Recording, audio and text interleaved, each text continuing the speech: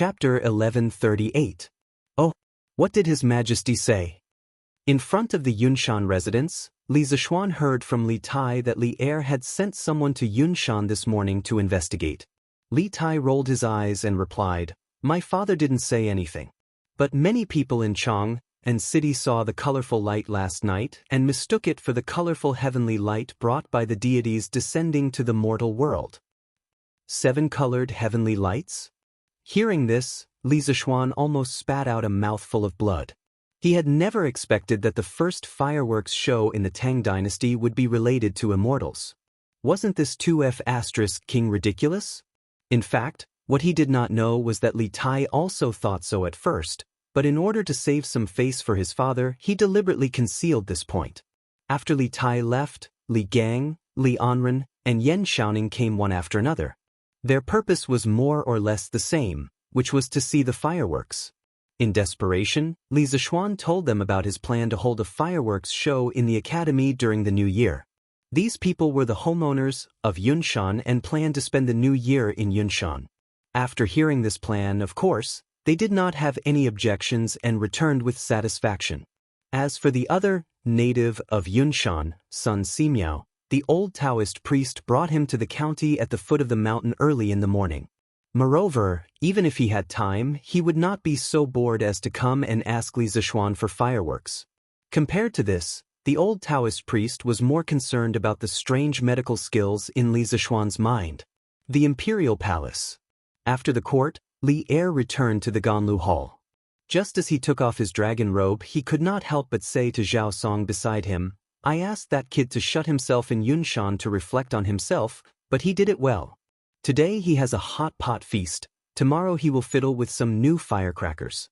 His life is more comfortable than mine. Is he grounded, or is he on vacation?" It was no wonder that Li Zixuan complained. As a sinner, Li Zixuan did not reflect on himself sincerely all day long. Instead, he was treated like a master at home. On the other hand, although Li Zixuan was the emperor and was in charge of the life and death of the people in the world, he still had to work overtime every day to deal with state affairs. What's more, it's fine if you say you're living comfortably at home, but why did you have to make such a big commotion and make him mistakenly think that an immortal has descended to Earth? If it weren't for the fact that he had sent 100 riders to bring back the news early this morning, he might have really believed in Su Jingzong's nonsense in the imperial court and thought that the fireworks were rainbow-colored heavenly light, an auspicious omen, and felt complacent. Then the news on Cloud Mountain would be transmitted back to Chang. At that time, as the monarch of a country, where should he put his face? That was as awkward as it could get. "Your Majesty, the Marquis of Yong, and has always had wonderful ideas.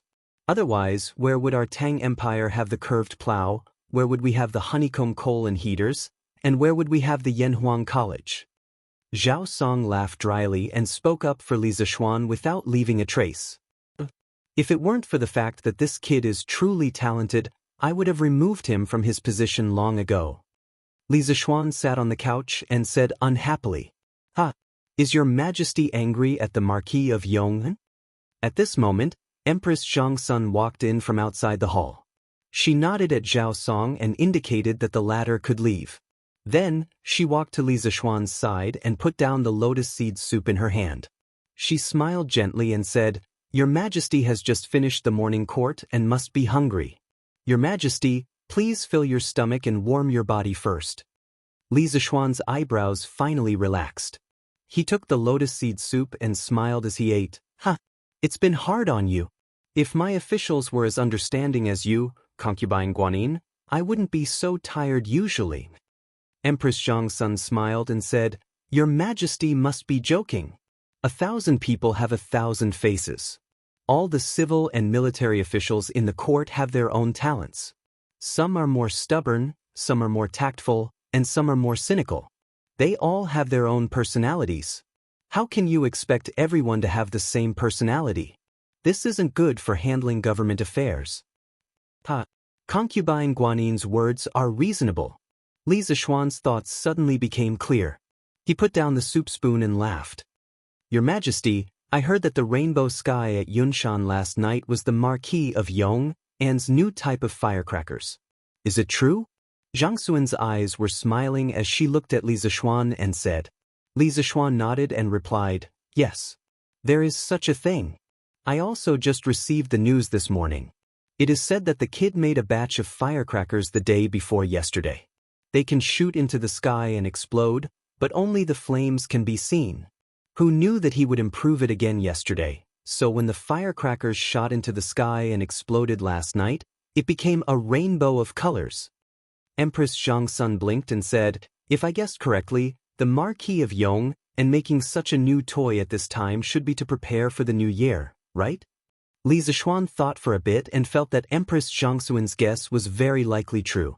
He said unhappily, This kid is already a married person, but he's still like a child, fiddling with these little toys all day. He doesn't have any manners of a marquis at all. Zhang Sun shook her head and said, Your Majesty, I feel that the Marquis of Yong's actions aren't just for his personal enjoyment. It is said that a large portion of Yanhuang College's students this year didn't have the chance to go home for the new year because of the Warm Tang Foundation's Operation Warm Winter. I think that the Marquis of Yong probably wants these students to have a regretless new year at the academy. As the president of the Warm Tang Foundation, although she was only in name and didn't usually manage things, since the Yanhuang College's students stayed at the academy because of the Operation Warm Winter and didn't have time to go home, as the president, she more or less felt that she owed them. And Li Zishuan's actions of caring for the students made her have a good impression of Li Zishuan in her heart. Naturally, she also had to say a few words for Li Zishuan. If that's really the case, then this kid did the right thing. Li Zishuan nodded. He was half doubtful and half sure as he said, he has indeed taught this batch of Yanhuang College's students well. In the future, they will all be pillars of the country. We have discovered that this kid isn't good at being an official, but he is very competent as the Yamacho of Yanhuang College. Empress Zhangsun covered her mouth and laughed. Your Majesty is still the wise one. Back then, you stood your ground against the opinions of the masses and allowed the Marquis of Yong to establish Yanhuang College. Only by using people to their fullest can they display their greatest abilities. For a genius like the Marquis of Yong, only Yunshan can accommodate his talent. Mate Guanyin, don't praise him anymore. As long as that kid doesn't cause trouble for us every few days, we will be satisfied. Li Zishuan complained with deep resentment. Chapter 1139. The days passed, and soon it was the 28th of the 12th lunar month. What was strange was that Chang did not even have a single snowfall at this time of the year. It was said that a timely snow promised a bumper harvest, but there was not even a single snow seed this year. How could there be a good harvest next year? The children were immersed in the joy of the upcoming new year, but some of the experienced farmers were frowning more and more. Li Zishuan, who was living in seclusion in the Cloud Mountain, suddenly had a trace of worry in his heart. He looked up at the sky and muttered to himself, if there is no snow for a year, the locust eggs in the ground will probably survive in large numbers. The next year's locust plague will definitely be fierce. Fortunately, the Tang Empire was prepared. The first voyage of the Tang Empire's fleet brought back a large amount of food. After that, Li Shaogong went to Lingnan to take up the position of the Left Commissioner of the Department of Shipping. He was in charge of the trade between the Nanyang countries and the Tang Empire. Gradually, he brought back a lot of food from other countries. Now, the Tang Empire's warehouses were all full, and the warehouse near Chang was still expanding. It could be said that the Tang Empire's warehouse had never been so full before. Young master, according to your instructions, we have distributed the 280 bicycles produced by the workshop to the members of the Chamber of Commerce. They should be selling them today. Faubert came over early in the morning to tell Li Zishuan this news. The workshop was now well staffed. In just a few days, they could produce more than 200 bicycles. On average, they could produce dozens of bicycles a day. Li Zishuan was quite satisfied with this speed. He nodded and said, I got it. Prepare a reward for the craftsmen and masters in the workshop. Let everyone go back for the new year. We will start work on the 7th of the first lunar month. Faubert smiled and replied, Okay, young master. Everyone was waiting for you to say that. Li Zishuan smiled and said, Don't be stingy with the reward. Give as much as you can. Everyone has worked hard this past year. Oh right, after the holidays, Faubert, you have to arrange a few people to guard the workshop. Fire prevention and theft prevention. The guards will get 5 times the salary during the new year. Ask around and see if anyone is willing. The new year was one thing, but the workshop couldn't be left unguarded. If it caught fire or attracted thieves, the loss would be too great. Faubert nodded and said, "Don't worry, young master. This old man will find a few craftsmen who live nearby and ask. We won't let the workshop's business go out of business." Yes. Jianghu city was particularly lively today because the citizens had received news from the Datang Daily that 280 bicycles had arrived in Jianghu and were about to be sold. The workshop only produced 40 bicycles during the first sale. Li Zishuan took out 5 bicycles as a gift and gave the rest to Chao Wendong, Feng Jihua, Lin Wenyuan and other members of the Chamber of Commerce. In addition, the members of the Chamber of Commerce would also privately detain 1 or 2 bicycles as gifts. In total, there were less than 30 bicycles entering the market for the first time. Those who managed to get their hands on the bicycles back then could not be said to be unlucky, because in just over a month, the price of the folk bicycles had been secretly inflated to 700 to 800 strings. It couldn't be helped. Some rich people just didn't lack money. They just wanted to enjoy themselves. For those middle-class families who were not very rich, it was a little frustrating. They could still afford a bicycle that cost 400 strings of coins, but 700 to 800 strings of coins? They couldn't bear to part with it. But now, the bicycles were being sold again, and they were directly supplied with 280 bicycles. This time, there were 280 bicycles, and no one was secretly detaining them. Compared to the previous sale, it was 10 times more. Although 280 bicycles were still not enough for the huge population of Jianghu city, the chances of getting one of the bicycles were undoubtedly higher. Therefore, countless citizens and wealthy businessmen rushed to the Chao family's Jianbao Pavilion, the Lin family's Qingyazhai, the Zhang family's Yixian and other places. This was because the second batch of bicycles was also not being sold by the Strange Taste Pavilion. They were all given to the members of the Chamber of Commerce. Hey! The Strange Taste Pavilion is finally being generous today. According to the Datang Daily, there are 280 bicycles for sale today. According to my position, it will definitely be my turn today. Fortunately, this old man lives nearby. I have to thank Brother Tao for informing me in time. Otherwise, I wouldn't have been able to make it in time. There's no sincerity in an empty thank you. After buying the bicycles, Brother you won't be able to escape this meal. Of course. In a while, I will invite Brother Tao to Zuaxian restaurant for a big meal. With a bicycle, it will be much more convenient to go to places to pay New Year's greetings. This foolish brother thinks so too. In front of the Lin family's Qingyazhai, there was a long line. The people at the front were naturally elated, while the people at the back were dejected. Just like what the 2 old men at the front had said, it was almost the new year. If they could buy a bicycle, how cool would it be to ride a bicycle around to greet the new year? Everyone would feel embarrassed. Madam, how is it? Your husband's previous judgment was correct, right? For this second batch of bicycles, our family has a total of 34 bicycles. On the second floor of Qingyazhai, Lin Wenyuan looked at the dense line of customers downstairs and smiled as he spoke to Madame Lin beside him. Madame Lin couldn't help but say, "There are only 30 bicycles in total. If we sell them, we can only earn about 3,000 strings of cash. Look at how happy Master is." Lin Wenyuan shook his head and said, "Madam, you don't understand, right? This old man heard that this batch of bicycles only took 5 days for the Strange Interest Pavilion to produce. Previously, because the workshop was busy producing honeycomb coal and coal furnaces, they didn't have time to make bicycles. Madam, think about it. If the workshop could concentrate on producing bicycles, how many bicycles would they be able to produce in a month? More than 3,000. With such a huge profit, you don't know how much other people would covet it. Besides, Marquee Workshop doesn't only have bicycles. In the future, there will definitely be other products. Also, with so many people coming to our Qingyazhai to buy bicycles, it will also drive the sales of other things in our shop. If we really want to calculate, we definitely earned more than 3,000 strings of cash today. From what Master said, won't we be able to earn back the money we invested in the workshop next year? Madame Lin's eyes lit up as she asked with a smile.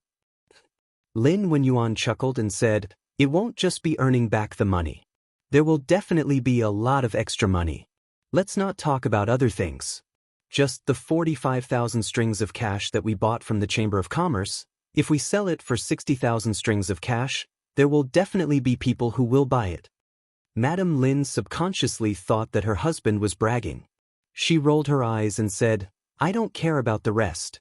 The important thing is that we finally have some extra money for the new year." Lin Wenyuan's old face darkened. He quickly coughed twice to hide his embarrassment. Previously, he had taken out more than 40,000 strings of cash to invest in the Yanhuang Chamber of Commerce, causing the Lin family's shop to be in a tight spot. Without liquid capital, doing business would naturally be a big hindrance. They had to scrape together funds left and right to barely survive until now. During this period, the Lin family could be considered to have lived frugally for a long time. Now that Li Zishuan had finally released a large number of bicycles, the Lin family could finally use this opportunity to earn back some money. Chapter 1140. Young Master, all the fireworks produced by the workshop have been moved to the Academy's warehouse. Brother Mo Zhong will arrange for someone to guard them. I guarantee that there won't be any accidents. When it was close to noon, San Bao rushed back from the workshop and reported to Li Zishuan. The workshop had received orders from Li Zishuan early in the morning to start a holiday. The batch of fireworks produced by the workshop naturally had to be handed over before the workers left. Li Zishuan did not instruct these matters. It was all decided by San Bao, Faubert, and Fu. Well done. Li Zishuan nodded, then looked at San Bao and asked with a smile, "How is it? Have you and Fu gotten used to the workshop recently?"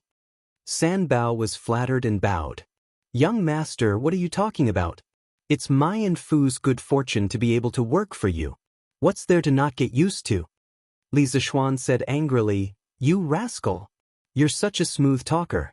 You can laugh and joke around normally, but when you're working, you have to pay more attention." San Bao quickly said seriously, "Young Master, you're right. San Bao will remember it." Go. Li Zishuan waved his hand and said, "Yanhuang College. Hong Yi, did you return to Chang'an again?" In front of Guanghua Building, Chen Tianhua saw Hua Hongyi walking towards him. Seeing his travel-worn appearance, he knew that this fellow had just returned from outside. Hence he smiled. Although the three of them lived in Chang'an, and they were already used to life in the academy. Seeing that most of the students did not go home during the winter break, they stayed in the academy. Coincidentally, the academy's canteen was free of charge during the winter break. The benefits were amazing. As for the Chinese New Year, they planned to go back for a reunion dinner and come back to the academy to watch the fireworks at night. Tonghua, you don't know how lively Chang'an's West City is today. It wouldn't be an exaggeration to say that tens of thousands of people came out to watch. Hua Hongyi walked over with a beaming face and laughed heartily. Speaking of which, during the winter vacation, the students who didn't go home didn't just stay at home in the academy. Most of them often went to Chang'an City when they had nothing to do, especially those students from other places. It was not easy for them to come to Chang'an City to study, but the academy was located outside of Chang'an City. Moreover, they usually had a lot of homework and had no time for other things. Now that it was the winter vacation, how could they live up to themselves if they didn't go to Chang'an City for a walk? Moreover, Yun Mountain was only about 20 miles away from Chang'an City. Along the way, they might meet some villagers from the Han Village, Plum Village, or other villages who were driving their ox carts and planning to go to the market. With a few polite words, the villagers would usually happily give them a ride. This would save them a lot of effort. This morning, Hua Hongyi rode on Old Hu's ox cart to Chang'an. Is it because of the bike? Chen Tianhua rolled his eyes and said indifferently. Obviously, he had already read today's Datong Daily. Hua Hongyi gave a thumbs up and praised, "Hee hee. It's the bike. Tianhua is indeed Tianhua. You don't even have to go out and you already know what's going on. Amazing. TSK, today's scene is really crowded. Even if Yamacho released 280 bicycles, they would definitely be sold out by this morning. Chen Tianhua interrupted him impatiently. All right. Stop talking nonsense. I say, Hong Yi, didn't you say that you've already planned out your first novel? Why don't you take advantage of the winter break to start writing? You have to know that next year's homework will definitely be more intense. Hua Hongyi was stunned when he heard this. He then said, Tianhua, you don't know. Actually, regarding this novel, I've already started writing it a long time ago. It's almost done. Chen Tianhua was suddenly energized. He said with great interest, Oh? You finished writing it so quickly? Can you let me take a look first? Hua Hongyi scratched his head and said embarrassedly, I meant that the outline is almost done. Chen Tianhua almost vomited blood. If the person in front of him wasn't his best friend, he would have punched him. Tianhua, this novel of mine is a little special. I'm sure you've never seen or heard of it before, so it'll be very difficult to comprehend it. You can't force the progress. Hua Hongyi quickly explained. Chen Tianhua looked at him suspiciously and said helplessly, All right. Since that's the case, do whatever you want. Just let me and Feichen know when you're ready to release the book. Of course. Hua Hongyi nodded. Suddenly, he saw many students crowding around the Guanghua building. He pointed in that direction and asked curiously, Tianhua, why are they crowding around there? Chen Tianhua looked in the direction Hua Hongyi was pointing at. Then he looked away and answered, In the morning, the Yamacho sent people to move the fireworks for the new year here. They used a lot of ox carts, countless of them. Now, the fireworks have been placed in the warehouse on the first floor. Those people are crowding around the warehouse, probably wanting to see the fireworks in advance. What? The fireworks are here? Damn, I want to see it too. Hua Hongyi opened his eyes wide and ran over excitedly. The fireworks were his biggest anticipation for this year's new year.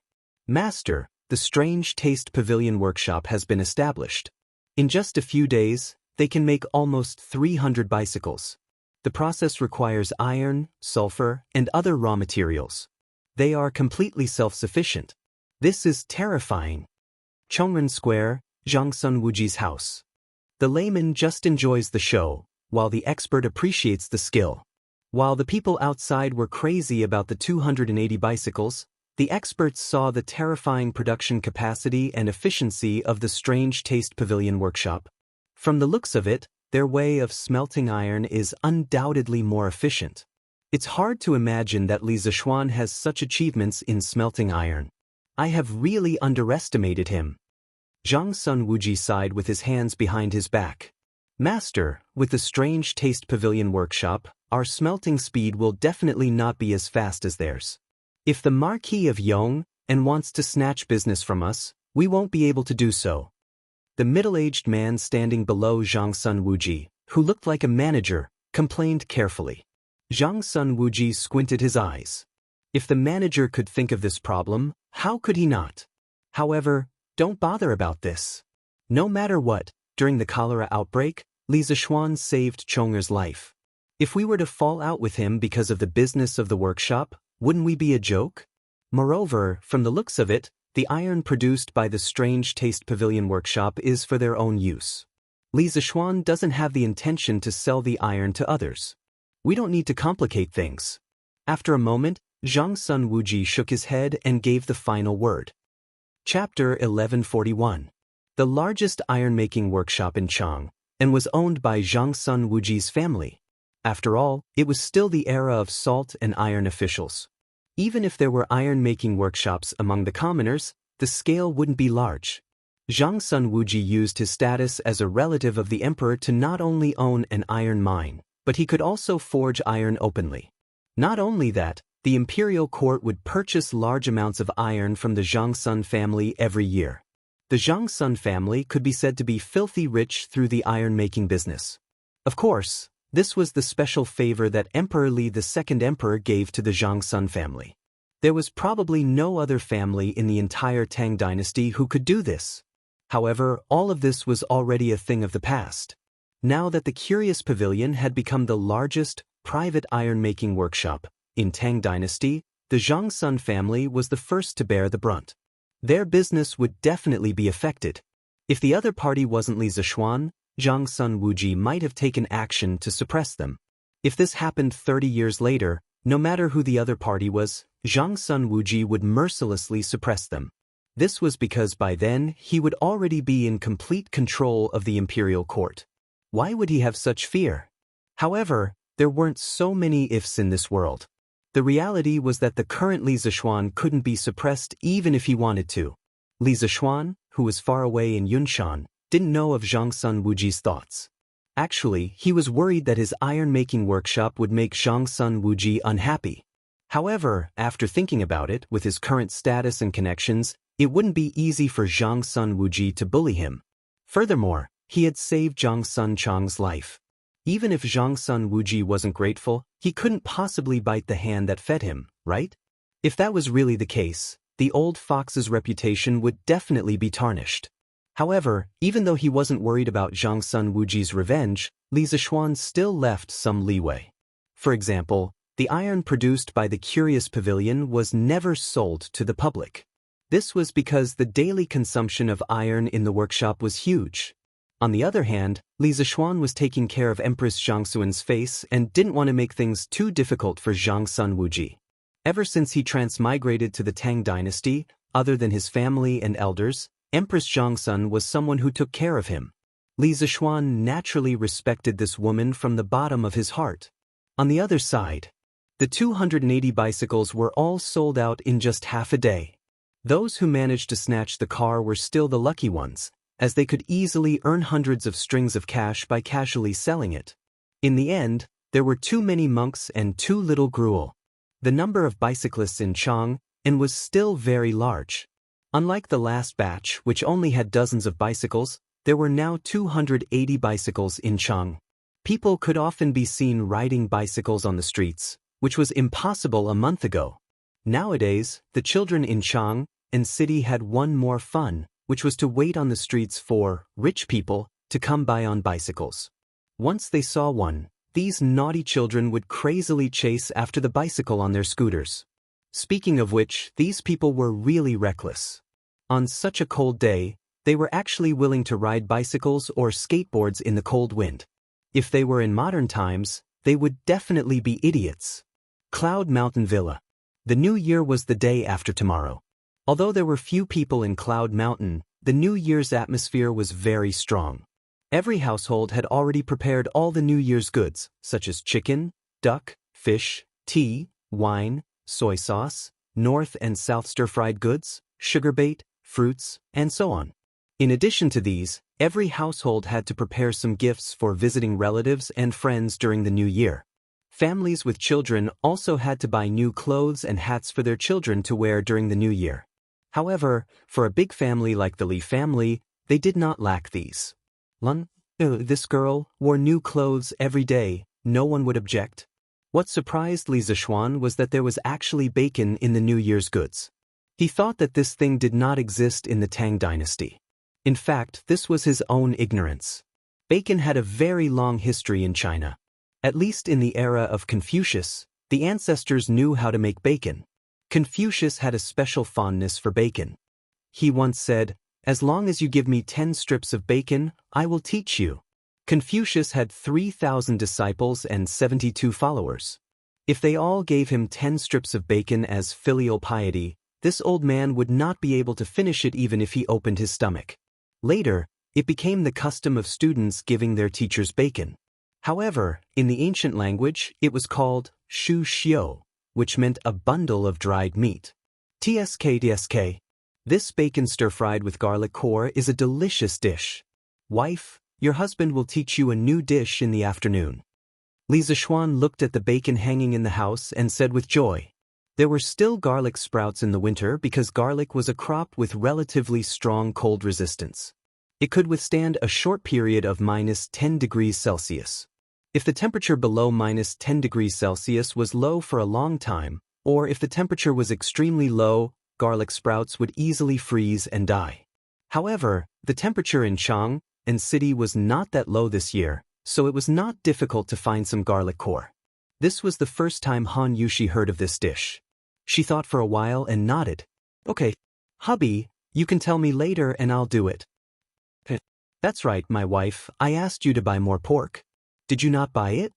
His original plan was to buy a batch of pork before the new year and give some to each household in his village as an auspicious sign for the new year. However, he realized that there was not enough pork in the New Year's goods at home. Han Yushi looked at Li Zishuan angrily and said, "Husband, you asked for more than 10,000 pounds of pork. Do you expect to pile it all up at home? Don't worry, Uncle Wang has already taken care of it." He bought more than 100 pigs and temporarily raised them in the field in front of Uncle Hu's house. Uncle Wang plans to distribute the pork to each village tomorrow. Then, the village chief of each village will personally distribute the pork to the villagers. Oh, Li Zishuan touched his nose embarrassedly.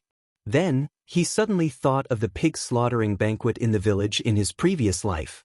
He said, "Wife, we will distribute the pork tomorrow, but you have to let Faubert keep 8 pigs.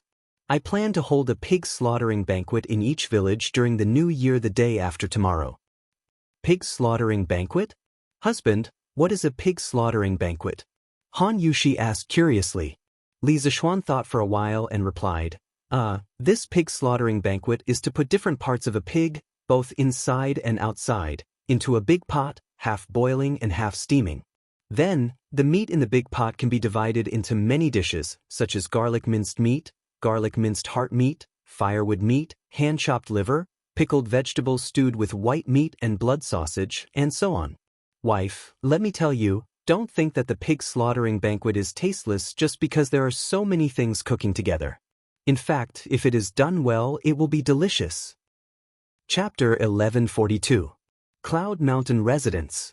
Hearing Li Zishuan talk about the pig slaughtering feast so seriously, Han Yushi was also a little tempted, but, husband, although the pig slaughtering feast is good, don't forget that you are still grounded by His Majesty. Grounding. The desire for the pig slaughtering feast that had just appeared on Li Zishuan's face instantly disappeared without a trace. Once a person was pleased with himself, it was easy for him to forget himself. He was a typical example of this. Alright then, let Uncle Wang distribute all the pork to the villagers. Li Zishuan waved his hand dispiritedly. At first, he thought that being grounded for 2 months was no big deal. After all, he liked to stay at home. However, now that it was close to the new year, he realized that he couldn't even leave Cloud Mountain. How frustrating.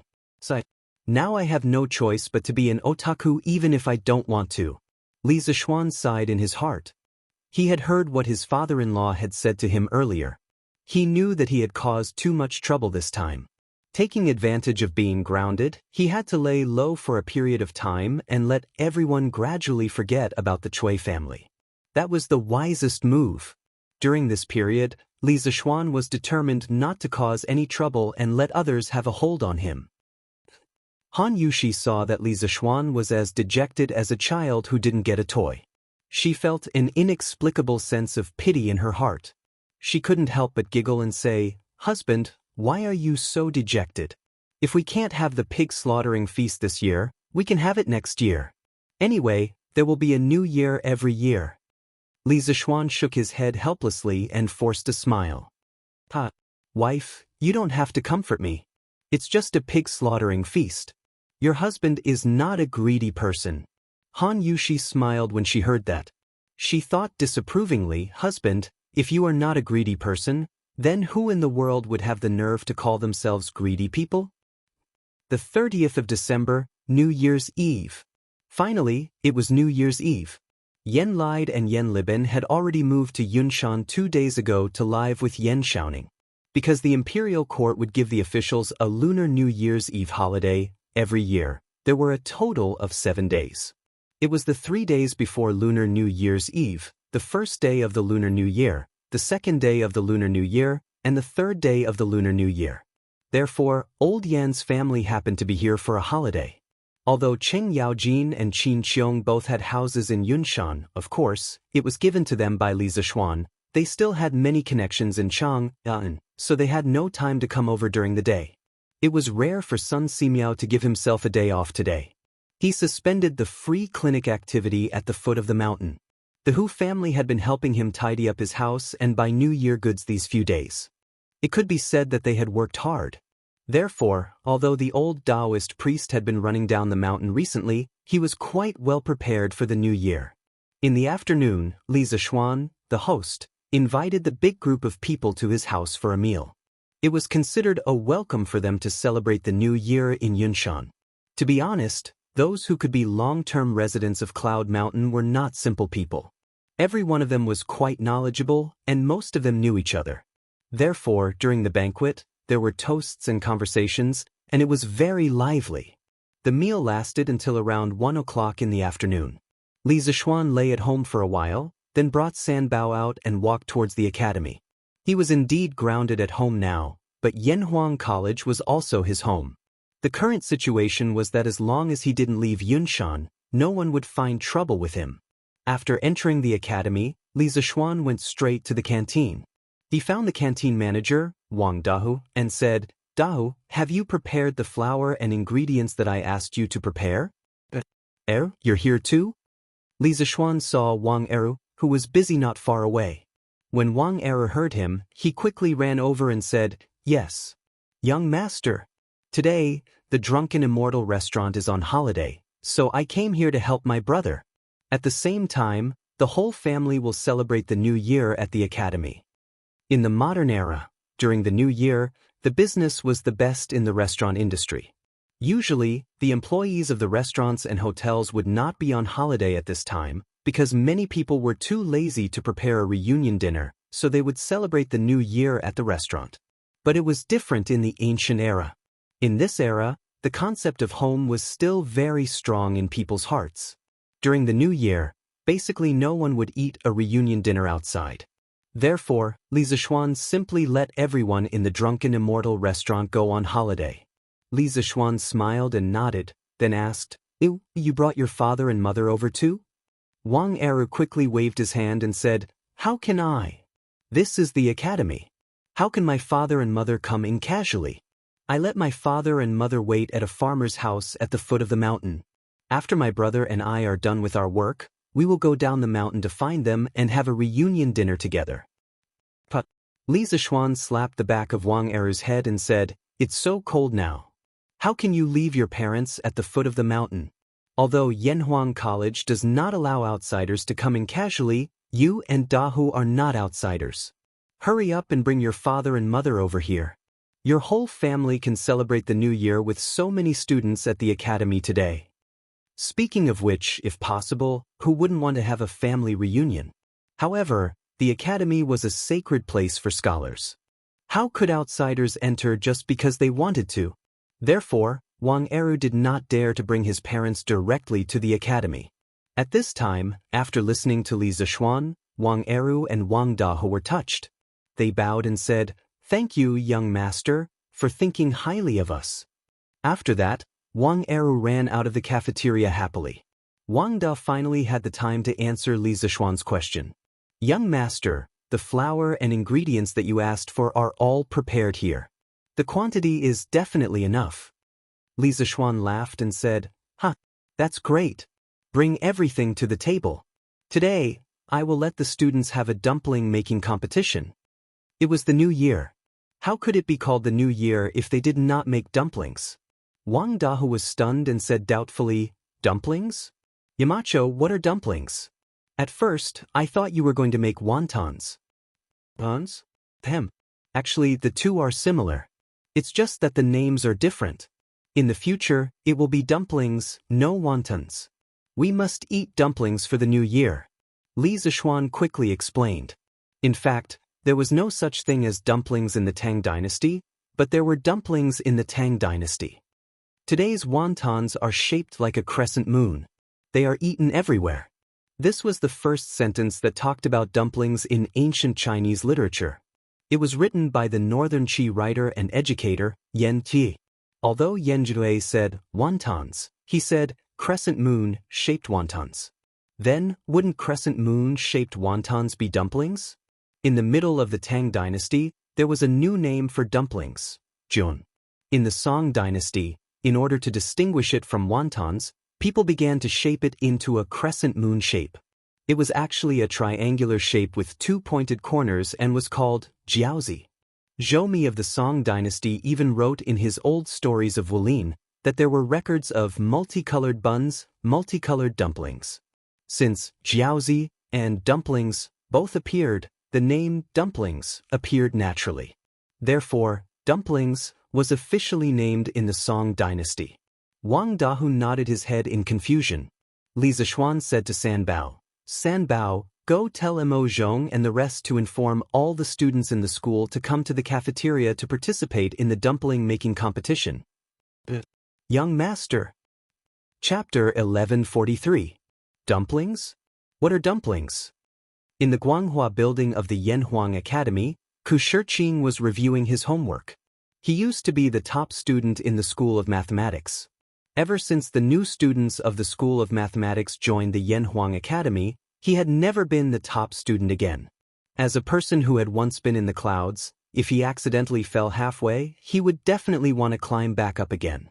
Ku Shiqing was the same person. In the past 6 months, there was not a moment when he did not want to climb to the top again. Since he could not go home during the winter break, he had been revising his homework in the hope that he could deepen his understanding of engineering. When he heard the news from his classmate, he could not help but wonder. Zheng Ziren scratched his head and looked confused. He said, I don't know what dumplings are either. Anyway, Yamacho asked us to go, so we'll go. Today was New Year's Eve. Most of the students in Class 1 had returned to Chang, and for the new year, there were less than 15 students left. The 2 of them were from out of town, so they could only stay in the school to study by themselves. Yamacho is here? Let's go and see. Ku Shiqing's eyes lit up as he stood up. Ever since the fall of the Chui family, Li Zishuan rarely came to Yanhuang College except for the hot pot banquet. It was said that he had been staying at home and rarely went down Yunshan. This made Ku Shiqing a little worried. Although Li Zishuan did not say it, his intuition told him that the Chui family had brought a lot of trouble to Li Zishuan. If this was a year ago, Ku Shiqing wouldn't have cared if Li Zishuan was dead or alive. However, in the past year, Li Zishuan's vast knowledge and powerful charisma had won over most of the students in the school. He was one of them. Li Zishuan was now the one and only spiritual idol in his heart. Of course, he would be worried if something happened to his idol. The 2 of them walked together and arrived in front of the cafeteria. At this time, many students had gathered in front of the cafeteria. The crowd was noisy and everyone was talking about the dumpling competition. Jane, what are dumplings? How would I know? But since these dumplings need to be wrapped by hand, and Yamacho told us to come to the cafeteria, these dumplings must be eaten. Therefore, I'm guessing that these dumplings are probably food similar to steamed buns or hundun. F***ck. Jiayin, your analysis makes sense. So we're all in for a treat tonight? Was there even a need to ask? Since it's Yamacho's new food, it definitely won't taste bad. That makes sense. Yamacho said it was a dumpling making competition. Does that mean there will be a competition later? Yeah. Since it's a competition, there must be a winner and a loser. I wonder what surprises Yamacho will bring us this time. Ku Shiqing and Zheng Ziren looked at each other. They found the group of students from Class 1 and walked over. Is everyone here? In the cafeteria, Mo Zhong pushed open the door and entered. Before he could speak, Li Zishuan raised his head and asked. Mo Zhong cupped his fist and answered, Yamacho, everyone is here. Since it's New Year's Eve, there are only 300 students left in the academy. The rest have gone home for the new year. Li Zishuan nodded and said, Okay, I'll go out and talk to them about something. By the way, Mo Zhong, the guards of the academy must be vigilant tonight. This place is decorated with lanterns and decorations, and there will be fireworks at midnight. It's easy to catch fire, so you have to strengthen the patrols. It's been hard on all of you these 2 days. You can't reunite with your families during the new year, and you still have to guard your posts. From tomorrow onwards, all of you will go home and rest for a few days. I'll let Pang Feiji take care of the academy's safety for the time being. Mo Zhong didn't expect Li Zixuan to be so considerate of the guards. He couldn't help but feel touched. Yamacho brothers, it's not hard at all. We've been in the academy for so long, and this place has long become our home. There's no need to reunite. These words were not out of politeness. People's hearts were made of flesh. Ever since they came to Cloud Mountain, they could clearly feel how Li Zixuan treated them. He really treated the academy as his own home. Li Zixuan smiled and said, "Okay. I'm very happy that all of you feel a sense of belonging in the academy. However, you still have to take a break. All of you go back and rest for a few days before coming back. You can't reunite with your families tonight, but you have to make it up to them tomorrow." Mo Zhong thought for a while, and finally bowed deeply to Li Zixuan and said, "Thank you, Yamacho, for your understanding. Brothers, go back and rest for a few days before coming back." "Okay." Li Zixuan nodded and walked out of the door. He couldn't help but feel a wave of happiness in his heart. Mo Zhong and the others were originally from the Mo clan, and the academy's imperceptible influence on them during this half a year had finally caused them to develop a sense of belonging. He reckoned that it wouldn't be long before this group of members from the Mo clan would completely belong to the academy. Although they might still think of themselves as belonging to the Mo school, in their behavior, the line between Mo school and engineering would become more and more blurred. "Yamacho is out. Quiet down, all of you. Yamacho is out." As soon as Li Zixuan came out, the students in front of the cafeteria became restless. Then they automatically quieted down. This was Li Zixuan's prestige in the hearts of the students. No one could replace him. At the same time, this also showed that the first batch of students from Yanhuang College truly loved engineering, the academy, and, no, it was worship and respect for Li Zixuan. Li Zixuan stood on the steps in front of the cafeteria, facing the fanatical, worshipful, and respectful gazes of the students, and said, "Today is New Year's Eve, and tomorrow is New Year's Day.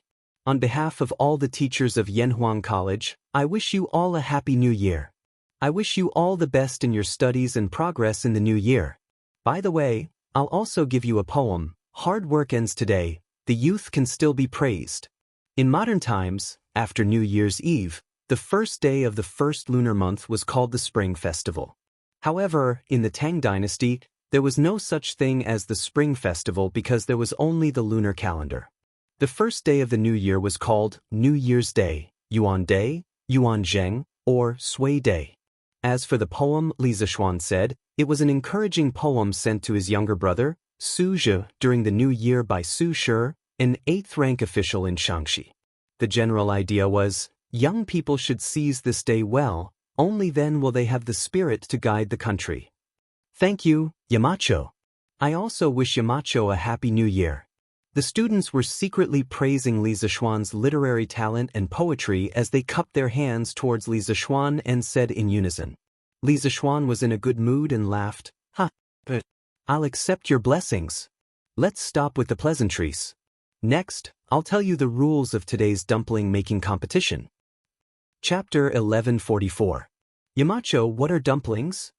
In front of the academy's cafeteria, someone finally asked the question that everyone wanted to ask. Li Zixuan pondered for a moment and explained, "Dumplings are similar to wonton, stuffing the dough with fillings. But I think dumplings sound better. Tonight, Z hour is the beginning of 2 years, the time to welcome the new and bid farewell to the old. It has a special meaning. Dumplings are named after the meaning of coming of age. Z means Z hour, which is homophonic to dumplings. It represents festive reunion and good luck, indicating good luck in the new year. In the future, no matter what position you hold or where you are as your former Yamacho, I hope that you can eat dumplings during the new year and remember today's dumpling-making competition." Good. Anyway, Li Zixuan said that the name of dumplings sounded good, so it sounded good. All the students cheered loudly. Li Zixuan continued, "Today's dumpling-making competition will be held in classes. The time limit is 2 hours. The dumpling wrappers and dumpling fillings have already been prepared by the chefs in the cafeteria. After 2 hours, the class with the most dumplings will win. Note that those dumplings that are randomly made to make up the numbers will not be counted in the total, and the corresponding amount will be deducted from the qualified dumplings. As for the reward for the winning class, in addition to winning money, everyone will have a chance to personally light fireworks tonight. In addition, all the students can eat dumplings for free tonight. It will definitely be enough. Okay, let's not talk nonsense. If there are no questions, then go in and start making dumplings now. Winning money is almost equivalent to the modern red envelope. It was first popular in the Western Han Dynasty, but this kind of money is not the currency circulating in the market. It is specially cast into the shape of a coin to ward off evil spirits. The front of it is usually cast with words and various auspicious words, such as "Long live the ages," "Peace in the world," "Get rid of evil spirits," etc. The back of it is cast with various patterns, such as dragons and phoenixes, turtles and snakes, fish, sword fighting, stars, etc. This is equivalent to the auspicious gifts that relatives and friends give to each other. It can't be used to buy things. Yamacho, what kind of dumplings are qualified? Seng Ziren asked. Li Zishuan asked Wang Eru, who was behind him, for a portion of dumpling skin and a spoonful of dumpling filling. He casually made a dumpling shaped like a gold ingot. He often made dumplings like this in his previous life, but as far as he knew, the dumplings made by northerners were crescent-shaped. The dumplings made by southerners and other places were more unique in appearance. There were pigeon-shaped, willow leaf-shaped, skirt-shaped, cicada-shaped, and gold ingot-shaped dumplings. In Li Zishuan's previous life, this kind of gold ingot was popular in his hometown. Well, this is just an example for you, but it's not limited to what you can wrap up like this. As long as it's not obvious, it's fine. Also, before making the dumplings, all of you have to wash your hands clean. You can't go to the outhouse or pick your nose. Do you hear me? Ha. As soon as Li Zishuan finished speaking, the students burst into laughter. But laughter aside, they still accepted Li Zishuan's request. After all, these dumplings would be in their stomachs at night. Shi Qing, the situation is not good for our class. Qingke, Zifan, Chengchumo, and the others have all gone home. There are only 13 people left in our class, and I think the average number of people in the other classes is around 20. How can we compare? Seng Ziren said with a frown. After entering the cafeteria, the students divided up their seats. The others also looked at Ku Shirqing. When Li Tai and the others were not around, Ku Shirqing had the most prestige in Class 1. Ku Shirqing frowned for a moment and said, "Who has made dumplings at home before?" I haven't. 8 people raised their hands, and 4 shook their heads. Ku Shirqing breathed a sigh of relief and said, "I have too." Later, those who have made dumplings before, concentrate on making them. Those who haven't, help to distribute the dough. If we work together, we might have a chance. But everyone roared in agreement, and then they quickly spread out according to their individual duties. Ku Shirqing quickly took the dumpling skin from his companion, and then put a spoonful of dumpling filling on the skin. Then, everyone saw his hands kneading, and a crescent-shaped dumpling was formed in an instant. The speed was so fast that it left everyone dumbfounded. Damn! Shirqing, your speed is amazing. You are a master, Seng Ziren said in surprise. Yeah, I didn't see it. Shirqing, you have such a trick up your sleeve. Amazing! Now, we might have a chance to get first place. The students of Class 1 saw hope from Ku Shirqing's operation and were overjoyed. This is nothing. But I can't do it alone. If we want to get first place, we must work together. Ku Shirqing smiled, but he sighed helplessly in his heart. It was said that children from poor families learned to take care of the family early. These classmates only saw his speed in making dumplings, but they did not know that his family used to sell dumplings. When he was young, he often helped his family make dumplings. This was all practice. Shirqing is right. Everyone hurry up. With his encouragement, the students of Class 1 were suddenly filled with motivation. An hour later, Class 1 had made 10 trays of dumplings, about 600 of them. Ku Shirqing was doing 3 by himself, and his speed was very fast. Class 2 also made 10 trays, and their speed was about the same. The other classes mostly hovered around 9 trays, and no class dared to say that they had an absolute advantage. Damn, are you all really making dumplings here? I heard that there is a big prize for first place? Hee hee, I'm not too late. At this moment, a few students walked in from outside the cafeteria. It was Cheng Chumo, Wang Meng, Li Tai, and the others. They all came over after the reunion dinner at home, but when they returned to Guanghua Building, they found that there was no one inside. They asked the academy guards and found out that there was a dumpling making competition in the cafeteria and that there was a prize, so they hurried over. Because Li Tai lived in the palace and did not have his own residence, he needed to accompany Concubine Yang in the palace, so he did not come with Li Tai. Phew! Chumo, you're finally here. Come and help. If we win, we can personally set off the fireworks tonight. Zheng Ziren said with a sigh of relief. There's such a good thing? But I don't know how to make dumplings. Qingke, do you know how to do it? Cheng Chumo was overjoyed at first, but when he saw Kushirching's dumplings, he was immediately dumbfounded. Li Tai opened his mouth, hesitated for a moment, and said, I don't know how to do it either, but I can learn. Shirqing, I'll learn from you. No matter what, one more person means one more chance of winning. With that, the little fatty rolled up his sleeves and prepared to personally participate. If Li Zishuan saw that his son was going to do such a thing, his eyes would probably pop out, and then he would come and fight Li Zishuan to the death. Damn, I'll also learn. When Sun Zifan, Wang Meng, and the others saw this, how could they have the nerve to stand outside and watch? They all joined the battle and began to make dumplings for the first time in their lives. With the addition of this new group of people, the first class, which was not at a disadvantage, quickly pulled away from the other classes. Chapter 1145. Class 1, 1576 valid ones. Class 2, 1499 valid ones. Class 3, 1402 valid ones. Class 4. The dumpling making competition officially ended when it was close to 5 p.m. Li Zishuan ordered someone to count the number of dumplings and began to announce the results. The students were very high during the process of making dumplings. At this time, they didn't particularly care about whether they could get first place or not. However, they still had a trace of hope in their hearts that they could win first place, because the first class could personally light the fireworks. Fireworks were priceless in the whole of Tang Dynasty. They had been eyeing it for a long time. If they could light it themselves, they would be able to brag to others in the future. Class 15, 1327 effective ones. Class 16, 1575 effective ones. Oh!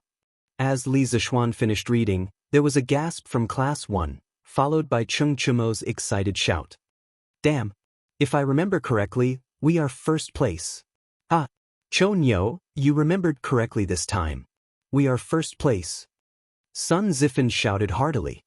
Shirqing, good job. This time, our class is in danger because of you. Li Tai patted Kushirching's shoulder and sighed sincerely. However, this little fatty's hands were full of flour. When he patted Kushirching's shoulder, there was a claw mark. However, Kushirching was in a state of excitement at the moment and didn't notice this small detail. He smiled modestly and said, This is not just my credit. Class 16 is only one less than us. Qingke and the others, if you didn't come back in time, our class would have lost. Li Tai laughed and said, No matter who the credit is, as long as we protect the glory of Class 1. No matter what, our Class 1 is the best in every aspect. Ha! The glory of Class 1. Ku Shirqing was startled, and then his heart burned with passion. Their class could be said to be Li Zishuan's direct class. Ever since they were incorporated into Yanhuang College, whether it was military training or ordinary exams, it could be said that they never fell behind. The atmosphere of the entire class was also full of enthusiasm. In the past, Kushirqing didn't understand why his classmates were so hardworking, nor did he know why he was so hardworking. Later on, he couldn't figure it out and could only attribute it to the overall environment. However, after listening to Li Tai's words, he understood that these direct students of Li Zishuan all had a trace of pride and persistence in their hearts. They would subconsciously protect the glory of this direct student class. Fight for glory and win every battle. Qingke, you're right. We're all here to protect the glory of Class 1. Ku Shiqing looked deeply at Li Tai and solemnly said. Everyone looked at each other and smiled. Nothing needed to be said. Though, quickly get someone to put away these dumplings. Make half of them tonight and the other half tomorrow morning. Li Zishuan pointed to the mountain of dumplings on the cafeteria table and ordered. In this weather, there was no need to worry about the dumplings going bad overnight. It was very convenient to store them. Yamacho. Wang Dahu responded and asked the cafeteria staff to carry the dumplings. Li Zishuan looked at the students again and said with a smile, All right, go wash your hands. The class that didn't get first place doesn't have to be dejected. There will be free dumplings tonight. And I just changed my mind at the last minute. Everyone will have money to bet later. Yamacho is mighty. Yamacho is mighty. Many students were still a little hesitant, but after hearing the second half of Li Zishuan's sentence, everyone suddenly cheered. Even if they lost the first place, they still had dumplings and money to bet. They didn't lose out this time. This was Li Zishuan's little trick. He actually wanted to give each student a red packet from the beginning. But obviously, the experience of regaining something after losing it made the students happier. The students of Class 1 weren't disappointed because of this. As the champion, they had another special privilege later, lighting fireworks. After 15 minutes, the students sat neatly in the cafeteria according to their class. Sanbao carried a sack from outside and walked to Li Zishuan and said, Young master, the money is inside. But you carry it and follow me to give it out one by one. Li Zishuan said. Yes, young master. Sanbao wiped the sweat off her forehead and carried the sack again. She followed Li Zishuan and gave out money to each student one by one. Each set of money was placed in a small pouch sewn with red cloth. It looked very exquisite and festive. This was the red packet that Li Zishuan wanted to recreate as modern as possible. The students received the red packets and quickly thanked him. Then, they solemnly put the red packets in their pockets. After 30 minutes, Li Zishuan gave out a red packet to each of the 300 students in the cafeteria. In the end, there were still some left. He simply let Sanbao give one to each of the cafeteria workers. At this time, the sky outside was gradually turning dark. Wang Dahu just happened to report that the dumplings were cooked. Li Zishuan took the opportunity to announce that dinner was ready. The students stood up and lined up to get their food. Li Zishuan walked out of the cafeteria. He planned to go home and bring his family over for the reunion dinner. The more people there were, the more lively it was. Have you brought little Yu and Ma Zhou over? After walking out of the cafeteria, Li Zishuan looked at Sanbao and asked. Li Zishuan had planned for the whole family to celebrate the reunion dinner at the academy. Not only that, he also sent people to Chang and to bring Li Yu and Ma Zhou over. The two of them had no relatives in Chang'an City. Their house was even rented. He thought that it would be too lonely to celebrate the reunion dinner alone, so he brought them over to celebrate the reunion dinner together. Young master, they are here. Miss Li Yu and Mr. Ma are at the side yard now. Sanbao replied. Good. Then go and invite Mr. Mo, Ink Girl, Daoist Sun, Mr. Wenji, Mr. Wang, Mr. Zhang San, Yan Shaoning, and the rest to the academy. Since we are going to have a reunion dinner together, how can we leave them out? It will be more lively if they are all here. The second floor of the cafeteria was specially prepared for the teachers of the academy and Li Zishuan's family. It was not a special arrangement, but the first floor was really full. Sanbao could feel the joy in Li Zishuan's words. She smiled and replied, Yes, young master.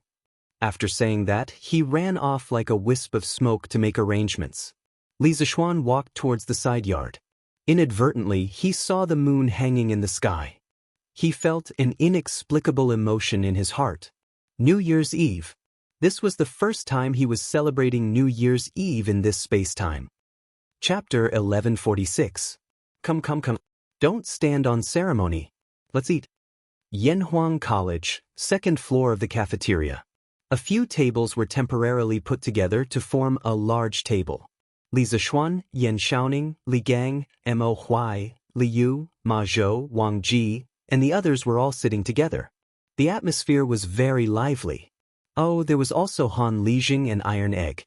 Li Zishuan had invited them too. Han Yushi had told him a long time ago that she would invite her father over to celebrate the new year together. Now that the Li family had chosen to celebrate the new year in Yunshan, Han Lijing did not have to travel that long distance. After the dishes were served, Li Zishuan stood up and greeted them. Good, good, good. Everyone, let's eat. Don't reject the Yamacho's good intentions. Among this group of people, Sun Simiao was the oldest, 87 years old, followed by Li Gang, 81 years old. However, Sun Simiao did not like this kind of social interaction, so Li Gang became the opening person. The old man's son, daughter-in-law, and grandson were sitting next to him. Today, it could be said that several families were gathered together at this table. Everyone gave Li Gang face and picked up their chopsticks one after another. Even the bearded guest was no exception. Mr. Li, Mr. Wang, Mr. Mo, Mr. Zhang San, Brother Ma, all of you have worked hard for the students of the college for more than half a year. As the Yamacho of the college, Ziwan has not fulfilled his responsibilities as the Yamacho. The college was able to run smoothly for a semester because of all of your help. Today, Ziwan proposes a toast to all of you. Ziwan was the name Li Zishuan given to him by Li Er. This was the first time he used it in public. At this time, Li Zishuan stood up and solemnly raised his cup to Li Gang and the other teachers of the academy. They quickly stood up. Li Gang stroked his beard and smiled. Yamacho, you're too modest. Not to mention other things, almost all the teaching materials of the college were written by you. Just this point alone, I'm afraid that none of you can beat you. Ma Zhou also smiled. Yamacho, you built the soul of Yanhuang College. Without you, the college is just an empty shell. The bearded man snorted and said coolly, no matter what, my contribution will be the least. You don't have to fight anymore. Everyone laughed. Li Zishuan said, Mr. Zhang San's martial arts are outstanding. It's precisely because you're overseeing the academy that those rascals don't dare to be impudent in Mount Yun. How can you say that my contribution is the least? He wasn't deliberately flattering him. There were too many secrets in the college that outsiders wanted to know. For example, the telescope. Li Zishuan didn't believe that the other forces didn't know about it. However, they didn't dare to rashly come to Yanhuang College to steal it. This was because 3 of the world's top masters lived in Yunshan. Moreover, Li Er's elite troops might be lying in ambush in the dark. That was what Li Zishuan thought. However, the bearded man couldn't help but blush. What outstanding martial arts? To him, it was simply too ear-piercing. At that time, he also thought that his martial arts were outstanding. He wanted to go up Yunshan to teach this junior, Li Zishuan, the principles of being a man, who knew that in the end, he was beaten to the point that his own mother couldn't recognize him. If Hong Funu and Li Jing hadn't arrived, he might not have been able to leave Yunshan. Don't talk, don't talk. Good wine is the way, only drink. This old man will drink first as a toast. The old drunkard, Wang Ji, looked at the bearded man with a smile that didn't look like a smile. No one knew if he wanted to help the bearded man or if he was greedy for the good wine in the cup. What Mr. Wang said makes a lot of sense. Let's not argue anymore. Drink. Tonight, we won't rest until we're drunk. Li Zishuan laughed loudly. He raised his head and drank the good wine in the cup in one gulp. Everyone else followed closely behind him, and they finished drinking the wine in their cups before taking their seats. Li Zishuan poured himself another cup of wine and looked at Sun Simiao. He raised his cup and said, Priest Sun, in March, you saved my life. At the end of the year, you returned to Chang and helped me quell the chaos in the city. I gained fame and fortune, but you retreated behind the scenes. In the coming year, you are willing to take charge of the medical school and the Tang Dynasty United Hospital and help me realize my dream of treating all the sick people in the world. As the saying goes, great kindness can't be thanked with words. Priest Sun, if you have any orders, even if I have to push mountains and flatten seas, I will definitely do it for you. Today, I toast to you. This old Taoist was the living bodhisattva of the Tang Dynasty, A true immortal. Li Zishuan had to respect him. Sun Simiao laughed and stood up. Ha! Xiaoxian, you are too serious. Some things are not only your dream, but also my lifelong pursuit. So, I am not helping you. However, I will still drink this cup of wine. After saying that, the old Taoist raised his head and drank it in one gulp. After Li Zishuan finished drinking, he poured another cup and looked at Yen Lide, Yen Liben and Yen Xiaoning. He said, the construction of Yanhuang College can't be done without the help of the Yen family. Uncle Yen Xiaoning, I will drink first as a toast. Ha! Xiaoxian, you don't have to be so polite. Yen Lide laughed and said. Then he gave Li Zishuan face and drank a cup. After the toast, Li Zishuan sat down and invited everyone to eat. Tonight's banquet was very sumptuous. The brothers Wang Dahu and Wang Eru used all their skills and made all the new dishes that they had learned or invented in the past year. There were more than 30 main dishes and more than 10 side dishes that filled the entire table. Just smelling it was enough to make one salivate. Eating it was even more intoxicating. The group of people ate and drank as they talked and laughed. The atmosphere was very lively. Sir, little fishy also toasts to you. Thank you for saving me back then. If it weren't for your kindness, I'm afraid I would still be homeless on the streets. After eating for a while, little fishy finally mustered up her courage and stood up to raise her wine cup and said to Li Zishuan. She might have been a fearless person in the past, but today, there were bigwigs of the royal court like Yen Lide and Yen Liben, as well as esteemed seniors like Li Gang and Sun Simiao. Furthermore, she wasn't very familiar with any of them, so how could she dare to be presumptuous? Therefore, since the start of the meal, she rarely spoke. If she did, she would only speak to Han Yushi who was sitting beside her. Ahem. Little fishy, you don't have to be so polite. Actually, I'm ashamed. You asked me to find out where your parents are, but I was too busy and didn't put in all my effort to find them. Next year, I'll send someone to help you find them. Li Zishuan said to Little Fishy with an awkward expression. Little Fishy quickly waved her hand and said, Sir, you don't have to blame yourself. In this vast sea of people, it's very difficult to find two people. Actually, Little Fishy is living quite well now. With Sir taking me in and Uncle Ma taking care of me, Little Fishy has been very happy this year. This toast is to both you and Uncle Ma. Ha, good. Then, sir, I'll drink this cup of wine first as a toast. Li Zishuan laughed. Ma Zhou, on the other hand, was a little depressed. He thought to himself, little girl, why do you call Li Zishuan sir but keep calling me uncle? Am I that old? Chapter 1147. Halfway through the reunion dinner, Qin Xiong, Yuqi Jingda, Cheng Yaojin, and Niu Jinda arrived together. Li Zishuan hurriedly ordered people to add 4 sets of bowls and chopsticks and warmly invited these big shots to sit. Xiao Xian, we've already eaten before we came. Don't trouble yourself. Qin Xiong smiled and waved his hand. Their families belonged to the new aristocratic groups after the establishment of Tang Dynasty. During the new year, they had many social engagements in Chang. That was why they could only come now. It's all right, Uncle Qin, even though you've already eaten, it's fine if you eat a few more dishes. Li Zishuan laughed. Ha, Xiao Xian is right. Even though we've eaten in Chang, we still have to drink a few bowls of wine here. Cheng Yaojin laughed shamelessly and sat down beside the bearded man. Then the old man said, Hey, I heard that you've taken a fancy to my Chonyo? That's right. You have good taste. It's not that I'm bragging, but my Chonyo's martial arts talent is second only to Xiao Xian. It's mainly because I'm usually busy with military affairs and don't have time to train that kid.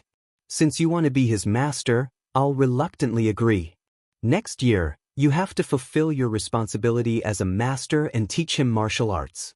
I, old Cheng, will drink with you tonight. Ha. Everyone covered their faces when they heard this. There was no other reason. This old man was 2F** king. Oh, 2F** king shameless. What did he mean by his martial arts talent was second only to Li Zishuan? Even people like Yen Lide who didn't know martial arts knew that Cheng Chumo's martial arts talent was far from Li Zishuan's. But this old demon spoke against his conscience and praised Cheng Chumo to the heavens. If Cheng Chumo was here, he would probably blush if he heard this. Dad, do you have another son named Chonyo? Speaking of the devil, Cheng Chumo also quietly came up the stairs. Perhaps he happened to hear the last few words of Cheng Chumo.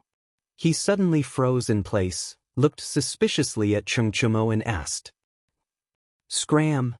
Cheng Yaojin's old face turned green and white. In the end, he roared at Cheng Chumo. Father, don't be angry. Cheng Chumo quivered and immediately fled. He had only gone upstairs to ask Li Zixuan if he could give them a batch of fireworks to play with. Now that things had turned out this way, who had he offended? Him. Unfilial son. What an unfilial son. Old Zhang, you've seen it for yourself. Cho Ox has no confidence in himself. He doesn't know his own potential. You have to guide him well when you return. Cheng Yaojin first coughed dryly, then continued to speak to the bearded man without blushing or skipping a beat. All right. Lu Guogong, don't try to persuade me anymore. Since I've promised to train Cho Ox for half a year, I'll definitely do it when the time comes. The bearded man laughed heartily. He originally didn't have any good or bad feelings towards Cheng Yaojin. However, when he heard that old Cheng was going to drink with him, his interest was immediately piqued. As for the rest, he didn't care. Half a year? Old Zhang, why can't you train him for another 2 years? Cheng Yaojin was slightly dissatisfied. The bearded man replied, I have an agreement with the Yamacho. I'll only stay in the academy for a year. Next year, I'll be going out to sea. Cho Ox naturally can't follow me. His days in the academy were nothing more than teaching students, drinking fine wine under the setting sun, and bragging. It was indeed very comfortable, and it was comfortable to the point his fighting spirit was almost completely exhausted. However, the sea was where he should be. He liked the feeling of being able to roam the 4 seas. He wouldn't give up. Going out to sea? All right then. Let's not talk about this first. Drink. Cheng Yaojin was stunned. Only then did he remember the bearded man's other identity, the pirate leader. He could only say helplessly. Suddenly, with this old bastard shouting and joking around, the atmosphere at the table became even more lively. Toasts were exchanged, cups were exchanged, laughter was exchanged, and drinking games were played. The scene was so lively that it was a little out of control. In the end, Li Zixuan had no choice but to let his mother leave with Han Yushi, Lan, and the other women from the other families. Following that, this group of men bragged and talked nonsense here, becoming even more unscrupulous. Chang'an City. There were millions of people living here. It was even more lively on New Year's Eve. Under normal circumstances, families would sit together peacefully and not sleep for the whole night. This was the custom of staying up for the new year that had been passed down from the modern era. The people of the Tang dynasty especially liked liveliness. When families gathered together, if there were old people in the family, there might be a house full of people staying up for the new year together. With children and grandchildren, wouldn't it be joyous? On the streets, although it was already dark, the streets were not dark at all. Basically, every house had 2 big lanterns hanging outside their doors. Every square also had lanterns placed at the entrance. Looking down from the sky, Chang'an City was like a city that never slept. Tens of thousands of lights were embellished in the city, as beautiful and moving as the stars in the sky. There was no curfew tonight. Many naughty children were chasing and playing in various squares. There were also some who set off firecrackers. However, these firecrackers were not made of gunpowder. They were purely made of bamboo sticks. Once this thing was thrown into the fire, it would make a muffled bang sound after a while. If passers-by happened to pass by, they would often be scared out of their wits. In addition to the naughty children, many love-struck men and women, couples would also come out for a stroll. After all, in a year, the number of times that there was no curfew in Chang'an City could be counted with one hand. If they didn't come out to have some fun, they would feel sorry for themselves. Shao Qin, see if Bao Shun has prepared the carriage? South of Chang'an City, and Lu Square, Lin family's backyard. Lin Hao had just finished his dinner and went straight back to his courtyard. This fellow rubbed his stomach as he asked the maid beside him, "Young master, Bao Shun said not to touch the things at home. I've already prepared them. However, I'm asking too much. Young master, are you really going to leave the city alone? The maidservant named Xiao Qin first responded, then asked timidly. Lin Hao raised his head and said matter-of-factly, "Of course. If I bring my parents along, they will definitely nag in my ears again. Hurry up, hurry up. Let's sneak out from the back door. Young master, let me tell you, the fireworks at Yanhuang College are really beautiful. When the time comes, I guarantee that you won't be willing to come back after seeing it." This fat otaku actually wanted to go out to Yanhuang College to see the fireworks?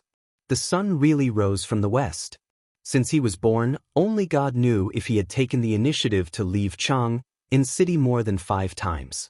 Today, he actually took the initiative to leave the city. How rare! As for where he got the news that Yanhuang College was going to set off fireworks at midnight, it was self-evident. Chapter 1148. Where do you think you're going? At the back door of the Lin mansion, Lin Hao brought Qin, Qi, Shu and Hua along with the 4 servant girls and was about to sneak away. Outside the door was the prepared carriage. But who knew that a cold snort came from behind him? He was shocked and turned around. If it wasn't his father, who else could it be? Father? Why are you here? Lin Hao was a little dumbfounded. He subconsciously took 2 steps back and stuttered. Why am I here? I want to ask you why you're here. It's the new year. Why are you here alone instead of talking to your mother? Lin Wenyuan glared at him angrily. Father, I'm going to the latrine. Yes, I'm going to the latrine. Lin Hao was anxious. Seeing that he was about to be exposed, he could only come up with an excuse. The 4 maids covered their faces and lowered their heads. They thought that their young master was really stupid. How could there be a latrine where they were now? This person was too honest. He didn't even know how to make up a lie. As expected, Lin Wenyuan furrowed his brows and roared, "Bullshit! You unfilial son, how dare you lie to me? You just want to leave the city? Kai Fu, prepare the horse. Madam and I are also leaving the city. To Yanhuang College." Master, are we leaving the city now? The old steward behind Lin Wenyuan said in disbelief. Go and prepare. Father, why are you and mother going to Yanhuang College so late at night? Lin Hao's heart skipped a beat and he pretended to be confused. Lin Wenyuan looked at his son indifferently.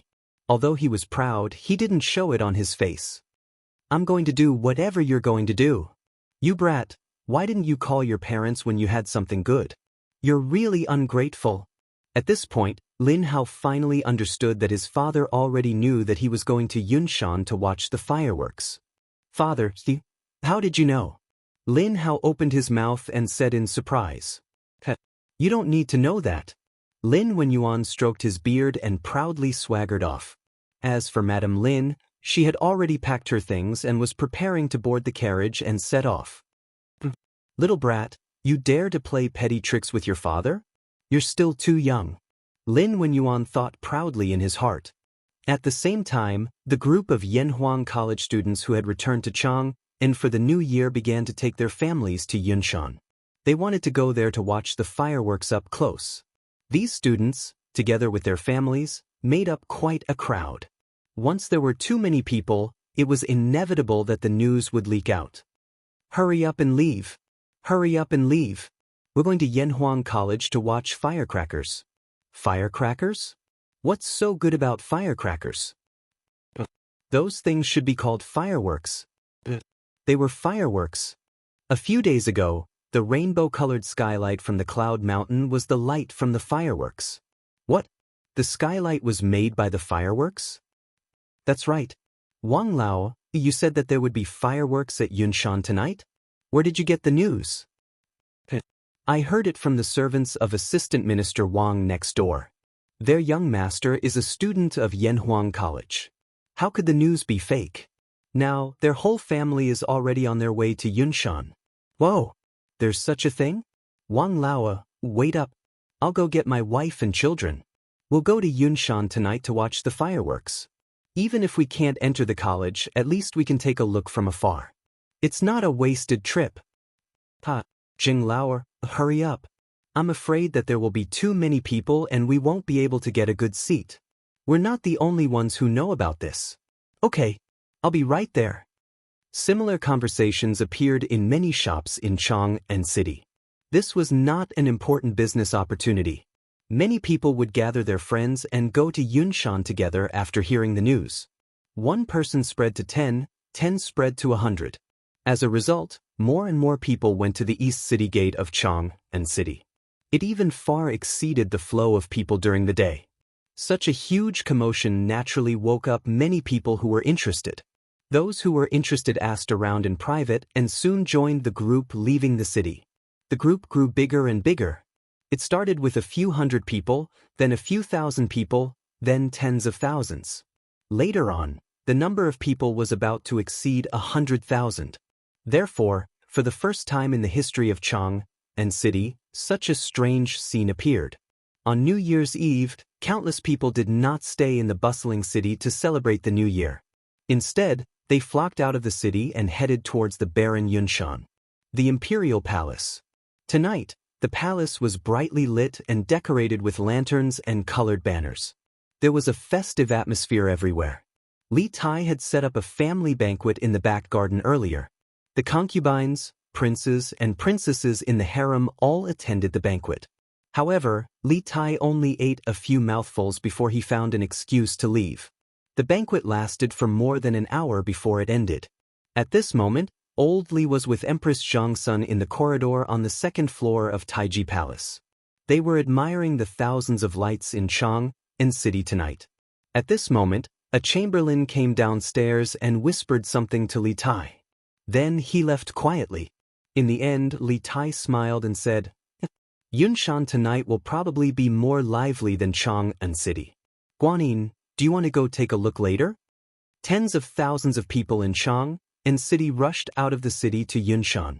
How could Li Tai, who was in the palace, not receive the news? The chamberlain just now came for this reason.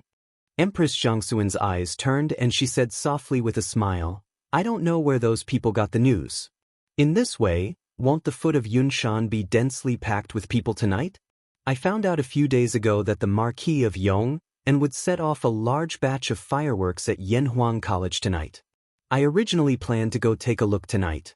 Now it seems that even if we go, we probably won't be able to squeeze into Yunshan. Since Guanyin wants to see, what's so difficult about that? I don't believe that Li Zishuan dares to let my empress freeze at the foot of the mountain. Men, prepare a carriage and summon the crown prince, the king of Han, and the other princes to accompany me. Li Er laughed heartily and ordered. Actually, Empress Zhangsun wanted to see the fireworks, but Li Tai himself might not have no intention of seeing it with his own eyes. The chamberlain beside Li Tai was about to leave with the order when he heard Empress Zhangsun say, Wait! Your Majesty, Qingqian and the others have all gone with your Majesty. Wouldn't it be boring to leave Changle alone? Why don't you bring her along? She was a mother after all. She could always think of her daughter first. Li Tai clapped his hands and said, The Empress is right. Let Changle accompany you. But remember to prepare warm clothes. Don't catch a cold on the way. When Li Tai heard this, he was shocked and hurriedly added. Chapter 1149. Under the Night Sky. 4 imperial carriages sped out from the main gates of the imperial city. A small group of elite imperial guards dressed in black armor closely guarded the front, back, left, and right of the leading carriage. Clearly, the person sitting in the first carriage had the most honorable status. Upon closer inspection, the silhouette of the carriage was 80% similar to the Don't Touch Me from the Curious Pavilion. It was highly likely that the carriage had been modified from Don't Touch Me. Imperial Father, I've heard that many students from Yanhuang College did not return home this year, instead spending the new year at the academy. With so many people gathered together, Yunshan should be very lively right now. Within the first carriage sat Li Er, Empress Zhangsun, and Princess Changle. Although Li Er's harem was not particularly large, if he had brought all of his concubines, even several dozen carriages would not be able to fit them all. Thus, he simply did not bring anyone, only bringing Zhangsun, the empress. From this, It could be seen that Empress Zhongsun had an irreplaceable position in Li Er's heart. Of course Yunshan is lively. We previously heard that Li Zishuan had the students organize a dumpling-making competition this afternoon. Ever since Qingke was born, she had never done anything like cooking. Unexpectedly, she was bewitched by that brat Li Zishuan to personally make dumplings. How preposterous! Li Er reclined on the sofa in the carriage, squinting his eyes as he spoke in a satisfied yet unhappy tone. Next to him was a stove, causing the interior of the carriage to be as warm as spring. Dumplings? Imperial Father, what are dumplings? Changle's eyes brightened as she softly asked. Li Er thought for a moment before replying, "These dumplings are wontons." However, it is a new name that Li Zishuan gave them. It is said that tonight is the Z hour, the time for the new and the old. It has a special meaning. These dumplings just so happen to have the meaning of making friends at a younger age. I didn't expect that brat to have such meticulous thoughts. Yanhuang College clearly had old Li's eyes and ears. Otherwise, how could Li Er have such detailed information? Dumplings? Making friends at a younger age? This name is quite appropriate. Changle muttered to herself. Then she couldn't help but chuckle. Father, with Brother Qingxue's skills, Changle really wants to see what kind of dumplings he makes. Speaking of this, Empress Zhongsun couldn't help but cover her mouth and chuckle. This Empress also really wants to see Qingke's dumplings. Hey, I reckon you guys are looking down on them, because those dumplings might have already entered the students' stomachs. F***CK, why are there so many people in front? And there doesn't seem to be any movement. It seems like we can't go up Cloud Mountain? So, I should have come earlier. At the foot of Cloud Mountain, there was already a sea of people. At a rough glance, there were at least tens of thousands of people. Previously, when Li Zishuan received the news, he hurriedly ordered to block the mountain path of Cloud Mountain. If so many people swarmed up, it was likely to cause trouble. Moreover, there were rows of flowing flames on the cement road outside Plum Village. It was obvious that more people were coming this way. Under such circumstances, he dared not open the mountain path. It was not that he was stingy, but once there were too many people, it was easy to cause trouble. Last time, when he used public opinion to mobilize the people to destroy the Chui family, some hooligans took advantage of the situation to steal and molest the Chui family's maids. This was a very good example. Li Zishuan had always taken this as a warning in his heart. Moreover, when the fireworks were set off later, the people would be able to see very clearly even if they stood at the foot of the mountain. There was no need for hundreds of thousands of people to swarm up Cloud Mountain. Hey, Commander, it's me. It's me. Can I go up too? At the entrance of the mountain path to Cloud Mountain, Mo Zhong and the Academy's guards were maintaining order. Cloud Mountain was close to 200 meters above sea level. It was not considered high, but it was definitely not low either. At present, if one wanted to go up Cloud Mountain to Yanhuang College, this was the only way. They had set up a checkpoint here. It could be said that one man could hold the pass against 10,000 people. At this moment, a young man suddenly squeezed out of the crowd. Behind the young man stood a middle-aged couple. Although they were dressed ordinarily, their aura could not be concealed. Chu Yanfu? Mo Zhong had stayed in Yanhuang College for so long that he was familiar with most of the students. He fixed his eyes on the young man. Who else could it be but Chu Yanfu? This child went home 2 days ago to prepare for the new year. He did not expect to return to Cloud Mountain today. As for the couple behind him, their identities were even more obvious. Mo Zhong pays his respects to Assistant Minister Chu. Mo Zhong clasped his fist and bowed to Chu Suiliang. This old man is just here to watch the fun. Commander Mo, you don't have to be so courteous. Chu Suiliang did not put on any airs. He stroked his beard and said with a smile. Yanfu, Yamacho said that if the students of the academy want to go back to the academy at night, they are allowed to do so. And they can bring their families along. You and Assistant Minister Chu go up quickly. Mo Zhong nodded and said to Chu Yanfu with a smile. Chu Yanfu thanked him happily and hurriedly brought his parents up the mountain. The crowd of onlookers was naturally envious. Those who had children at home were muttering in their hearts. Next year, they must let their children get into Yanhuang College. Not only would they have a bright future, but they would also receive special treatment everywhere. Although the commoners were envious, they did not feel indignant and used this as an excuse to cause trouble. After all, the students were going back to their own academy. "Young master, what should we do? They only allowed Yanhuang College students to go up the mountain. We can't go up."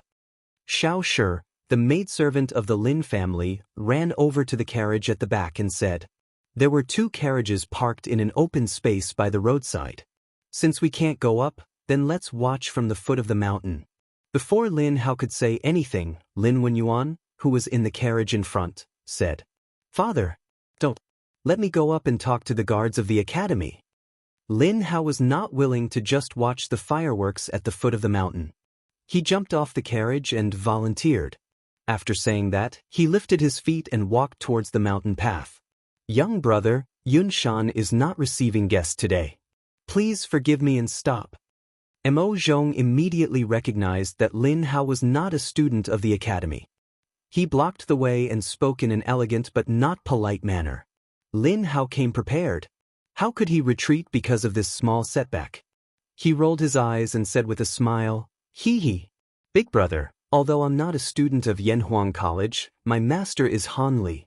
He's a student of Yanhuang College. So, I'm also a student of Yanhuang College. Big brother, please let me in." "Han Li," Mo Zhong muttered doubtfully. Then he quickly tried to recall if there was a student named Han Li in the academy.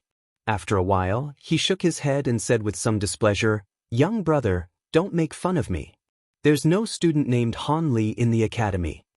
There was a hint of anger in his words. Obviously, he thought that the young man in front of him was making fun of him. That's impossible. I've asked around. My master's master is a disciple of the Yamacho of Yanhuang College.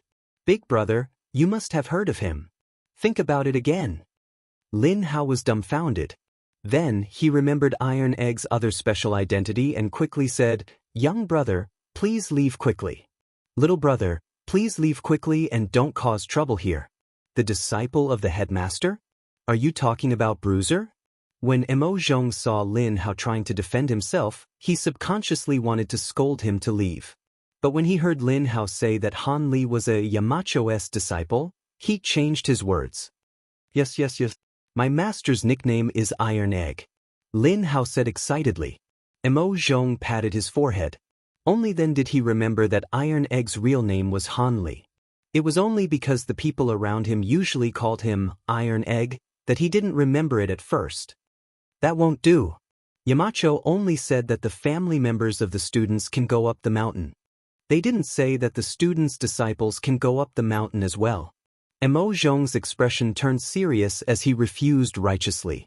In fact, the main reason was that he wasn't sure what the relationship between Lin Hao and Iron Egg was. If he let him go rashly, then if someone came later and said that he was a student's disciple, would he let him go? He couldn't allow this to happen. "Get out of the way! Get out of the way! A group of unruly people, get out of the way!" At this moment, the crowd seemed to be separated by a powerful force.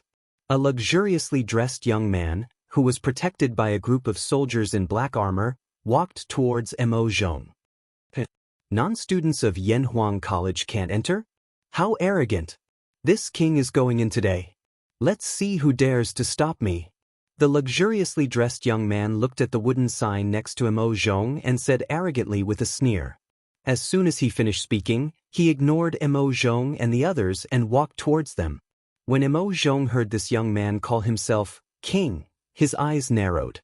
However, he had been in the bitter cold for a long time and had only been in Chang, and for half a year. He wasn't familiar with some of the nobles in the current dynasty, let alone the young man in front of him. "It's His Highness, the King of Lu." "The King of Lu? The Academy's guards are in trouble. Back off. Don't fight later. The King of Lu, Li Yuancheng." This young man was Li Er's half-brother, the King of Lu, Li Yuancheng. Mo Zhong didn't recognize this person, but the people around him did. Someone shouted, and the crowd became restless. The people quickly backed off. Obviously, they were quite afraid of this king of Lu. At this time, Li Yuanshang was still using the title of the 3rd year of Wuda. According to history, in the 10th year of Zhengguan, he would be changed to the king of Han by Li Er. Now, the king of Han title is still used by Li Ku. Your Highness, you can't go up. The Yamacho has... How dare you? What Yamacho? Yamacho? Li Zishuan is just an official. Even if he was here, he wouldn't dare to talk to this king like this. If you know what's good for you, you'd better get out of the way. Otherwise, if you lose an arm or a leg, this king won't be responsible. Li Yuanshang said rudely to Emo Zhong with his nose in the air. Emo Zhong's expression changed, but he still braced himself and said, "The headmaster has ordered that your highness, Prince of Lu, you cannot go up the mountain. However, I can pass the message on your behalf. Your highness, please wait here for a moment." Get lost. You want this king to wait for Li Zishuan's permission? In your dreams? You still dare to hide? You're just AF * king dog raised by Li Zishuan. You still dare to hide? Guards! Take him down. This king wants to see how you're going to hide later. Li Yuanshang shouted angrily and raised his foot to kick Emo Zhong. However, Emo Zhong instinctively dodged. This made him even angrier. He pointed at Emo Zhong and shouted angrily. Actually, he wanted to slap Emo Zhong, but he couldn't reach him. He was only 1 year older than Li Tai. Naturally, he couldn't be compared to adults like Emo Zhong. Yes, sir. The guards beside Li Yuanshang answered loudly. Then, there was the sound of metal clanging. These guards unsheathed their Emo swords at the same time and slashed at Emo Zhong. Obviously, they could tell that Emo Zhong was a martial artist and wanted to injure him before capturing him. Protect the commander! Emo Zhong and the other guards of the academy were facing a great enemy. They weren't afraid of these guards, but behind them was Li Zishuan. They couldn't help but be afraid. If they attacked too hard, they would create a great enemy for Li Zishuan. If they were captured without a fight, what awaited them would be endless humiliation from Li Yuanshang. As the guards of Yanhuang College, they were also the face of the academy. If they were humiliated by Li Yuanshang in front of so many people, wouldn't the dignity of Yanhuang College be trampled on by Li Yuanshang? Under all kinds of scruples, Emo Zhong and the others didn't dare to use their full strength. They only dodged the attacks of Li Zishuan's guards while praying in their hearts that Li Zishuan would come quickly. Damn. No, it's Chinese New Year. We're just here to watch the fireworks. Let's talk nicely. Why fight? Lin Hao was shocked. He didn't know any martial arts, so he hurriedly ran away. At this time, he couldn't help but look in Li Yuanshang's direction and complain. On the other side, as time passed, the battle became more and more intense. The guards brought by Li Yuanshang weren't idiots. Emo Zhong and the others who were afraid and didn't dare to use their full strength had a hard time dodging. There were already several light cuts on their bodies. Who dares to be so presumptuous in Yunshan? All of you stop. Under the ardent expectations of Emo Zhong and the others, Li Zishuan finally arrived. The people at the foot of the mountain only heard a muffled snort. Then, a series of blurry figures appeared on the mountain path. In the next moment, Li Zishuan stood between Emo Zhong and Li Yuanshang. The guards brought by Li Yuanshang had been sent flying in all directions. Bang, bang, bang. All of this happened in the blink of an eye. Before Li Yuanshang could react, all of his guards had already landed heavily on the ground. He was instantly horrified. He pointed at Li Zishuan and said, "How? How presumptuous! You dare to hurt the people brought by this prince. What's your name? Quickly, tell me your name. This prince won't let you go." Idiot! Li Zishuan was both angry and disdainful. This kid was obviously scared to death, but he was still talking nonsense and threatening him. He was really looking for trouble. Who gave you the courage to cause trouble in Yunshan? Get back to the palace. Li Zishuan was about to speak when Li Er's voice came from behind the crowd. Then, Li Er angrily walked out with Empress Zhongxin, Chang'e, and the others. Chapter 1150. Royal Brother. Greetings to Royal Brother. At the foot of Cloud Mountain, Li Yuanshang, who was still in shock, immediately regained his senses and ran to Li Er's side, bowing. In his opinion, Even if Li Zishuan's martial arts were superb, he wouldn't dare to do anything to him in front of Li Er, right? After all, he and Li Zishuan were monarchs, and Li Zishuan was only a subject of the royal family. Li Er didn't give his younger brother any face and coldly said, Yanhuang College is an important place for learning. You brought people here to fight and kill. Do you have any respect for me? Do you have any respect for the law? Li Yuanchang quivered and hurriedly explained, Royal brother, this has nothing to do with me. I heard that there are fireworks on Cloud Mountain tonight. I just wanted to go up and take a look.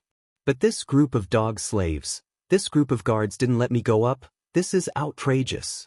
It's said that this world is imperial land, since Cloud Mountain is within the Tang Empire's borders. What right does the Duke of Yong and have to not let me? Shut up. Without waiting for him to finish, Li Er sternly interrupted. You're asking why? Then let me tell you why. Just because Cloud Mountain was given to the Duke of Yong and to build the college, if he doesn't let you in, you can't enter.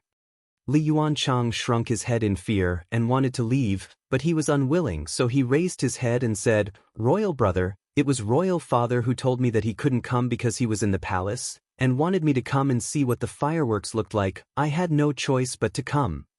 Royal father?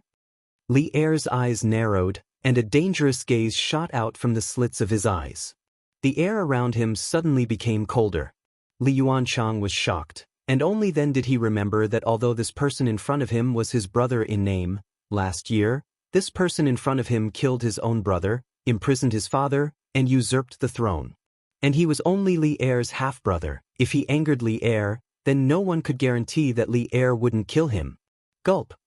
Thinking of this, Li Yuanchang's Adam's apple couldn't help but move, and then he trembled. Royal? Royal brother, I didn't mean anything else. Go back.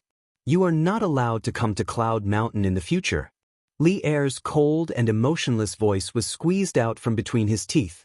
Although his voice was not loud, it was like a heavy hammer that ruthlessly hammered Li Yuanchang's chest. I will take my leave now. A layer of cold sweat appeared on Li Yuanchang's back. He cupped his hands towards Li Er, then led his group of defeated soldiers and hurriedly fled. Li Zishuan. I, Li Yuanchang, will remember what happened today. Just you wait. Crestfallen, he squeezed out of the crowd. Li Yuanchang's face was burning. Ever since he was born, he had never suffered such grievances. Today, he was humiliated in front of so many people, so he couldn't help but hate Li Zishuan. Sigh. What a pity. Such a pity. If I had come a step later, this trash King Lu would have fought with Li Zishuan. Even if Li Zishuan's reputation was not destroyed, it would have caused a lot of trouble for Li Zishuan. Feng Jidai, who was standing not far behind Li Er, saw this scene and felt that it was a pity. Yes, it was the new year, so the other officials were on holiday. However, as Li Er's secretary, if Li Er had an important event at the last minute, he still had to accompany him. On the other hand, although he had asked his father to give up on the plan of establishing himself as king, he still hoped that there would be some internal chaos in Tang, and that would give Lingnan an opportunity to take advantage of it. Especially Li Zishuan, this rising aristocrat of Tang, Feng Jidai had always been rather wary of him. His intuition told him that Li Zishuan was definitely the biggest variable between Tang and Lingnan. Your subject left Cloud Mountain without permission during the period of confinement. Your Majesty, please punish me. After Li Yuanchang left, Li Er's expression changed. No one knew what he was thinking, but one thing was certain. It definitely had a lot to do with Li Yuanchang's last sentence. Imperial father sent him. At this moment, Li Zishuan stepped forward and cupped his hands, speaking. Li Er came to his senses and turned his gaze to Li Zishuan. Somewhat absent-minded, he waved his hand and said, No matter. Today is New Year's Eve. We will not bicker with you about this. Let's all go up the mountain. Finished speaking, he took the lead and walked up the mountain path of Cloud Mountain. Empress Zhang's son, Princess Chang'e, Li Chengqian, Li Ku, and the other princes promptly followed. Brother Xiaoxian, don't worry. If Imperial Uncle complains about you to Imperial Grandfather, Chang'e will speak up for you. As Chang'e passed by Li Zishuan, she spoke in a voice that only the two of them could hear. Being attentive and considerate, She instantly thought of the methods that Li Yuanchang would use to take revenge and the trouble that he would bring to Li Zishuan. Li Zishuan glanced at the young lady gratefully. The matters of the imperial family were the most complicated, especially when it involved Li Yuan. Although he currently held a high position and authority, if he was careless in this matter, it was very possible that he would lose everything. With Chang'e, a member of the palace, helping mediate, it would indeed save him a lot of trouble. Mo Zhong, you've worked hard just now. Quickly bring the injured brothers to have their wounds bandaged. Li Zishuan did not immediately chase after Li Er. Instead, he instructed Mo Zhong. It's fine. Yamacho. They're all minor injuries. Mo Zhong said with a smile. Minor injuries still need to be bandaged. Quickly go. Let the uninjured brothers hold the fort here for now. Li Zishuan insisted. All right then. Mo Yun, take the uninjured brothers and hold the fort here. I'll follow them up the mountain to have their wounds bandaged. No problem. Li Zishuan nodded his head in satisfaction. Then he turned around and followed the group of injured academy guards as he prepared to ascend Cloud Mountain. At this moment, Grandmaster, can you take me with you? A youth in the shape of a ball suddenly rolled out from the crowd. Then the youth was heard shouting. Li Zishuan was stunned. Grandmaster? Was he calling him? Since when did he become a grandmaster? Just as Li Zishuan was wondering if the person behind him was calling him, a rather quiet little fatty dressed in luxurious clothes scurried in front of him. Which family's child are you? Are you calling me grandmaster? Li Zishuan felt inexplicably amused. He was only 15 years old, and he was already a grandmaster? Yes. You're my grandmaster. Grandmaster, my name is Lin Hao. My master is Iron Egg. You're my master's master, so naturally, you're my grandmaster. Who else could this little fatty be if not Lin Hao? Seeing Li Zishuan's question, he quickly introduced himself. Lin Hao? Your boss Lin's son? Li Zishuan suddenly remembered that Han Yushi had mentioned to him that Iron Egg was working part-time as a teacher in the Lin family. Hence, he asked with a smile. Yes. Grandmaster, you should know my father. He's a member of the Flaming Yellow Chamber of Commerce. Lin Hao had never felt like this before. He felt that his father's membership in the Chamber of Commerce was so useful. Chapter 1151. Ahem. My son speaks without restraint. Please don't lower yourself to his level. At the foot of the Cloud Mountain, the conflict had dissipated. However, what followed was a scene of him acknowledging his grandmaster. The surrounding onlookers could not help but secretly sigh that they did not come in vain today. When Lin Wenyuan saw his son talking to Li Zishuan from afar, he hurriedly ran over and bowed to Li Zishuan to apologize. Lin Hao's words just now seemed to be stealthily changing the concept. This was because he only invited Iron Egg to be Lin Hao's teacher. There was a huge difference between a teacher and a master. The former was only responsible for imparting knowledge and dispelling doubts, or for passing down the orthodoxy. It's fine.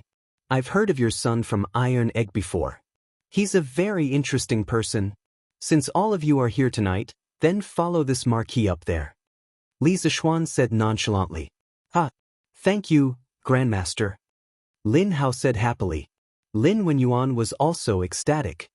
He hurriedly cupped his hands and said, Thank you, Marquis. One had to know that tonight, not only were there fireworks on the Cloud Mountain, but the Emperor was also there. To be so close to the Emperor of the Tang Empire was an opportunity that many people could only dream of. Mo Yun, if there are members of the Flaming Yellow Chamber of Commerce who come later, let them up the mountain too. Li Zishuan instructed Mo Yun before he left. Yamacho. Mo Yun cupped his hands and said, On the Cloud Mountain. Li Er first went to the canteen to check out the dumplings left over from the dumpling-making competition. Then he went to the side courtyard of the Cloud Mountain to visit Li Gang and Sun Simiao, the two national treasures of the Tang Empire. As for Chang'e, Empress Zhangsun, Li Chengqian and the other princes, they were at the field to participate in the spring festival gala organized by the Academy's students. Actually, rather than a gala, it was more like a story gathering. The main thing was that the students formed a large circle. In the middle of the circle, there was a fire. On the fire, there was a barbecue grill roasting a pheasant.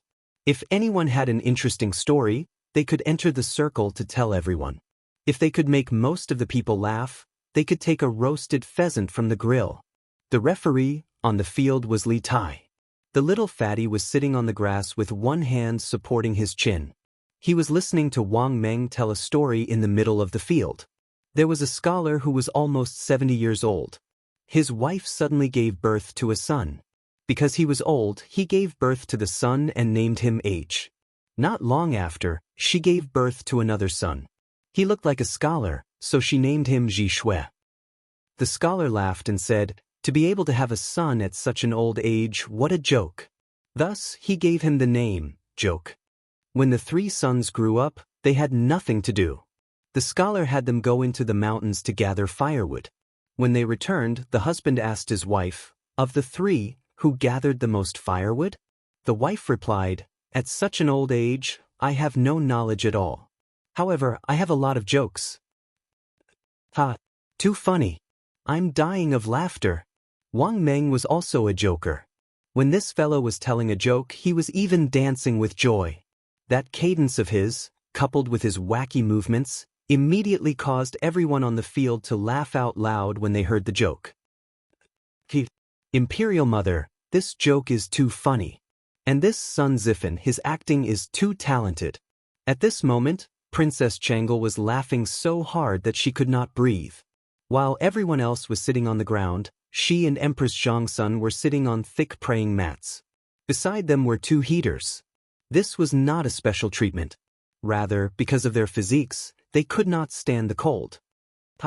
It really is quite funny. Empress Zhongsun smiled, happily speaking. Only after arriving here did she finally feel the joy of the new year. Compared to the imperial palace, this place was truly too lively. Wang Meng, you brat, you really are something. Everyone, does his joke count? Can we have him take away that pheasant? Li Tai laughed for quite a while. Only after everyone had quieted down did he speak in a loud voice. It doesn't count. Have him tell another one. Cheng Chumo roared. This guy was trying to stir up trouble on purpose. Right? It doesn't count. Tell another one. Tell another one. With someone leading the way, there were others who followed. One after another, the students shouted loudly. The scene was quite lively. Standing by the bonfire, Wang Meng did not expect that his joke would be so popular. Scratching his head, he thought for a while before saying, "That's fine. I'll tell another one." Speaking of which, there was once a monk. It turns out that Yanhuang College is really so beautiful. It turns out that the students here are really as interesting as Mr. Han said. Because of Li Zishuan's special permission, Lin Hao also entered Yanhuang College. However, he was too embarrassed to directly join the crowd of students, so he stood outside the circle. Seeing this lively scene, he could not help but feel envious. At this moment, he actually had the urge to immediately join in, and that urge was so strong. Clang, clang, clang. The joy lasted for a long time. As time passed, the clock finally rang. Then, everyone, regardless of what they were doing at the moment, stood up at the same time and looked up at the night sky. Because the fireworks were finally about to start. Students of Class 1, take note. After lighting the fuse, immediately run back.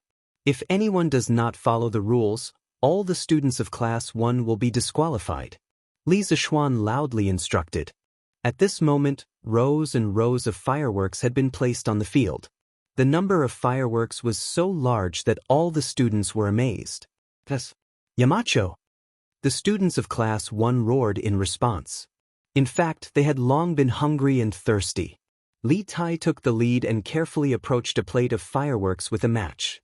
After a while, sparks flew in all directions, and the little fatty ran back. Whoosh! Bam! Accompanied by the sharp sound of gunpowder firing, a bullet flew straight into the night sky and flew to a very high place. Then it exploded instantly. A flower with a super large diameter proudly bloomed in the night sky. The colorful flames immediately lit up the dark night sky. Wow, Mother, it's so beautiful. It's very beautiful. At this moment, the calm Empress Zhongsun couldn't help but be fiercely shocked when she saw this strange scene. Her eyes were very, very round. At this time, she couldn't care less about maintaining the dignity of a mother of a country. Bams. Another 3 plates of fireworks have been lit. It's so bright. At the same time, another 3 sets of fireworks were lit up in the field. For a moment, fireworks bloomed in the night sky in a very short period of time. It was as if they were competing with each other in terms of beauty. It was so dazzling that people did not know where to look. What beautiful fireworks! It's so colorful! So beautiful! So this is the colorful sky light that night. At the same time, the people in Chang'an City who came to watch at the foot of Cloud Mountain and the villagers who came from outside Chang'an City also saw the flourishing fireworks on Cloud Mountain at this moment. The huge crowd couldn't help but let out a burst of exclamations. They didn't wait in vain for a night. The atmosphere of Cloud Mountain's New Year's Eve was finally pushed to the climax. Chapter 1152. So these are fireworks? Li Er stood beside Li Zishuan with his hands clasped behind his back. He looked up at the dazzling fireworks in the sky, and a look of surprise flashed across his eyes. Although he was an emperor, this was the first time he had seen such a dreamy and magnificent spectacle. He couldn't help but mutter to himself. Seeing this, Li Zishuan couldn't help but feel a little smug. How many people in the world could shock Li Er, a famous emperor? But while he was feeling smug, his eyes were still vigilantly watching the students who were running to light the fireworks. After all, if this thing exploded, the consequences would be very serious, so he had to be prepared to save people at all times. How can this firework fly so quickly into the sky? Suddenly, Li Er asked such a naive question. It seemed that the sky had a very strong attraction to the ancient people. Your Majesty, Qing Ke should know the answer to this question. Let her explain it to you. Li Zishuan cupped his hands and said, Oh, Qing Ke, you know the reason? Li Tai, who was standing to the left of Li Er, stood up excitedly and replied, Father, as far as I know, the reason why this firework can fly so quickly into the sky is related to the gunpowder in it. Once the gunpowder explodes, it will produce a very strong thrust, which will make the upper part of the firework overcome its own gravity and fly into the sky quickly. As for the upper part of the bullet, its fuse will be ignited when it flies out of the pipe. The length of the fuse is calculated by Yamacho, so it can be guaranteed that it will fly to the highest point and explode every time. This is the scene we are seeing now. The previously arrogant Li Tai had now transformed into a big shot in the physics world. He explained the analysis of the force of the firework to Li Er. Hearing this, Li Er, Empress Zhong's, Li Chengqian, Chang'e, and the others were all stunned. Thrust, gravity? Faced with these new terms, Li Er was caught off guard. Although he had glanced at the Academy's physics textbooks, he had only glanced at them and didn't study them in detail. Of course, what caught him even more off guard was that his son had only stayed in Yanhuang College for half a year. How could he know so many things that didn't exist in the Tang Empire before? Seeing the shock on his father's face, Li Tai's sense of accomplishment instantly exploded. This was like a child who knew something amazing and would show off in front of their parents, asking for praise. Right now, Li Tai belonged to this type of person who wanted to show off.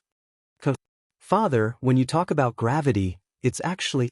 All right, I have a rough idea what it means. Li Er's,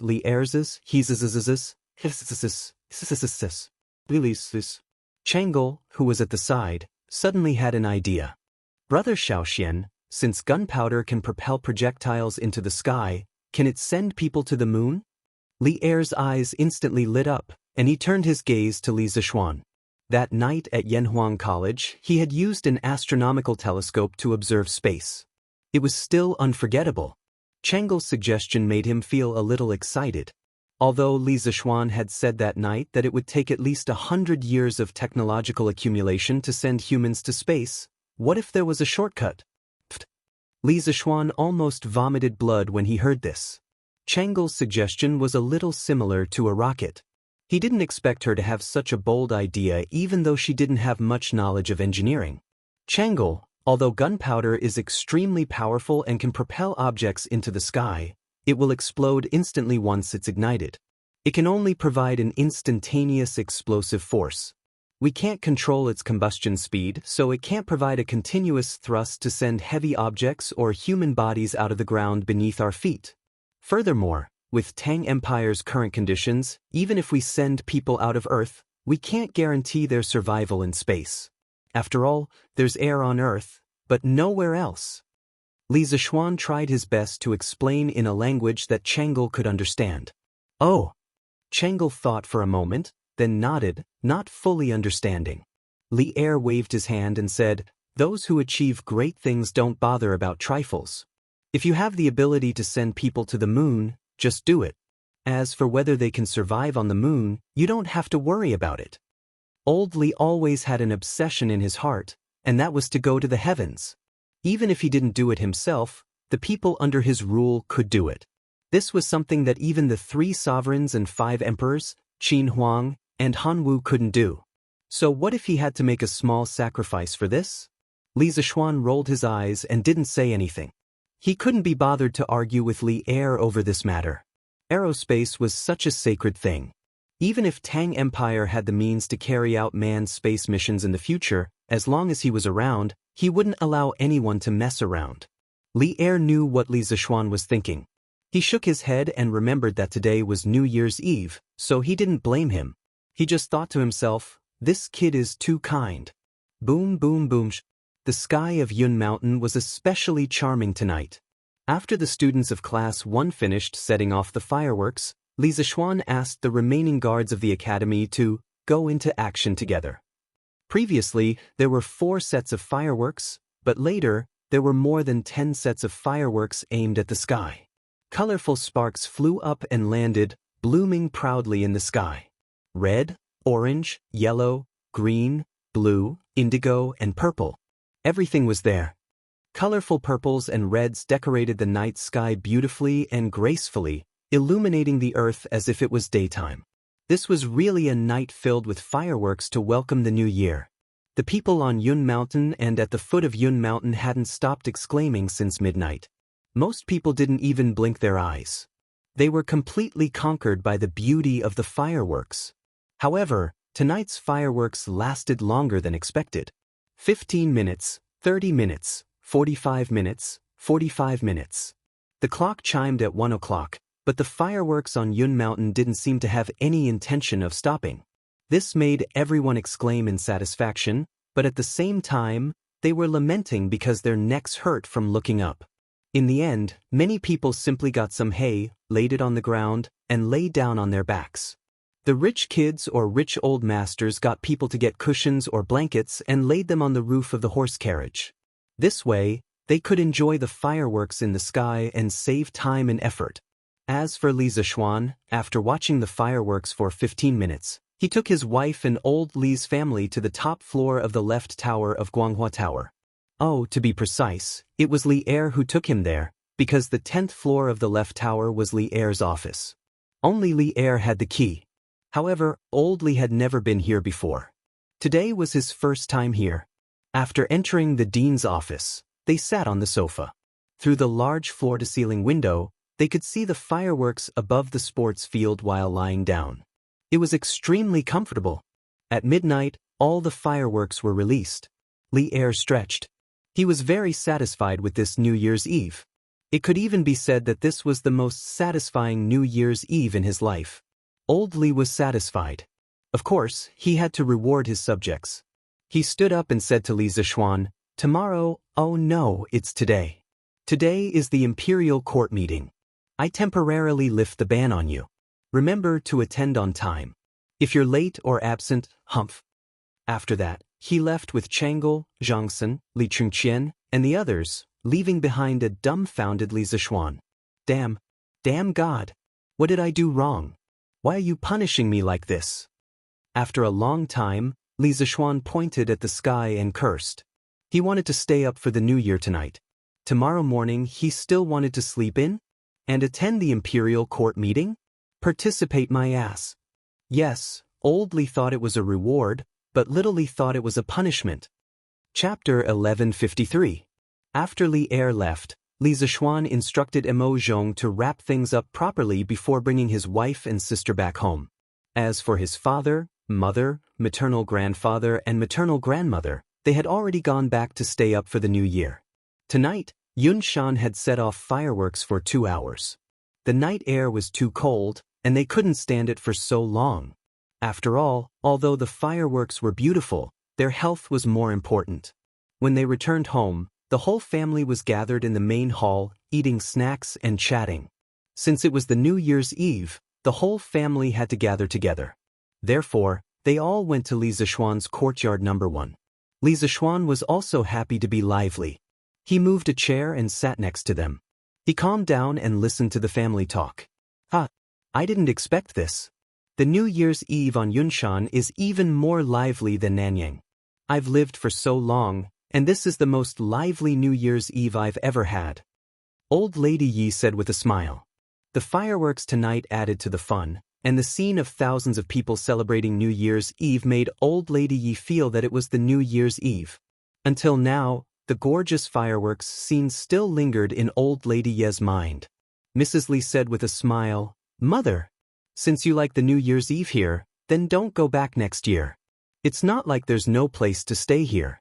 You and Father don't have much to do in the family now.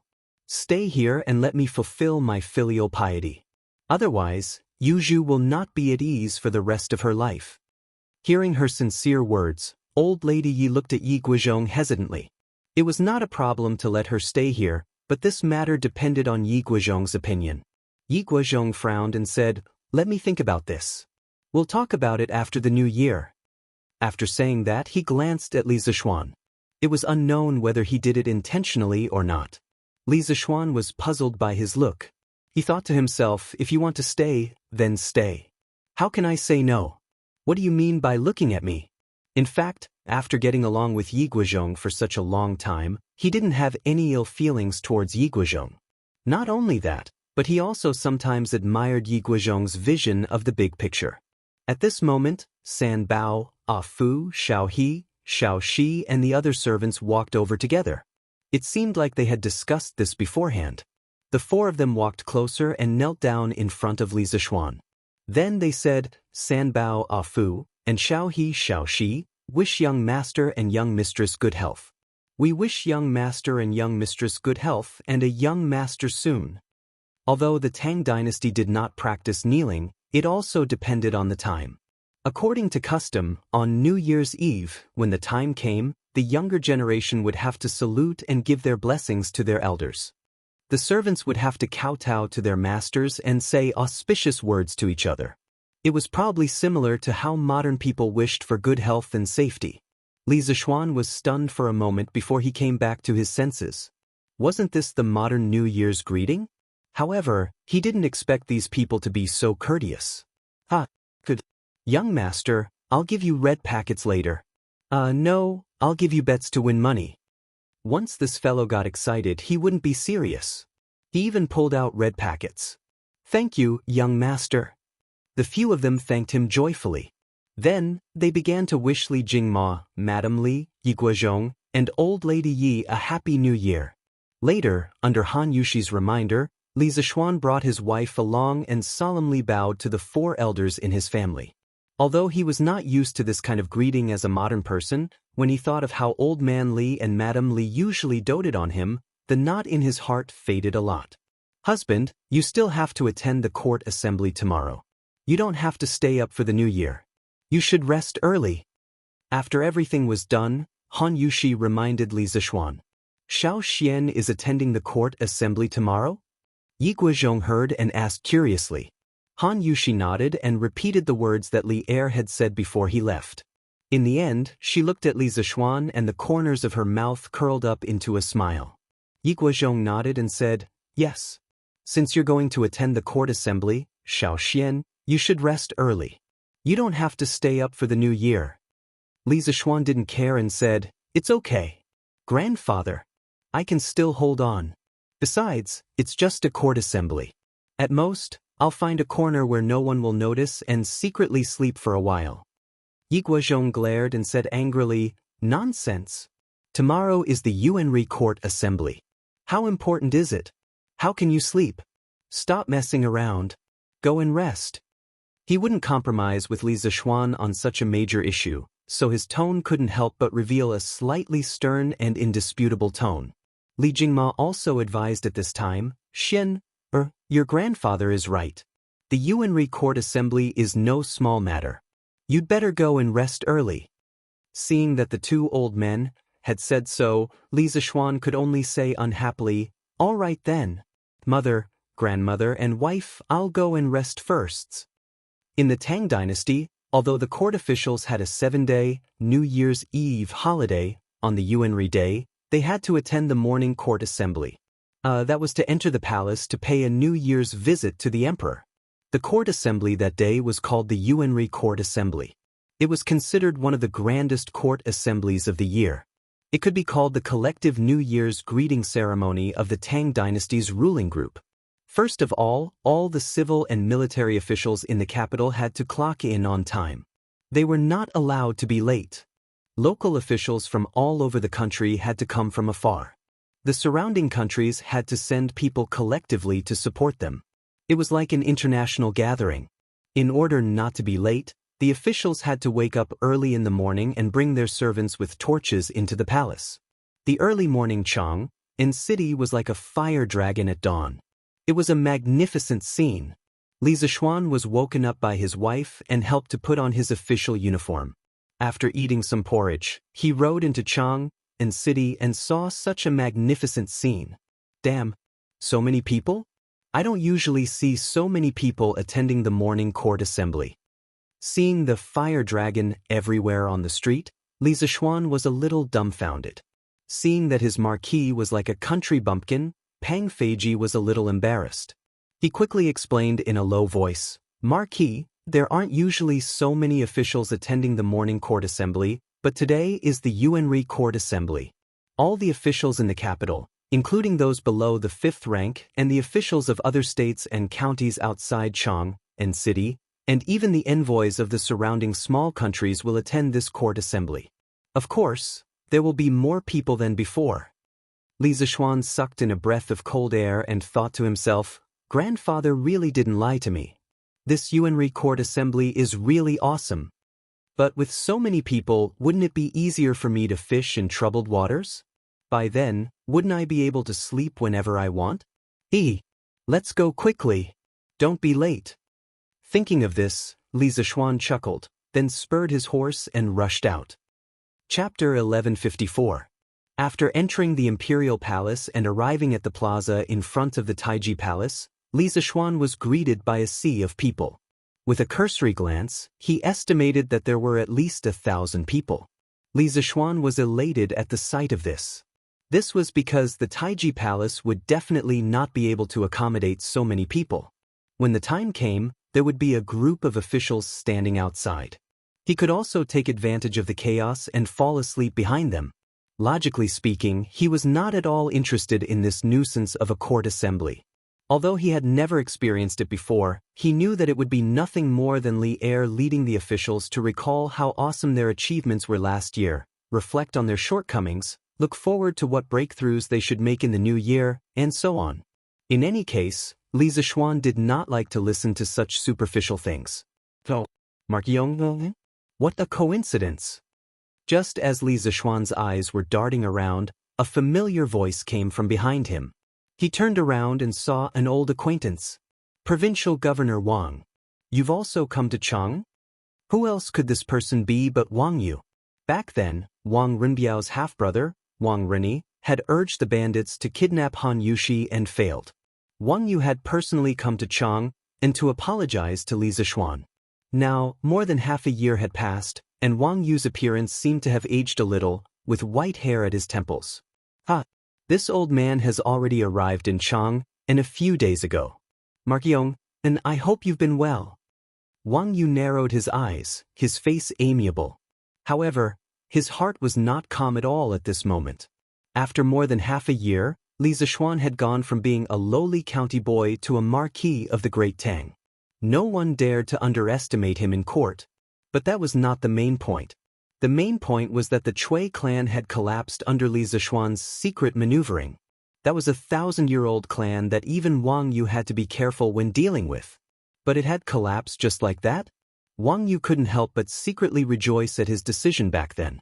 If he had completely fallen out with Li Zishuan because of Wang Rini, then before the Chui clan fell, wouldn't their Wang clan have fallen first? After hearing the news from Chang'an, Wang Yu could not help but break out in a cold sweat every time he thought of this. Logically speaking, during the annual Yuanri Imperial Court meeting, there was no rigid rule that required the provincial governors of each province to personally come to the capital. They only needed to send their adjutants. However, Wang Yu had chosen to come personally for two reasons. On one hand, he wanted to use his wife, Princess Tong, and to further strengthen his relationship with the imperial family. On the other hand, he wanted to use Wang Rinbiao to deepen the friendship between the two families with Li Zishuan. Wang Yu had no reason to make an enemy out of a young man with such strength at such an age. Since you can't be enemies with some people, then you can be friends with them. Unlike the other arrogant aristocratic families, Wang Yu understood the Wang clan's current situation very well.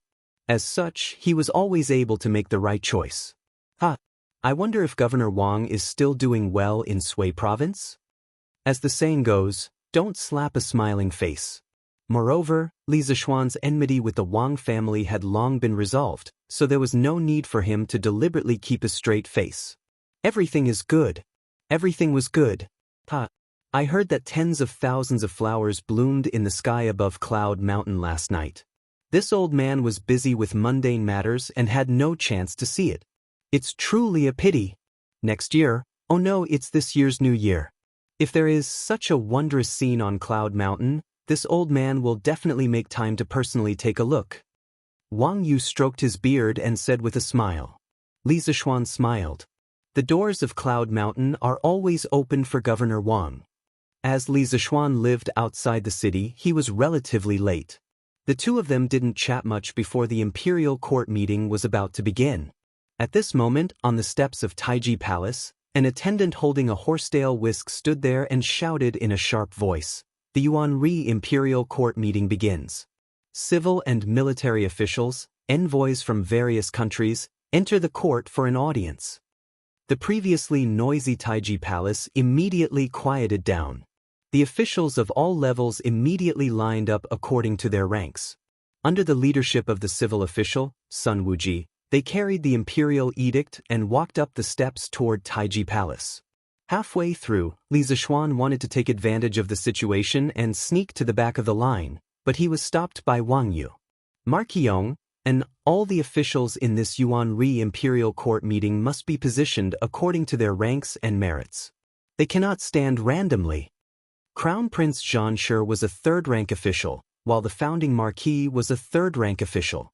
As a result, Li Zishuan directly jumped to the sixth row of civil officials. Those standing in front of him were all the old officials who founded the country. This made Li Zishuan rather depressed. He originally wanted to catch up on sleep, but with his current position, how could he sleep? He didn't even have a place to lean on. After greeting each other, the officials began to pay their New Year greetings to Li Er. This New Year greeting wasn't just a simple kowtow or a sentence. It had to be read out by the Prime Minister. The entire greeting was long and awkward, so it had to be read out properly. Then, the various vassal towns and affiliated countries all had their own greeting, and the Prime Minister had to read them out one by one. Especially the greeting from the affiliated countries, it wasn't something that was difficult to understand. Many countries didn't even know how to express themselves in Chinese, so how could their greeting be smooth? It was even more difficult to read. But no matter how hard it was, it had to be read out. This was the face of the heavenly empire. Li Zishuan listened in the line and felt a toothache. He couldn't help but sympathize with Zhang Sun Wuji. He didn't know how many times this old man had to read the greeting to be able to smoothly read out these awkward greeting. Actually, in the later dynasties, it wasn't as troublesome for the officials to pay their New Year greetings to the emperor. In the Song dynasty, after New Year's Eve, they only needed to write a greeting card, and hand it to the emperor. They didn't even need to enter the palace to attend any court meetings. After reciting for close to an hour, Li Zishuan, who was listening at the back, was about to fall asleep. Zhang Sun Wuji finally finished reciting all the greetings.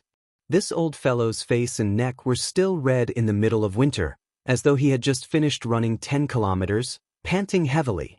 Next, Fang Xianling stepped forward to give a report on the work of the government.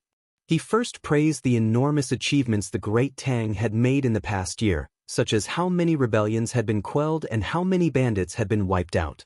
He also mentioned how in the spring and summer of last year, there had been a small drought in the Guangzhou region, which had caused the food supply of the people to decrease. Fortunately, the wise Emperor Li Er had promptly issued a decree to reduce taxes, allowing the people to continue living. Finally, Fang Xianling praised the Warm Tang Foundation led by Empress Zhangsun. Due to the warm winter operation initiated by the foundation, there wasn't a single person who starved or froze to death in Chang and the nearby counties. Such a situation had never happened even during the era of Qin Huang and Hanwu. In short, the first year of Zhongguan was a successful year, and also a year where the Tang Empire worked hard. This year, the treasury of the Tang Empire was filled, the people were rich, and there were more people who could read and write in the world. Chapter 1155. Old Fang's government work report made Li Er quite satisfied. This could be seen from the obvious smile at the corner of his mouth. Behind them, Du Ruhui stepped forward and continued to flatter Fang Xianling. He said that the saint cared about the people and should be worshipped by the people. Beautiful and dignified words came out of his mouth, which made people feel nauseous. However, no one said anything to accuse Du Ruhui of flattering the emperor. This was because it was the new year. Who wouldn't choose to say something nice when speaking to each other? Unless these two had a grudge. However, there was one exception, and that was Wei Zheng. As Du Ruhui's words became more and more exaggerated, and the flattery became more and more excessive, his old face had long turned black. At this moment, he couldn't hold it in anymore. He raised his foot and was about to go up and accuse Du Ruhui, but he was stopped by Xiao Yu. Left Minister Wei, His Majesty has been cautious and conscientious for an entire year. Just let him do as he pleases for once. It's not a problem for the overall situation. Xiao Yu said softly. Wei Zheng hesitated for a moment, but in the end, he didn't go up. After Du Ruhui finished his report, it was the turn of the chief officials of the 6 departments to go up and report. Li Zishuan let out a long yawn. The reports of the chief officials of the 6 departments were like notes of a lullaby that made him sleepy. His heart was already numb. Inadvertently, he glanced at a friend standing beside him. The latter had his head lowered and was shaking his head along with Zhang Sun Wuji's report. During this time, he didn't forget to nod his head and praise. It was as if Zhang Sun Wuji's boring report was a peerless piece of literature that left him with endless aftertaste. Li Zishuan was just about to admire this friend's erudition, but who knew that the latter would let out a soft snoring sound. When he heard it, he almost vomited blood. He thought to himself, I almost fell for your nonsense. Sleeping while standing with his head down, this friend's sleeping skills were really high. Hey, then I'll also take a nap. With this old man as an example, Li Zishuan also lowered his head and dozed off. After a while, he fell asleep standing up. When the court session had just begun, the sky had not yet brightened. However, as time passed, the sun outside Taiji Palace shattered the dark blue canopy of the sky. Like a burning wheel of wind and fire, it suddenly rushed out of the horizon and revealed its face in the thin mist of Eastern Mountain, shooting out beams of intense golden light. Behind them, the morning sun rose higher and higher from the entrance of the main hall. The light passed through the thin mist and gradually covered the entire Taiji Palace. The warm sunlight made the already warm Taiji Palace even warmer, causing some people to sleep even more soundly. Li Zishuan didn't know if the martial arts strength of the Grandmaster realm would allow him to stand and not fall down. In any case, Li Zishuan had slept for nearly an hour and was still standing firmly in the same place, not moving at all. Even if he knew of this magnificent feat, he would probably be amazed by himself.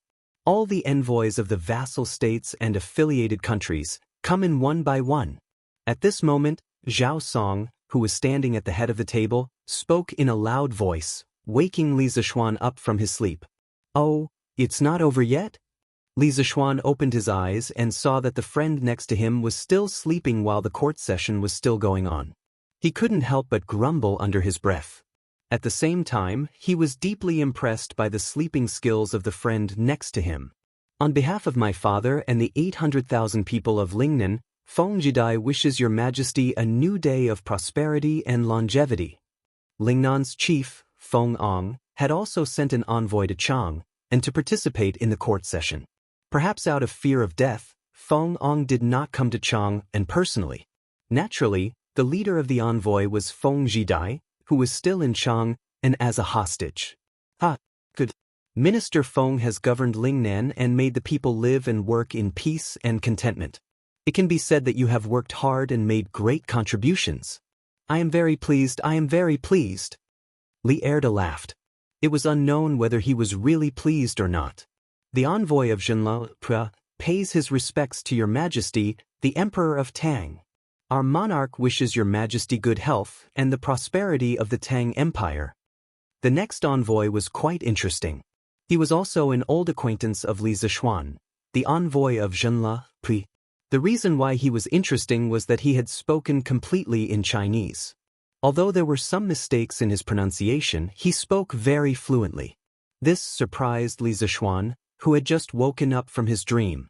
One must know that a few months ago, although this Puya too could speak a little Chinese, he spoke with difficulty. In just a few short months, this guy had actually practiced Chinese to such an extent? How could those foreigners in the future who couldn't learn Chinese endure this? "Good. Thank your monarch on behalf of me. Tell him that I welcome him to Chang and as a guest." Li Erda had obviously noticed Puya's huge improvement in Chinese, and he smiled happily. When Li Zixuan heard Li Erda's words, he could not help but roll his eyes. He thought to himself that although Puyada was familiar with Chinese, he was not familiar enough to truly understand the profoundness of Chinese. Otherwise, he would definitely misunderstand that Li Erda wanted to capture their monarch and bring him to Chang and as a guest. "Thank you, your majesty." Puya too said a word of thanks and retreated. In fact, he had not only come to give his New Year's greetings, but also to send gifts.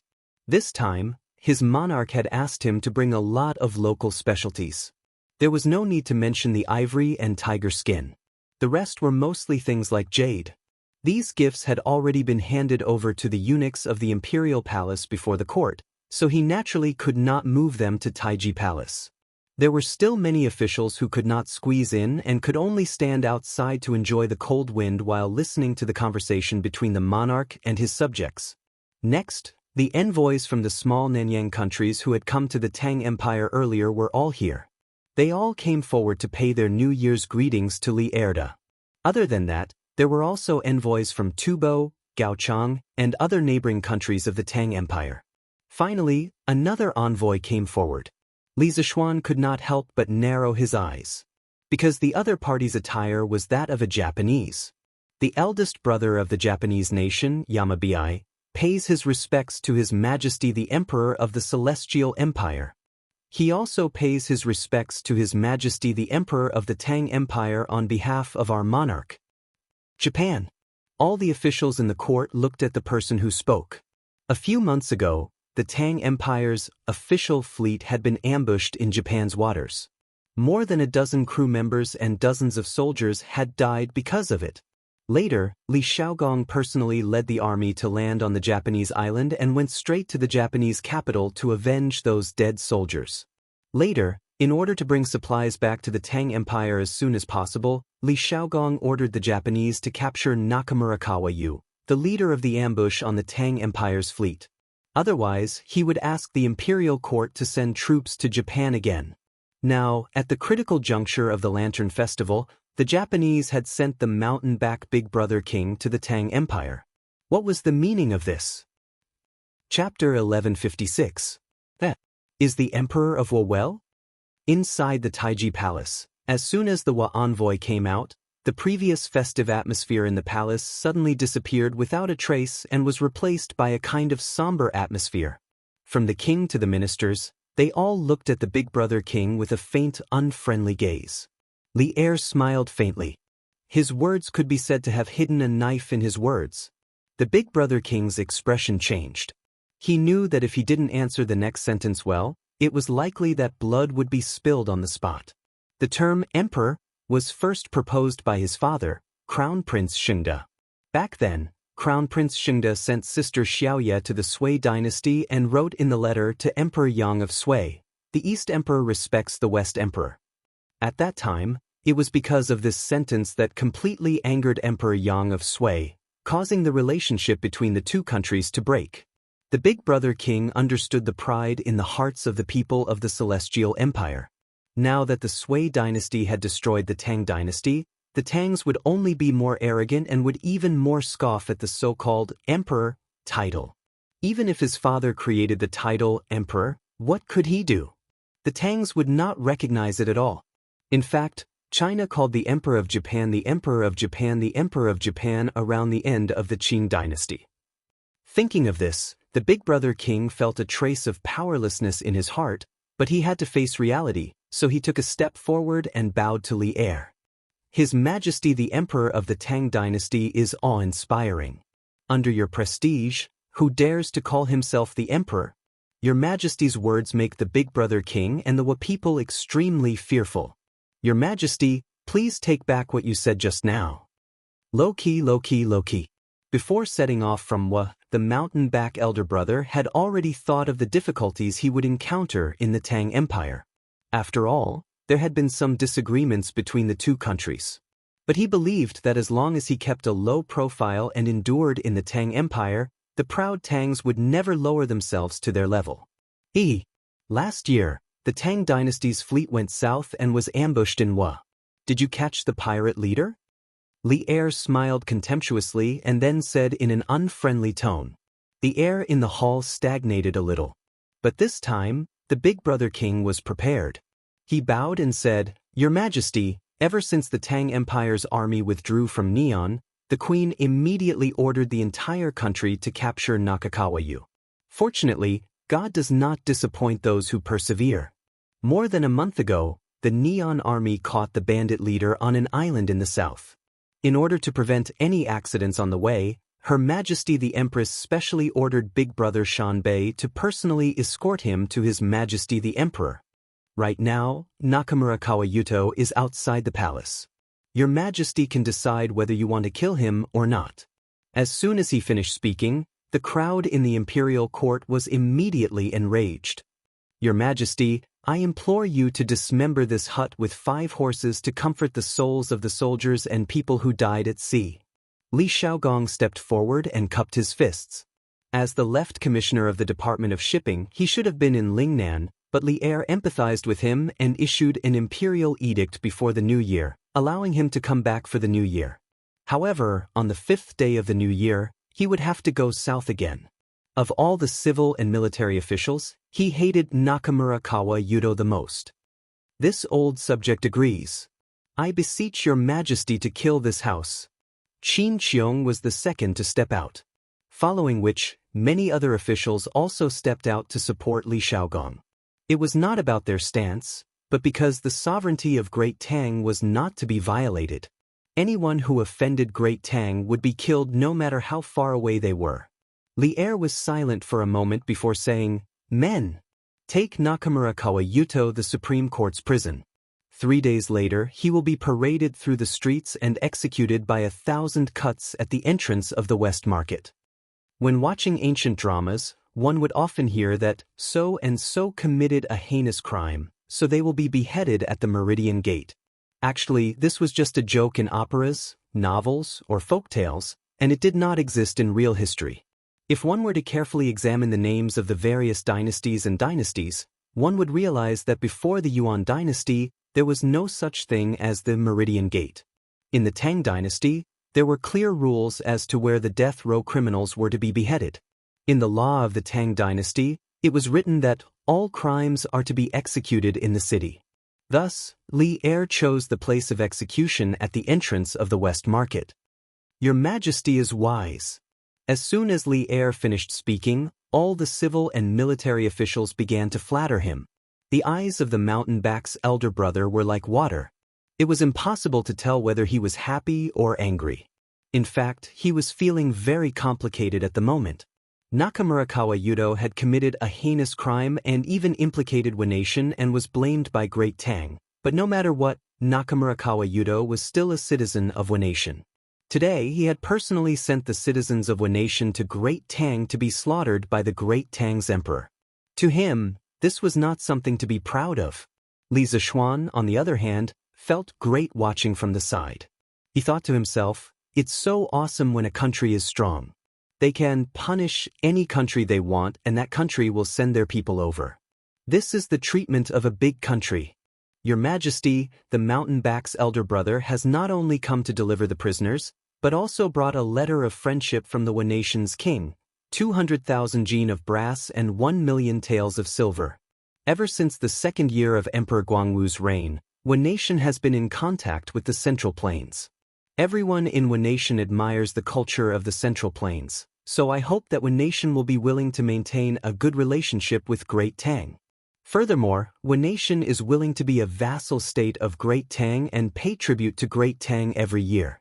This is Wanation's letter of credence. Your Majesty, please take a look. The mountebank's elder brother was very fluent in Chinese, and he was also very familiar with the history of the Central Plains. He quoted from the classics as if he had lived in the Central Plains for decades. But no one paid attention to this. 200,000 jin of brass and 1 million taels of silver. They were even willing to be a vassal state of Great Tang.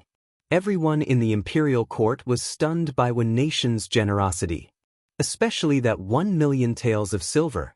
Based on the Great Tang's current annual silver production, it would take 100 years to accumulate so much silver.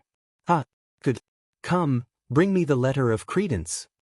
In this day and age, there was actually someone who took the initiative to waive their money and ask to be a vassal. How could Li Er refuse? Moreover, it was in front of the envoys of so many countries. This undoubtedly made him even more proud. After receiving the letter of credence, Li Er looked through it carefully. Seeing that the words were very polite, he nodded with satisfaction and then said loudly, Queen Tuigu is very sincere. I accept Wanation's goodwill to Great Tang. From today onwards, Wanation is officially a vassal state of Great Tang and will accept Great Tang's protection. Your subjects congratulate your Majesty.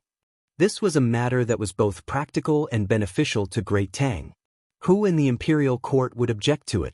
As soon as Li Er finished speaking, the civil and military officials congratulated him without hesitation.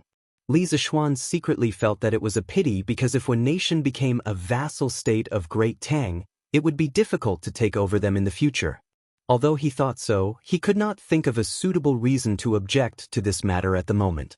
He could only watch as Li Er happily accepted vassals. Chapter 1157. Translator, Endless Fantasy Translation Editor, Endless Fantasy Translation. Inside the Taiji Palace, everyone was beaming with joy because the Tang Empire had gained another vassal state today. The Big Brother King was also smiling, but there was a hint of inexplicable meaning in the corner of his eyes. After the hall quieted down again, the Big Brother King continued to bow to Li Er. Your Majesty, I have admired the culture of the Tang Empire since I was a child. Now that Wanation is a vassal state of the Tang Empire, I would like to stay in Chang, and for half a year to learn the classics, articles, systems, and laws of the Tang Empire so that I can use them to govern the people of Wanation in the future. I hope your Majesty will allow it. This change of address was really fast. A moment ago, he called himself by his name. Now that Wanation had become a vassal state of the Tang Empire, the Big Brother King immediately called himself a subject. It was said that when Li Shaogong led the army into the capital of Fanio and wiped out the Su family, there was no longer any dispute over the successor to the throne of Wanation. Therefore, the Big Brother King's words were not overstepping his authority. Li Zishuan narrowed his eyes and thought that the fox's tail had finally been revealed. It turned out that the Big Brother King had spent so much effort to learn the advanced culture and systems of the Tang Empire. Li Zishuan did not care about the classics and articles at all, but he was afraid that the big brother king would secretly learn the advanced production technology of the Tang Empire. Li Zishuan was about to object, but Li Er was faster than him. "Ha! I allow it. I will also give you a house on Chongren Lane." How could Li Er, who was in the midst of joy, think of so many twists and turns? Moreover, the big brother king was willing to stay in Chong, and for half a year. This was undoubtedly expressing his loyalty to the Tang Empire. How could Li Er disagree? Li Zishuan sighed helplessly. It was too late to say anything now. The big brother king happily stepped forward and thanked him. "Thank you, Your Majesty." Accepting one nation as a vassal state was a pleasant surprise. The court meeting continued in an orderly manner until it was close to noon. Many people were so hungry that their stomachs were growling. It was not a good sign to go hungry on the first day of the new year. Thus, as soon as Li Er announced the end of the morning assembly, the civil and military officials immediately went back to their respective homes. "I've been grounded at home recently, so I can't visit my uncles one by one. I'll just stay here and wish you a happy New Year's. I wish you all good health and good luck." After leaving the palace, Li Zishuan cupped his fists and smiled at Qin Qiong, Qing Yaojin, Yu Qijingda, Niu Jinda, Li Jing, Li Shaogong, and the others. It wasn't that he didn't want to go door to door to pay his New Year's greetings, but he had to stay at home. "Ha! Little Xian, we all understand your situation. You don't have to be so courteous," Qin Qiong said with a gentle smile. "Ha! You're slacking off, using the imperial edict as an excuse to not pay us a New Year's greeting. Then we'll have to go to your house for a big meal later. When the time comes, if you have any good dishes, don't hide them." "Oh, I don't want anything else, just hot pot."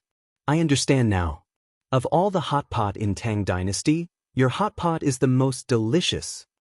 Cheng Yaojin patted Li Zishuan's shoulder and said with a look of dissatisfaction. Li Zishuan said straightforwardly, "Uncles, if you're willing to be my guests, I'll welcome you with open arms.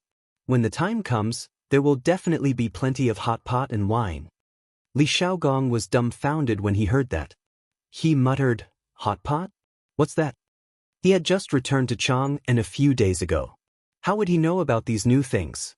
Speaking of which, he had only noticed the new coal stove and honeycomb briquette in Chang and city on New Year's Eve. Yu Qijingda licked his lips and said greedily, "Ha! Shaogong, this hot pot is a kind of peerless delicacy. When you try it, you'll never forget it for the rest of your life." Niu Jinda, Li Jing, and the others nodded in agreement.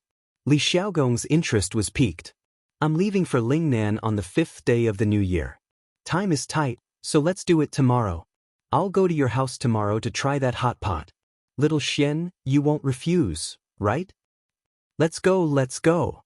The group of old foodies, led by Cheng Yaojin, immediately started to coax him shamelessly. Li Zishuan had no reason to refuse. "Of course, I don't have any objections. Uncles, you just have to come to Yunshan tomorrow. Little Xian, I heard that you had a conflict with the king of Lu?" After everyone agreed on the date of the gathering, they went back to their own homes. Cheng Yaojin purposely followed Li Zishuan behind and whispered to him when he saw that there was no one around. Li Zishuan's heart skipped a beat. He nodded and admitted, "I did have a conflict with him last night. I beat up all his servants." Then, Li Zishuan told Cheng Yaojin about the situation at that time in detail.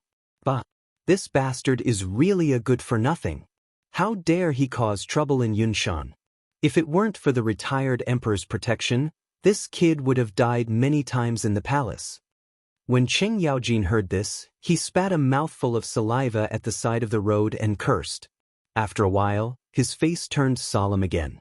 "Shao Xian, King Lu is a very petty and vicious person. I heard that many eunuchs and palace maids in the palace died directly or indirectly in his hands. Last night, you beat up his servants in front of so many people. With his personality, he won't let it go easily. So, you must be careful in the future." Li Zishuan's heart sank. He then said gratefully, "Thank you for telling me this, Uncle Cheng. I will definitely be careful." Cheng Yaojin nodded. After a while, he patted Li Zishuan's shoulder and said, "But little Xian, you don't have to be too afraid of him. Even if that kid uses the retired emperor to suppress you, so what? The retired emperor was nothing more than a decoration in the imperial palace. Who will listen to him? The emperor?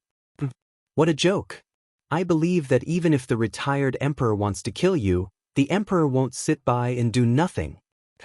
I don't believe that the retired emperor doesn't remember the incident at the Black Tortoise Gate at all. If he dares to make a move on you, we'll see if the emperor, old Cheng, and your other uncles will agree or not. Li Zishuan's expression changed. Old Cheng's words were really too bold. If others heard it and it reached Li Er's ears, old Cheng would definitely not have a good time. However, this also proved that old Cheng really treated Li Zishuan as a family member. Otherwise, he wouldn't have said such heartfelt words. Hearing this, Li Zishuan's heart warmed.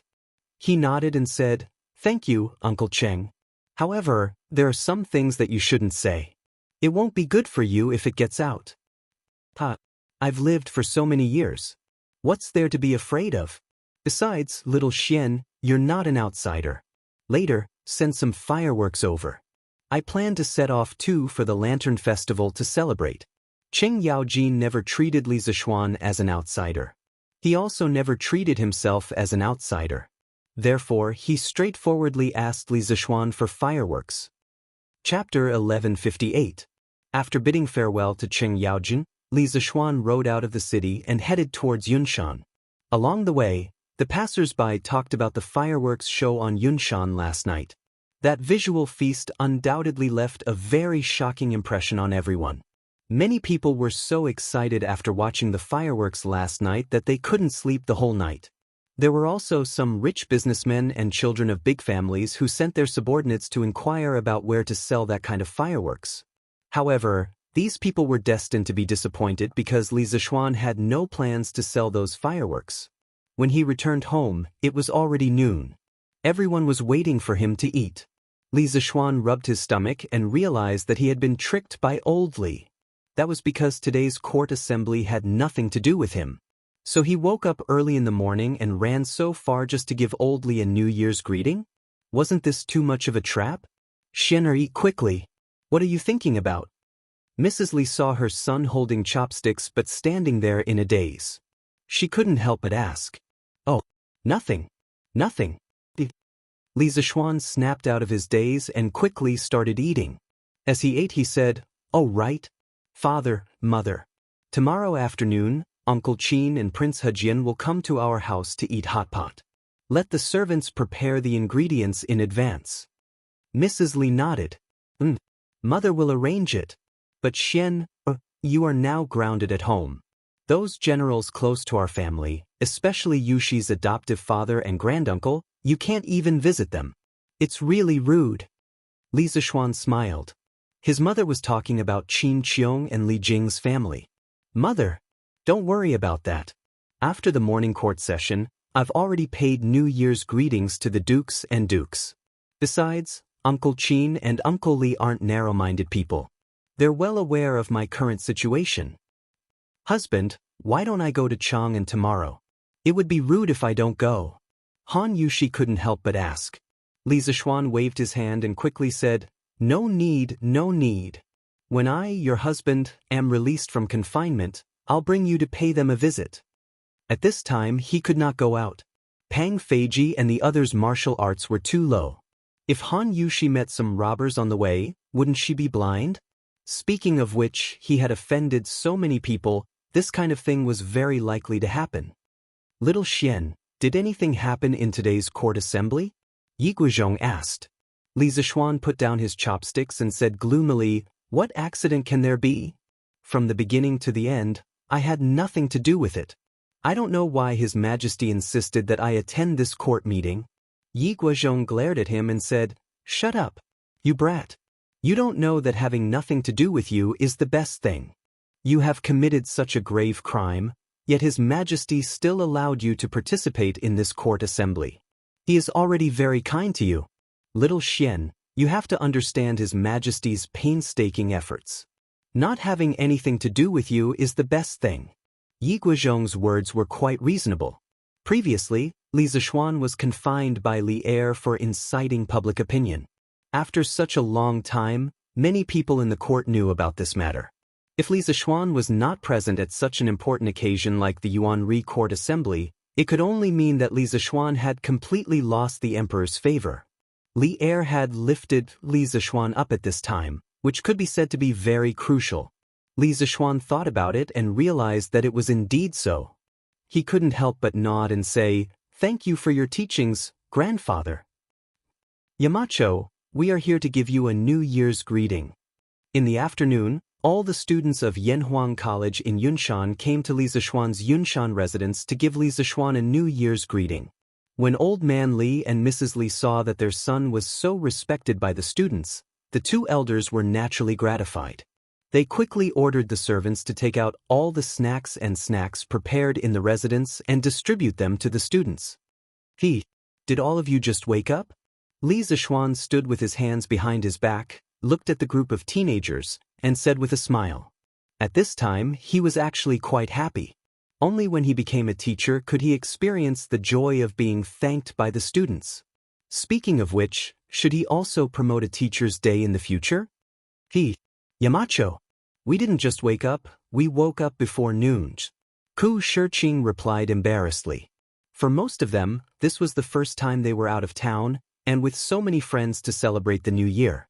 When there were so many people together, of course, it was very lively. After the fireworks last night, they went crazy until 5 o'clock before going to bed, so naturally, they woke up later. For scholars, sleeping in was, of course, a shameful thing, so when they heard Li Zixuan say that, their faces were more or less unnatural.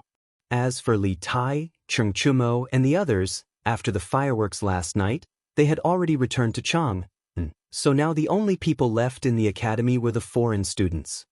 It's the new year, sleep if you want. Before the new year, you all were busy running around for the Nuan Tang Foundation, so take this opportunity to rest more. Li Zixuan waved his hand, not minding it at all. After chatting with the students for a while, Li Zixuan looked in the direction of Li Gang's residence and said, "All right, I won't keep you anymore. Since it's still early, you all should go and give Mr. Li Gang and Mr. Mo a New Year's greeting." Sir. The students responded and left the Li family's front yard one after another. Then, they majestically headed towards Li Gang's side yard. Hey, this bunch of brats, can't they come one by one if they want to give New Year's greetings? Why do they have to gather together? The courtyard is about to explode. Li Zixuan looked at the huge group of people and couldn't help but grumble softly. Han Yushi slapped Li Zixuan's arm and chuckled. "Hubby, you're obviously not saying what you mean. With so many students coming to see you, you must be happy inside."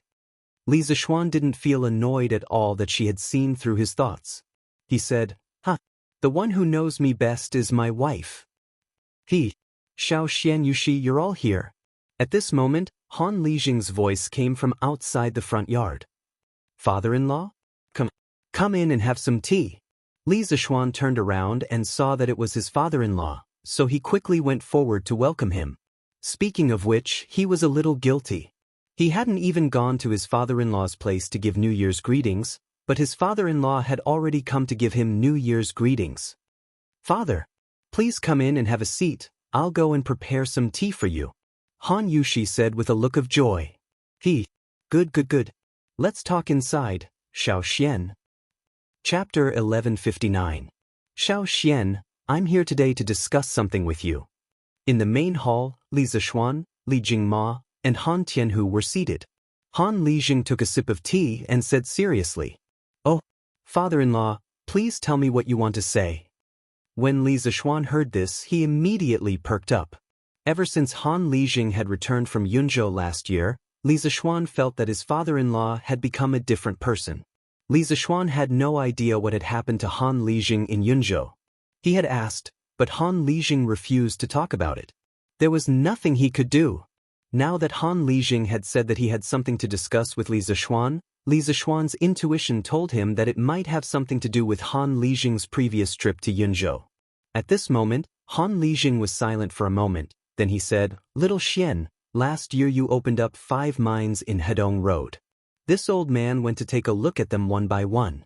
Generally speaking, each mine brought great benefits to the surrounding citizens, because the citizens could work in the mines to support their families. But as far as I know, the mines also brought a lot of trouble to the people around it. Trouble? What trouble? Did someone get into an accident in the mines? Li Zishuan frowned. He had a bad feeling about it, so he quickly asked. Father Li, who was beside him, also looked nervous.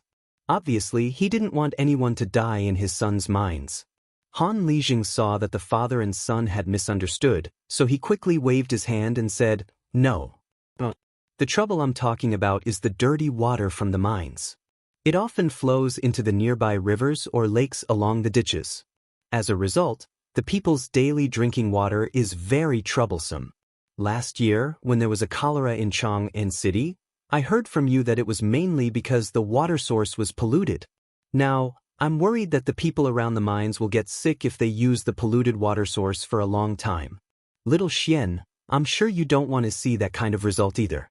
That's why I'm telling you, so that you can make plans early." Li Zishuan's heart skipped a beat. It turned out that there was a problem with the sewage discharge from the mine. At the same time, he couldn't help but secretly praise his father-in-law for being so meticulous. He could actually foresee the negative effects of the mine on the environment. No one else had such foresight. Xian, your father-in-law is right. This problem had to be solved as soon as possible. Otherwise, if something happened, it would be too late. It will also ruin your reputation. Li Xiqing's father chimed in. Li Zishuan nodded. After pondering for a moment, he said, "This is indeed a problem. Father-in-law, I have an idea here.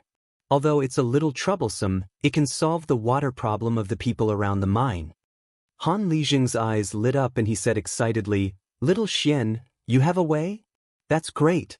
Tell me about it." Li Zishuan frowned and ordered, "Shao He, bring me a pen and paper." "All right, young master." Shao He's assent came from outside. After a while, the young maidservant brought in a piece of white paper and a pencil. Li Zishuan took the paper and spread it on the table. As he drew, he said, "First of all, we have to dig a sewage treatment pond between the mine and the river.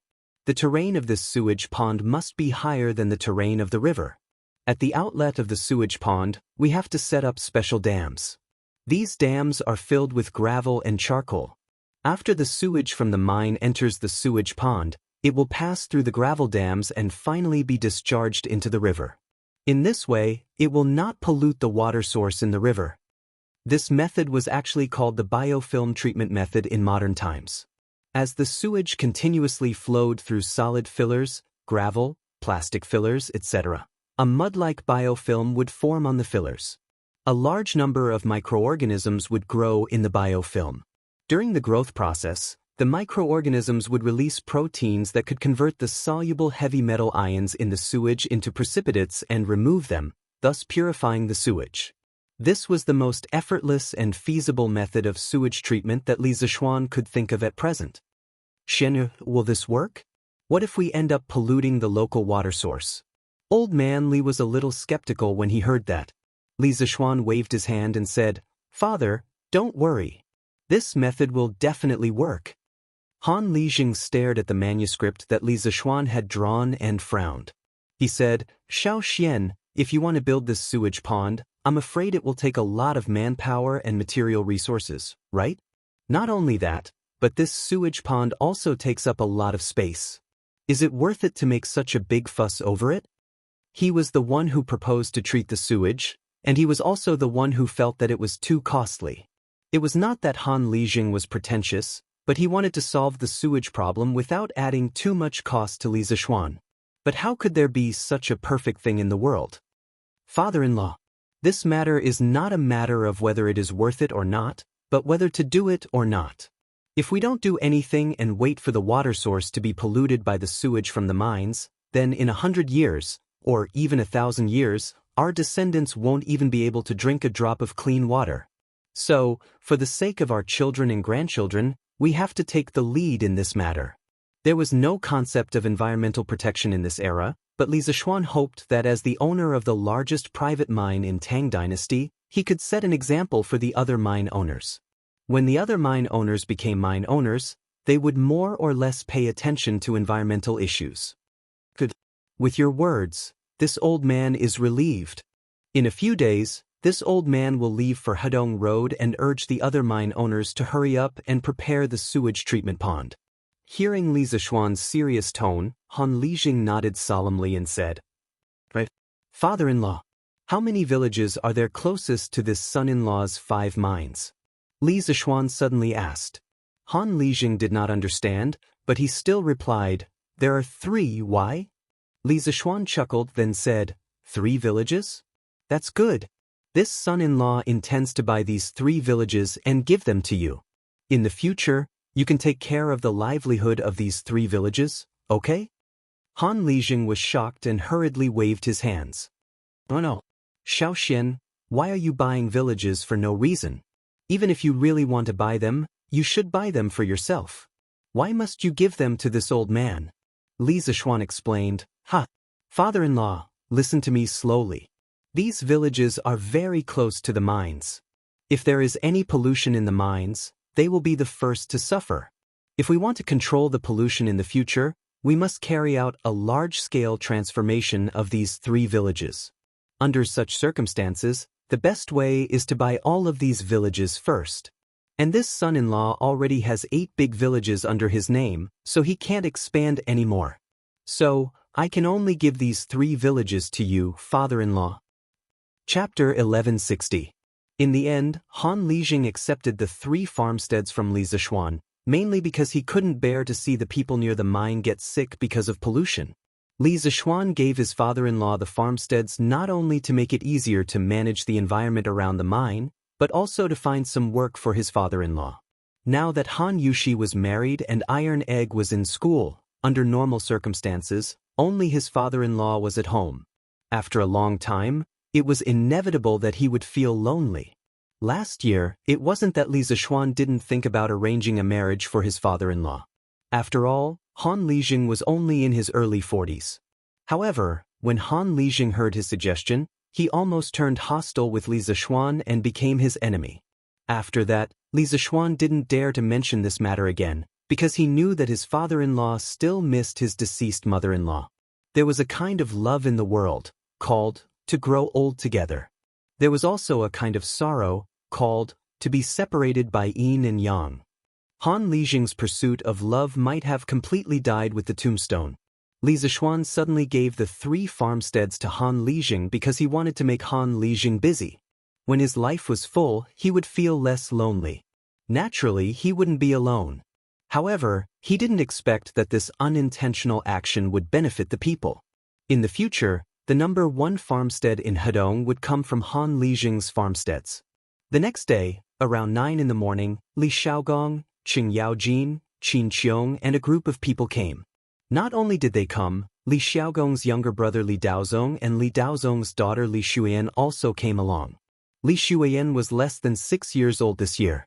When the fleet went out to sea last year, Li Zishuan saw her along the Ba River when he saw Li Xiaogong off.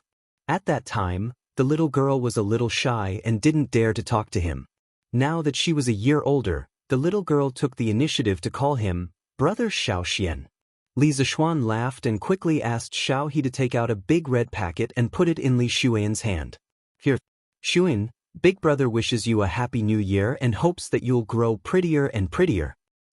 "Thank you, Brother Xiaoxian." The little girl was so happy that she revealed 2 cute rabbit teeth. Coupled with her snow-white fluffy jacket, she looked like a little angel. This was the future Princess Wenqing. What a cute little girl. Now that I'm here, I'm determined not to let those 2 barbarians snatch her away. Li Zishuan thought with mixed feelings. At this moment, Lun realized that a young lady younger than her had come to the house. She was instantly excited and began to act like an elder sister. She brought Li Shuyan, who was visiting Cloud Mountain for the first time, out for a walk. Li Zishuan smiled. He was not worried about the safety of the 2 little girls. The entire Cloud Mountain was his territory. No one could hurt his family. Maryong, then, this prince heard that there are delicacies here and came uninvited. Please don't blame me. Li Daozong watched as Li Shuiyan was taken away by Lan. Then he looked at Li Zishuan and joked with him. Actually, he was not willing to come this time. After all, Li Zishuan did not invite him. However, he could not take advantage of little Shuiyan's pleading and acting cute, and had no choice but to come. This was because he was very close to Li Xiaogong's residence. Moreover, Li Shuiyan liked to visit Li Xiaogong's house since she was young. Of course, she knew that Li Xiaogong was coming to Cloud Mountain for a banquet today. Therefore, for the sake of his daughter, Li Daozong had no choice but to be thick-skinned and come for a free meal. "Ah, what are you saying, Prince of Jiangxia? It's rare for you to come to Cloud Mountain. I can't wait to welcome you. How can you blame me?" Li Zishuan cupped his fists and smiled. Then he called out, "Uncles, don't stand outside. Come in and take a seat." Everyone nodded. Under Li Zishuan's lead, they entered the courtyard and came to the main hall. Qin Qiong and Qing Yaojin had been here before. They were still fine. However, Li Xiaogong, Li Daozong, Yuqi Jingde, and the rest were all deeply shocked by the luxurious, clean, and unique decorations in the room. They did not expect this Cloud Mountain courtyard to not only look unique from the outside, but also be so luxurious and grand inside. Looking at this house, I want to exchange my residence with Mark Yong-ing. Li Daozong looked around, rubbed his chin and sighed. Li Xiaogong agreed. "Ah, Daozong is right. This house is bright and grand. I don't know how it was built. It looks more comfortable than my residence." "Huh, you must be joking. It's just a small courtyard. How can it be as good as you make it out to be? Uncles, please take a seat here. The ingredients are all prepared and will be ready soon."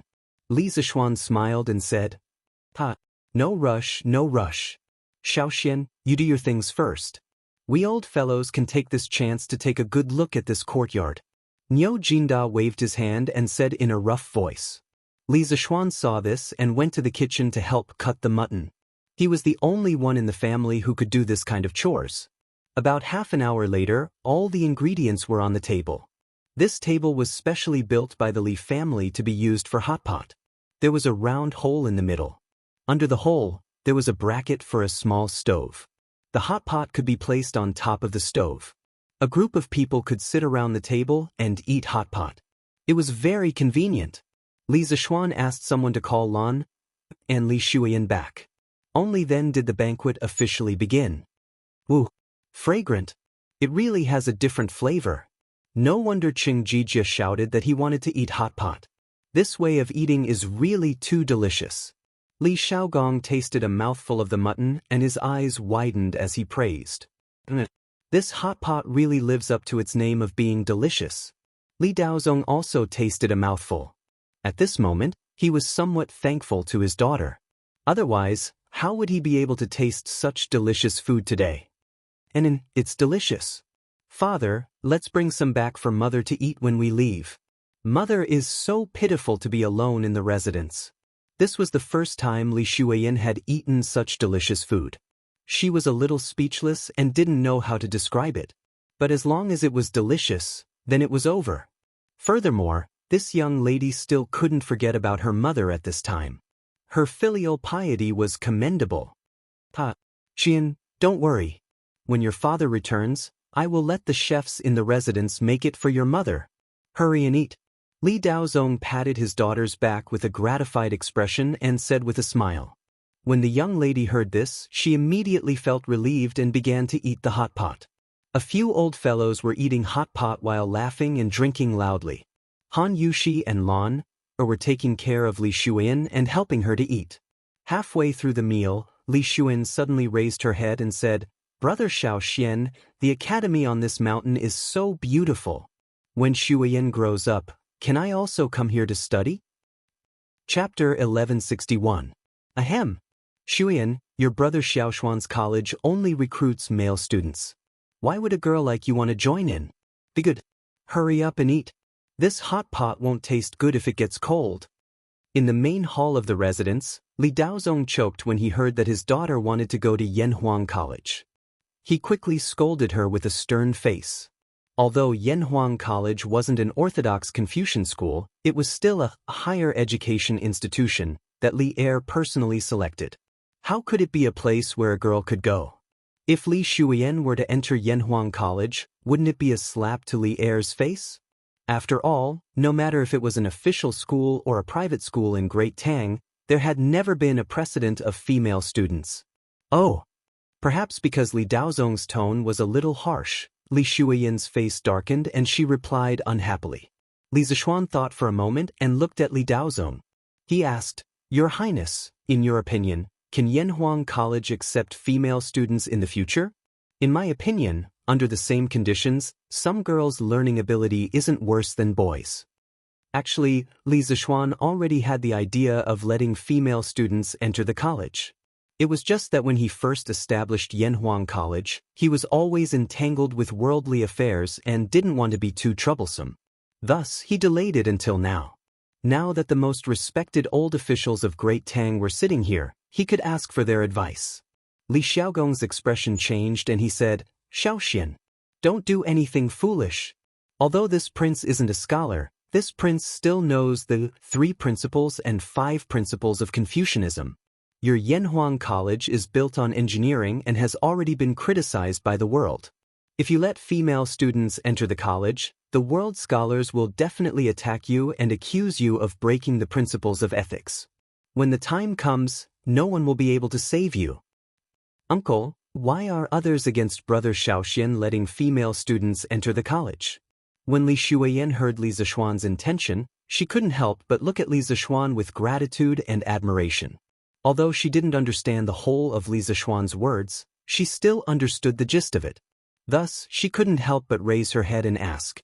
When she asked, her bright and beautiful face was full of grievances. It was very lovable. "Shun, you're still young. You'll understand when you grow up." Li Xiaogong shook his head and didn't explain.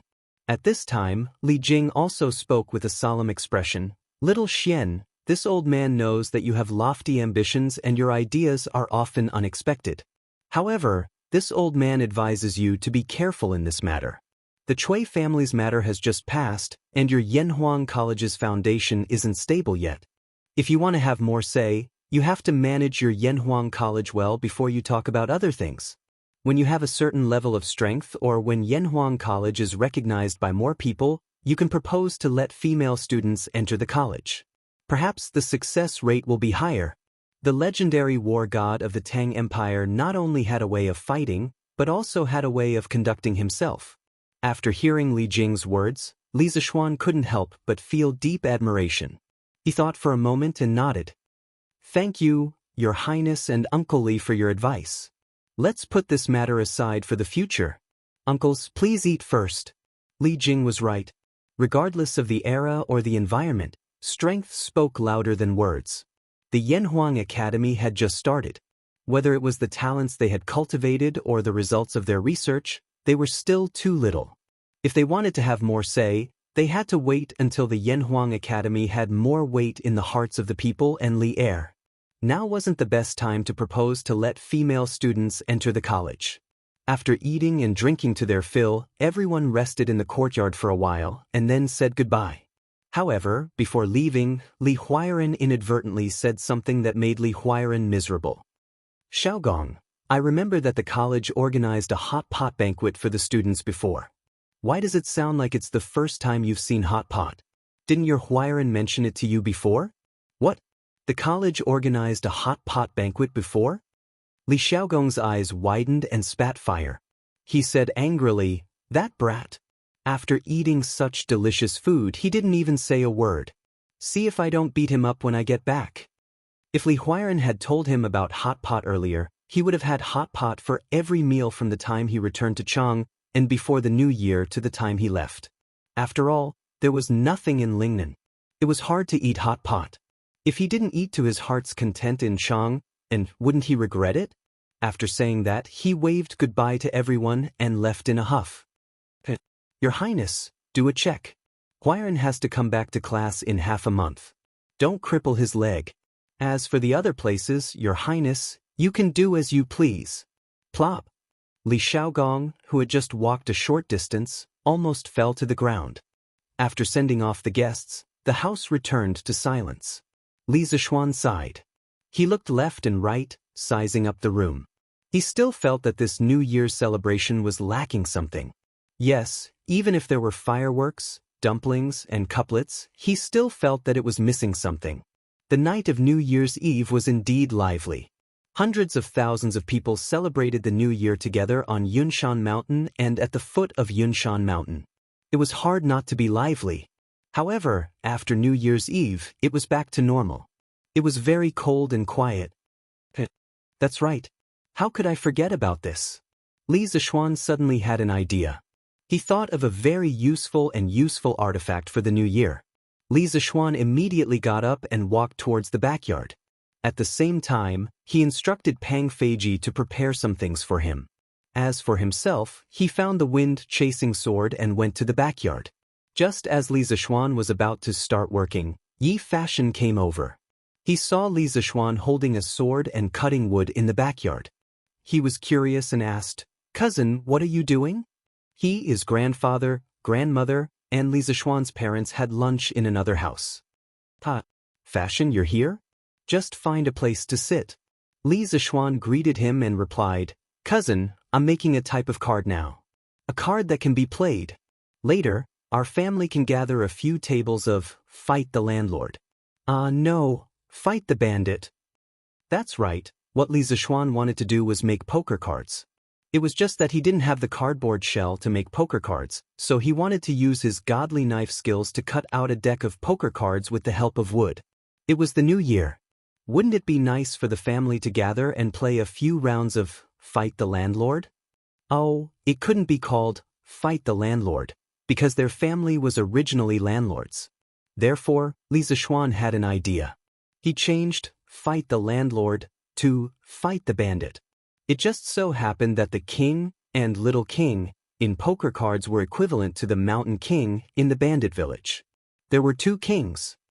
Chapter 1162. Bandit fight? Cousin, how do we fight this? Back at the Yunshan villa, Yi Fashion was looking at Li Zishuan's wooden planks that were thicker than paper. He frowned and asked, Everything has its own rules.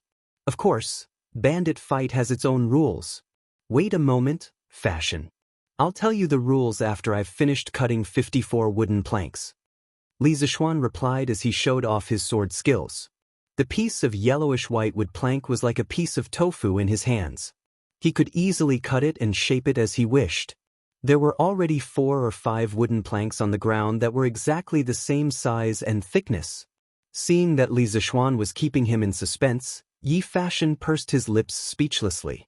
About half an hour later, the number of yellowish-white wooden planks on the ground increased. Yi Fashion suddenly thought of something and asked, "Cousin, are you trying to copy the leaf trick onto the wooden planks?" Li Zishuan could not help but be stunned. Leaf trick? What was that? He had never heard of it in his previous life. There was no such thing in this body's memory either. Well, he could not be blamed. His previous life had gone to Dragon Tiger Mountain to learn martial arts when he was very young. He might be familiar with Taoist classics, but he knew very little about Confucian classics. Fashion, what is leaf trick? Li Zishuan could not figure it out after thinking for a while, so he asked. Cousin, you don't know about leaf trick? This time, it was Yi Fashion's turn to be stunned.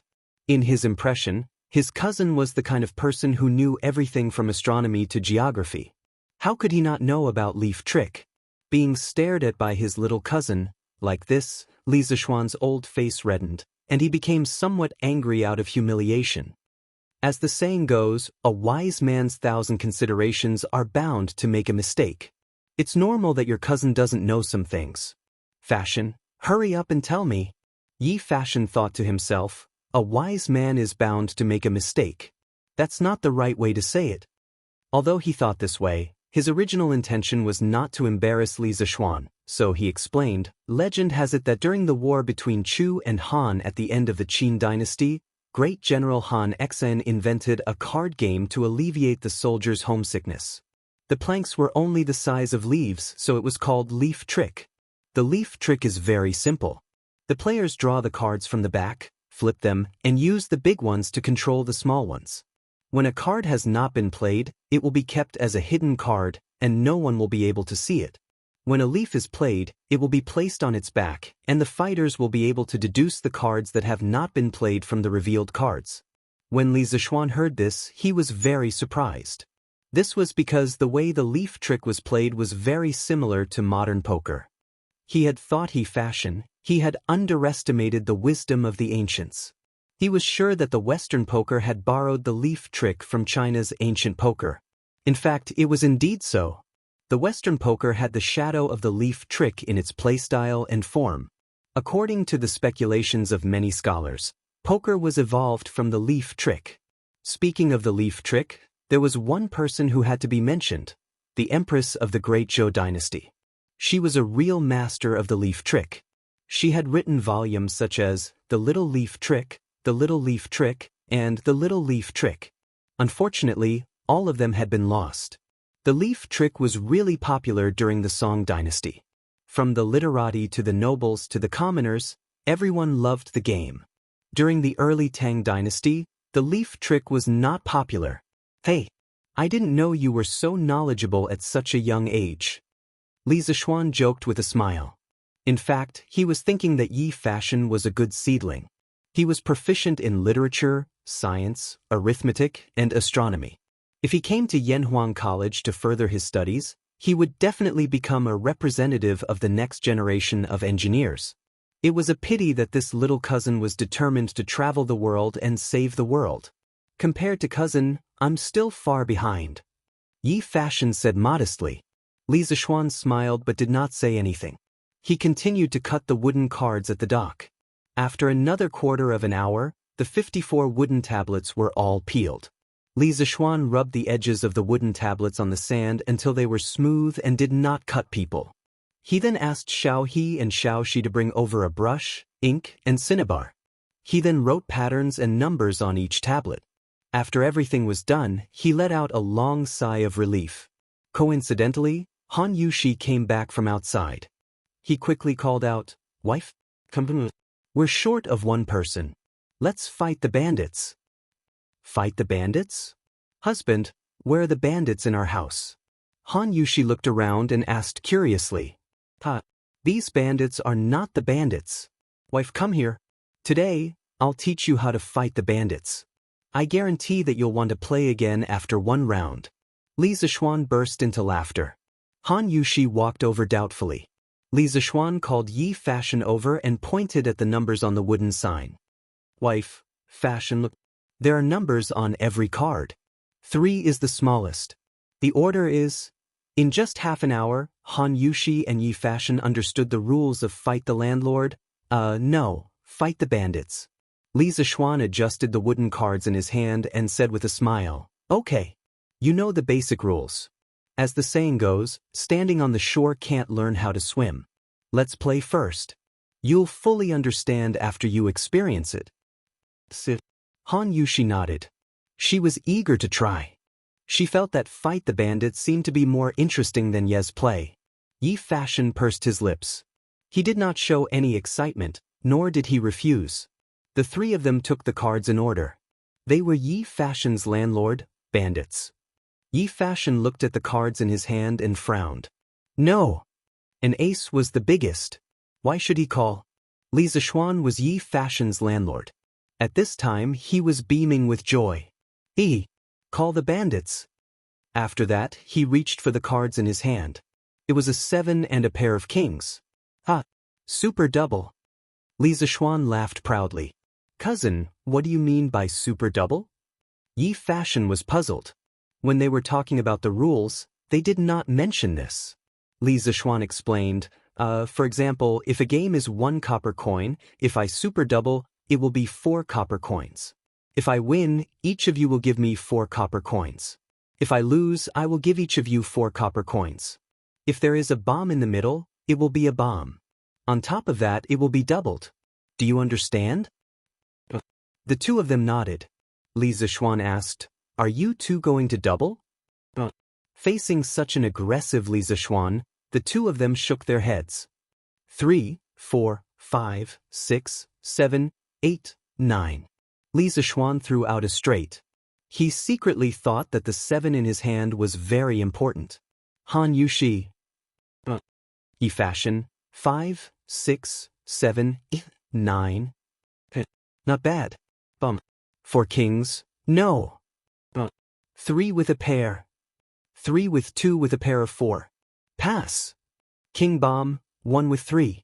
Haha, a total of 16 times. Come. 16 copper coins each. Chapter 1163. Bandit. Super double. No double. 3 lead a pair. 3 lead a pair. Straight. Bomb. King bomb. After playing bandit fight once, Han Yushi felt the charm of it and suddenly became uncontrollable. In the main hall, the 3 of them were in full swing on the card game. Planes and bombs flew together, and straight and even pairs danced together. The scene was very lively. Gradually, Yi Fashion was also a little addicted. This was because he realized that bandit fight was not just a game. In addition to relying on luck, it also depended on skills. In his opinion, if he wanted to win, he needed to use tricks to play the card game. In order to make the opponent play the cards in the way that was most beneficial to him, he would do anything from the playing skills to the mental level to deal multiple blows to the opponent. Besides, cooperation was the essence of bandit fight. Through tacit cooperation to play a card game, one could understand the true joy of bandit fight. Based on this understanding, Yi Fashion's bandit fight skills became better and better.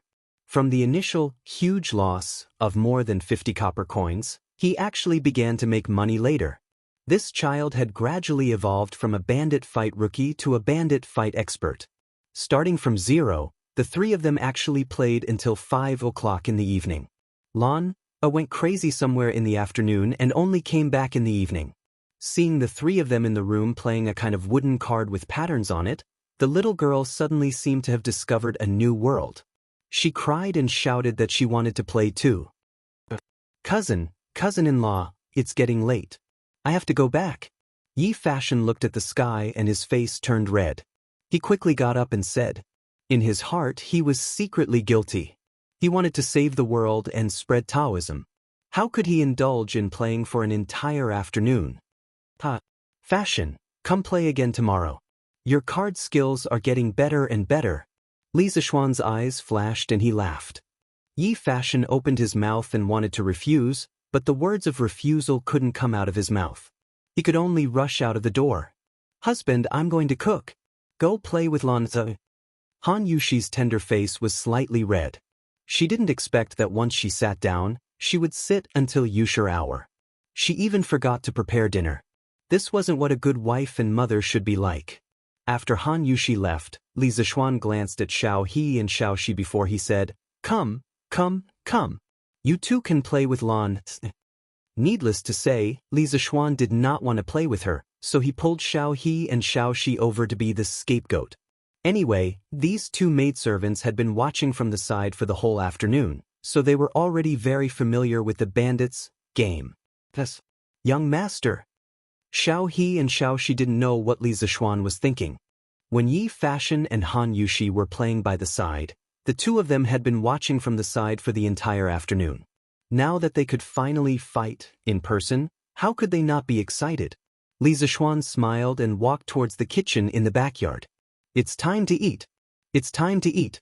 Xiao He, put away the cards. Lan, wash your hands and come over to eat. Half an hour later, Li Zishuan came from the backyard and shouted. The 2 maidservants quickly got up and went to the kitchen to help serve the dishes. Lan reluctantly put away the wooden cards and walked to Li Zishuan's side and said excitedly, Brother, this bandits game is so fun. Lan, just 1-2 coins, isn't it awesome? Awesome. Go and wash your hands. Li Zishuan rubbed his sister's head and said unhappily. Then brother, after dinner, can you and sister Yushi accompany Lan to play bandits again? This girl was obviously addicted. Sleep after dinner. You little gambler. Li Zishuan stared and pretended to be strict. Brother is so petty. Lan stuck out her tongue, made a face, and ran away like a wisp of smoke. 2 days later, the students who lived in or near Chang and began to return to school. Although it was not time for school to start, the students who were used to staying in the academy were naturally not used to returning home. They were not used to going to the toilet because there was no toilet paper. Even if there was toilet paper, they would not be used to going to the toilet because the latrines at home were not as clean as those at the academy. They were not used to eating because the dishes at home had a familiar taste, but the dishes at the academy were undoubtedly better overall. They were not used to sleeping because there was no banter with their dormitory mates at night. Therefore, on the fourth day after New Year's Eve, many students had returned to the academy from home. Li Tai, Li Ku, Sun Zifan, Chung Chumo, Iron Egg and the others had all returned to the academy today. After returning to Yunshan, these people naturally had to come to the Yunshan residence to visit Li Gang and Li Zishuan. When they arrived at Li Zishuan's house, they inevitably bumped into Li Zishuan, Yi Fashion and Han Yushi playing bandit fighting. Yi Fashion had been completely obsessed with bandit fighting for the past 2 days. His consciousness told him not to indulge in it, but he could not help but come over every day. Therefore, Li Zishuan's house gradually expanded from 1 table of cards to 2 tables, then 3 tables. Li Zishuan had cut 2 more sets of wooden cards in the past 2 days. Otherwise, these 3 tables of cards would not be able to be set up. It's called bandit. Damn. It's a trump card. Ha. Super double. Li Tai was a lucky bastard. His trump card was actually a pair of kings. This guy immediately activated his super multiplier mode. Damn. If I had known earlier, I would have become a bandit. Cheng Chumo almost vomited blood when he saw this. The title of landlord, bandit, was originally his, but he did not dare to ask for it because he did not even have a king in his hand. If you want to blame someone, blame yourself for being such a coward. 3 for 5 pairs. Li Tai smiled proudly and threw out 3 pairs of kings at the beginning of the game. Actually, for him, he did not care about money. It was just a few coins per game. With his current wealth, even if he sat here and lost for a month, he would not feel the pinch. What he enjoyed was the joy in the process of winning money. Every time he picked up a card, it was a surprise and anticipation. Every time he threw out a bomb, it was incomparably satisfying. Every time he threw out a card in his hand, he could not help but cheer. Once you fell in love with this kind of simple happiness, it would be difficult to extricate yourself. Just in time, 7, 8, 9. Li Ku laughed in surprise and threw out the corresponding land card in his hand. He was now addicted to bandit fighting. Cheng Chumo laughed mischievously. Naturally, he would not block his teammates' cards. Li Tai's eyes widened as he said gloomily, F***CK. Little Ku, you are ruthless. I don't want it anymore. You play. Chapter 1164. The 5th day of the 1st lunar month, commonly known as the Broken 5th Day. According to Investiture of the Gods, Jianghu became a god, and his wife who betrayed him was given the title of God of Poverty. In the legends, Jianghu's wife was a very annoying woman who betrayed her husband. After being given the title of God of Poverty, she became even more annoying. No one has ever heard of anyone who likes a God of Poverty, right? Therefore, on the 5th day of the 1st lunar month, people broke her and told her to go back immediately. Broken 5th day means, after breaking all the taboos before the 5th day, all can be broken on this day. Generally speaking, from New Year's Eve to the 5th day of the new year, there were many rules and taboos, such as no cooking, no leaving the house, no speaking inauspicious words, no sweeping and watering, and no opening of the shop. But on the 5th day of the 1st lunar month, all taboos are broken.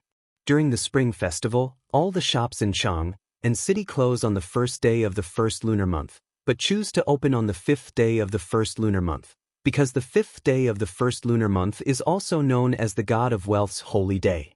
It is believed that choosing to open on this day will bring in wealth and treasures. Just after 9 in the morning, the doors of the east and west markets that have been closed for many days finally opened. The people of Chang and city who have been silent for a long time can finally go to the big shops and buy happily. And now that the new year has just passed, the families who usually have family members who are away on business are still in a state of family reunion. Once the east and west markets open, the whole family can go shopping together to make up for what they owe each other. On this day, Chang'an City is once again glowing with vitality. Cloud Mountain. Today, Li Zishuan did not bandit battle with his family. That was just something he did for fun. For someone like him who had played with all kinds of electronic devices, the attraction of poker cards was not that strong. On the other hand, Li Tai, Yi Fashion, and the others had been quite obsessed with this recently. Yesterday, Li Zishuan had simply given them the 2 decks of cards at home. It is said that last night, the student dormitory of Yanhuang College was very lively. Li Zishuan was too lazy to care. As the saying goes, it is better to let loose than to block.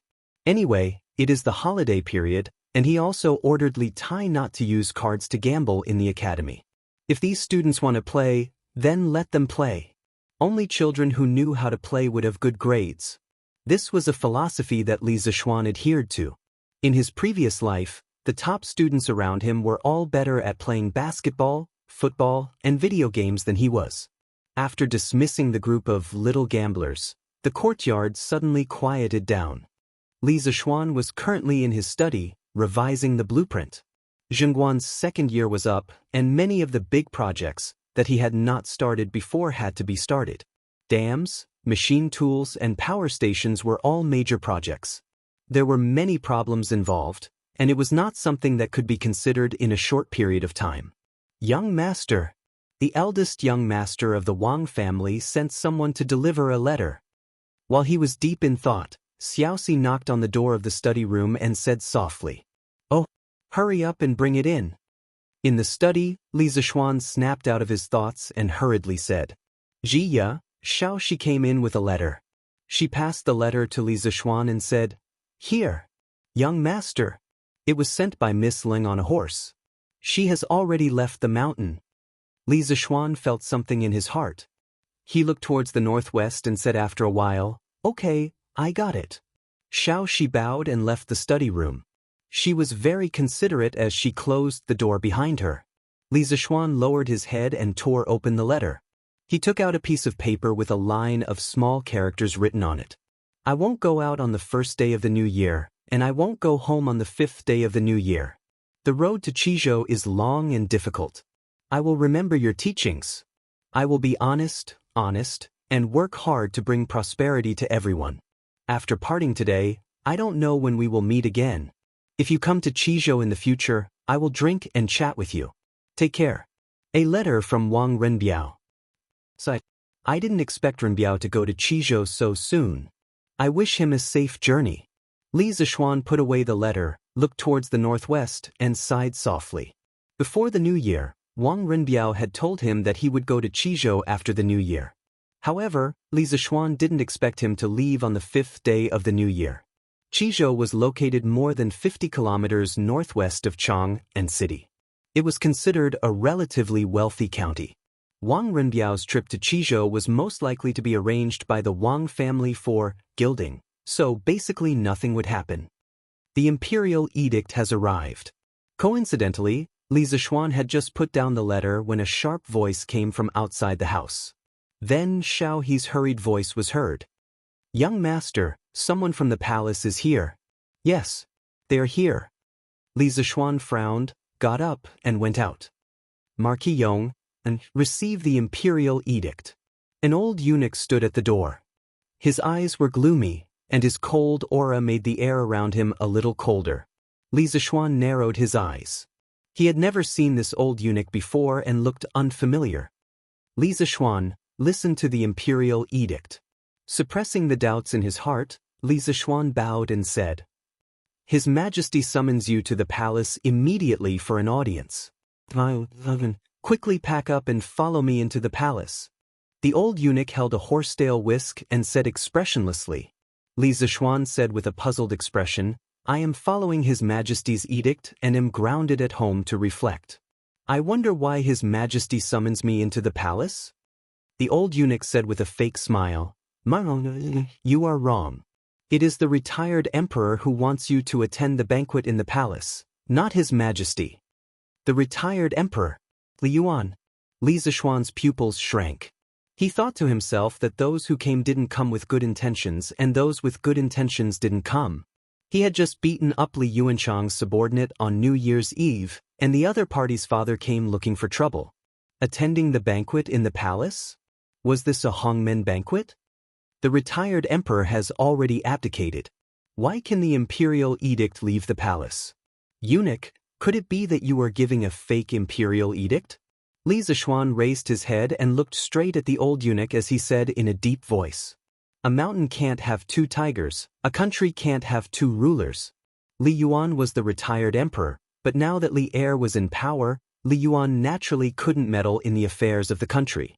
At most, he could only do whatever he wanted in the palace. His edicts, under normal circumstances, couldn't be sent out of the palace. The old eunuch's expression changed. He said coldly, "How dare you? Even if the retired emperor has already abdicated, he is still the emperor. How can you look down on him like this?" When did I look down on him?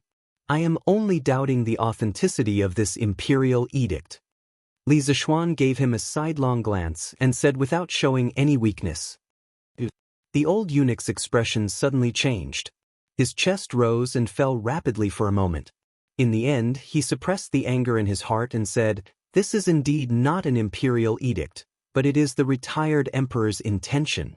The retired emperor wants to invite you, Mark Yong, and to attend the banquet in the palace.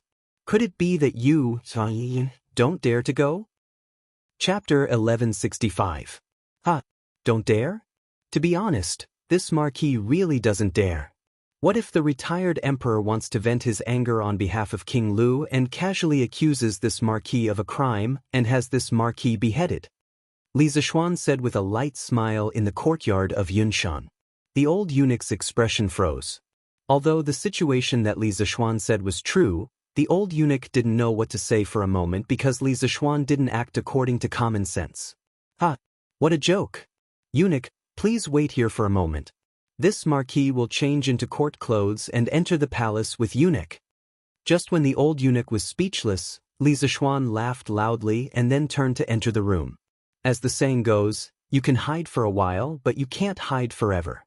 Since he chose to become enemies with Li Yuanchang, then the day of confrontation with Li Yuan would come sooner or later. His words just now were just to test the old eunuch's reaction. Now it seemed that his prediction was not wrong at all. Indeed, after beating the young, the old came. When the old eunuch saw that Li Zishuan was willing to enter the palace, he couldn't help but breathe a sigh of relief because if Li Zishuan didn't want to go no matter what, he really couldn't do anything. First of all, he didn't have an imperial edict, so he didn't have the qualifications to force Li Zishuan to enter the palace. Secondly, if he used force and directly kidnapped him, it was even more impossible. On Yunshan, as long as Li Zishuan didn't want to leave, who in the world could kidnap him? Yunshan with 3 grandmasters in charge wasn't a place that anyone could casually cause trouble.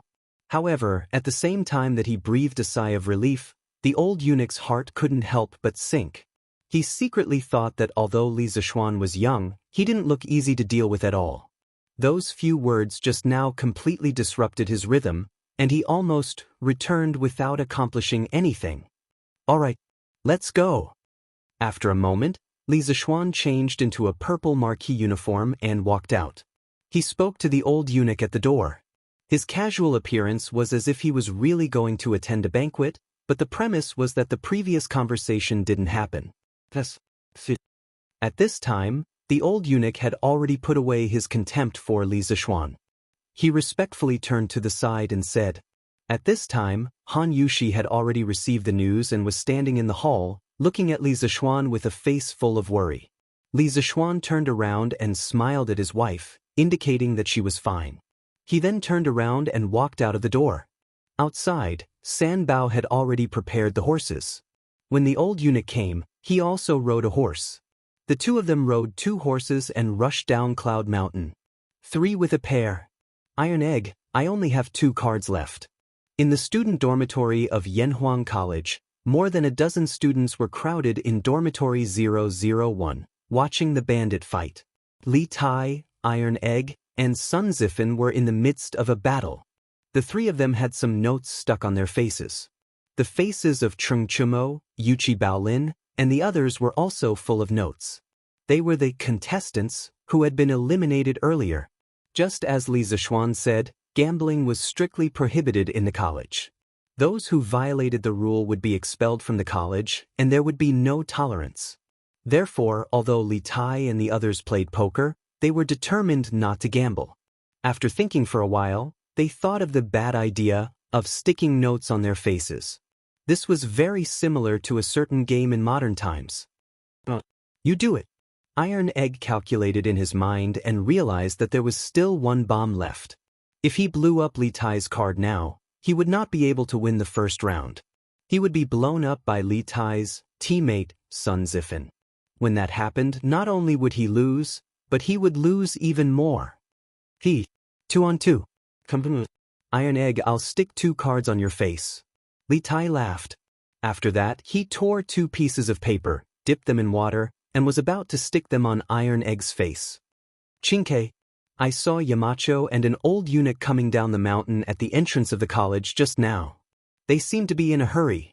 At this moment, Li Yen walked in from outside the dormitory and said, Impossible. Yamacho is still grounded. Li Tai subconsciously wanted to say that it was impossible, but when he thought of the news that Li Zishuan was grounded and that many students of the college did not know, he quickly shut his mouth. At this time, he did not have time to stick the paper on Iron Egg. He turned around and asked, Li Yen, you just said that Yamacho was taken away by an old eunuch. What does that old eunuch look like? Li Yen frowned and thought for a moment, then said, I didn't see him clearly, but he has white hair and white eyebrows. He should be over 60 years old. White hair and white eyebrows. Li Tai's expression changed, and then he said to everyone, You guys play first. I have something to do back in Jianghu. After that, before anyone could react, the little fatty had already rushed out. His speed was definitely the fastest in his life. Because there was only one old eunuch in the palace who was over 60 years old, and that was the old eunuch who had served Li Yuan for more than 10 years, Chao Sishi. Chinke, wait for me. I'll go back with you. At this time, Li Ku also thought of something. His expression changed and he quickly chased out. This way please. In the palace, under the old eunuch's lead, Li Zishuan came to Taiji Palace and then went west, arriving at an independent courtyard. The courtyard had rockery, gardens, pavilions, terraces, and pavilions. It was just like a small paradise in the palace. After Li Yuan became retired emperor, he lived in Taiji Palace for the first few years. It was not until the 4th month of the 3rd year of Zhengguan that he moved out of Taiji Palace and moved to the Tin Palace. In the courtyard, Li Yuan was half lying under the winding corridor, sunbathing, surrounded by a flock of orioles and swallows. He was really happy. An old cow eating young grass. This old fellow is really shameless. Didn't I hear that the old fellow was planning to die of exhaustion in the flowers? Such a happy way of dying. Why didn't he make the best use of his time? Why did he have to come and find trouble with me? Seems like he's treating me as a soft persimmon. When Li Zishuan saw Li Yuan's shameless appearance of enjoying the blessings of multiple wives, he could not help but criticize in his heart. Associating it with the official records, Li Yuan gave birth to 9 younger siblings for Li Zishuan in 2 years. The corner of Li Zishuan's mouth could not help but twitch. They all said stud horses, stud pigs, and so on. But compared to Li Yuan, this old lecher, they were all weak to the max. Father Emperor, Mao is here. There was even a third wheel standing beside Li Yuan. When Li Yuanchang saw Li Zishuan coming over, his face could not help but be delighted. He hurriedly came over and bowed to Li Yuan. At the same time, it was unknown whether this brat did it intentionally or unintentionally. His gaze swept across the chest of a concubine sitting beside Li Yuan without leaving a trace. This brat will definitely be a lecher in the future.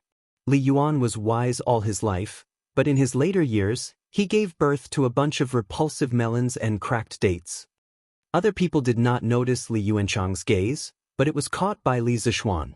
Instantly, a label of scum was pasted onto Li Zishuan's forehead by Li Zishuan. This subject Li Zishuan greets retired emperor. Etiquette still needed to be met. Li Zishuan took a few steps forward, then bowed towards the great Tang's supreme leader in name. Chapter 1166. It's this kid who bullied you? In a courtyard beside Taiji Palace, Li Zishuan hadn't even raised his head when he heard Li Yuan speak. His tone was full of indifference and casualness. Presumably, in the eyes of this former emperor, crushing Li Zishuan to death was as simple as crushing an ant. Father Emperor, it's him. At that time, I only wanted to go up Yunshan to see the fireworks and tell you about it after returning to the palace. But who knew that the Marquis of Yong and relied on his imperial brother's favor to seriously injure 4 of my imperial bodyguards in public? Father Emperor, you have to uphold justice for me. Li Yuanchang immediately changed to an aggrieved expression. He didn't have the slightest bit of manliness on his body. Instead, he was like a coquettish little girl acting coquettishly in front of Li Yuan. Finished speaking, he used the corner of his eye to glare viciously at Li Zishuan. That look seemed to be saying, "Let you be proud at that time? Now I'll make you kneel and beg for mercy." Seeing this, Li Zishuan instantly felt his hands itch unbearably. If it was another occasion, he would definitely beat the shit out of this little bitch. Wasn't he just relying on the fact that he was the 2nd generation of the imperial family? After a few years, when Li Yuan dies, let's see how you can still be arrogant. Kid, you actually dare to bully my son. You really have guts. Drag him out and chop him up to feed the dogs. Without any interrogation process, he directly sentenced Li Zishuan to death. Hearing this simple sentence, Li Zishuan's heart instantly surged with hostility. This old thing wants to chop me up and feed me to the dogs? Isn't this too unreasonable? Regardless of whether he committed a crime or not, even if he beat up Li Yuanchang's subordinates for no reason, it's impossible for him to be beheaded. Li Yuan's unreasonable sentence, the civil and military officials of the imperial court wouldn't agree. Li Er wouldn't agree. The Tang dynasty law wouldn't agree. As the person involved, Li Zishuan would even more disagree. He originally thought that Li Yuan would give him a chance to explain. Who knew that the other party didn't even look at him from beginning to end and directly wanted to chop off his head? Simply going too far. Here. At this moment, 2 strong women appeared. Yes, they were really like iron towers. They were even stronger than most men. They were just like some sumo wrestlers in Japan in his previous life. 2 strong women walked over from the side and grabbed onto Li Zishuan's arms. They wanted to drag Li Zishuan out and behead him, but the first time, it did not move. The second time, it still did not move.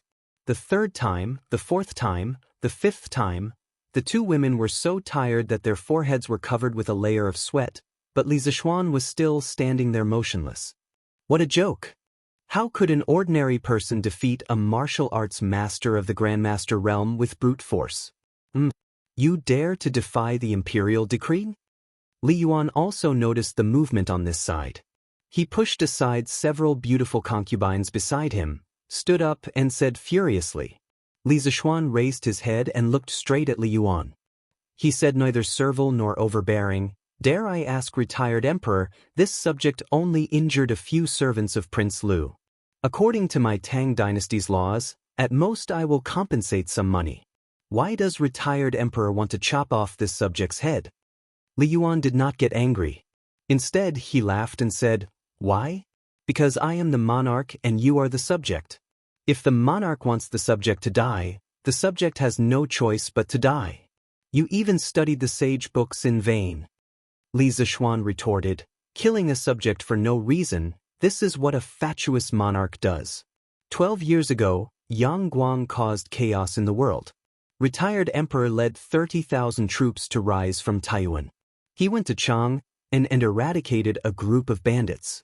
The world is one, the will of the heavens is secondary, the people's hearts are united. It can be said that his meritorious service is unparalleled and splendid for 1,000 years. This subject believes that with retired emperor's wisdom, he will definitely not indiscriminately kill a meritorious subject. Speaking also needs to be skillful.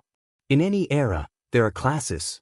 Facing the ruling class of feudal society, if one does not talk about strategy and blindly acts recklessly, no matter how high one's martial arts is, there will only be one road to death in the palace. Listening to Li Zishuan talk about the events of the past, Li Yuan's old face that was somewhat pale due to excessive indulgence in debauchery became rosy at this moment. He closed his eyes and stood with his hands behind his back. In his mind, he could not help but recall the years of the Sui dynasty, that period of extraordinary time when he and the 18 rebellious princes fought for the throne. In the end, he took a deep breath, looked at Li Zishuan and said with a smile that was not a smile, "You brat, you really know how to talk. No wonder Erlang would think highly of you." His tone was already not as intense as before.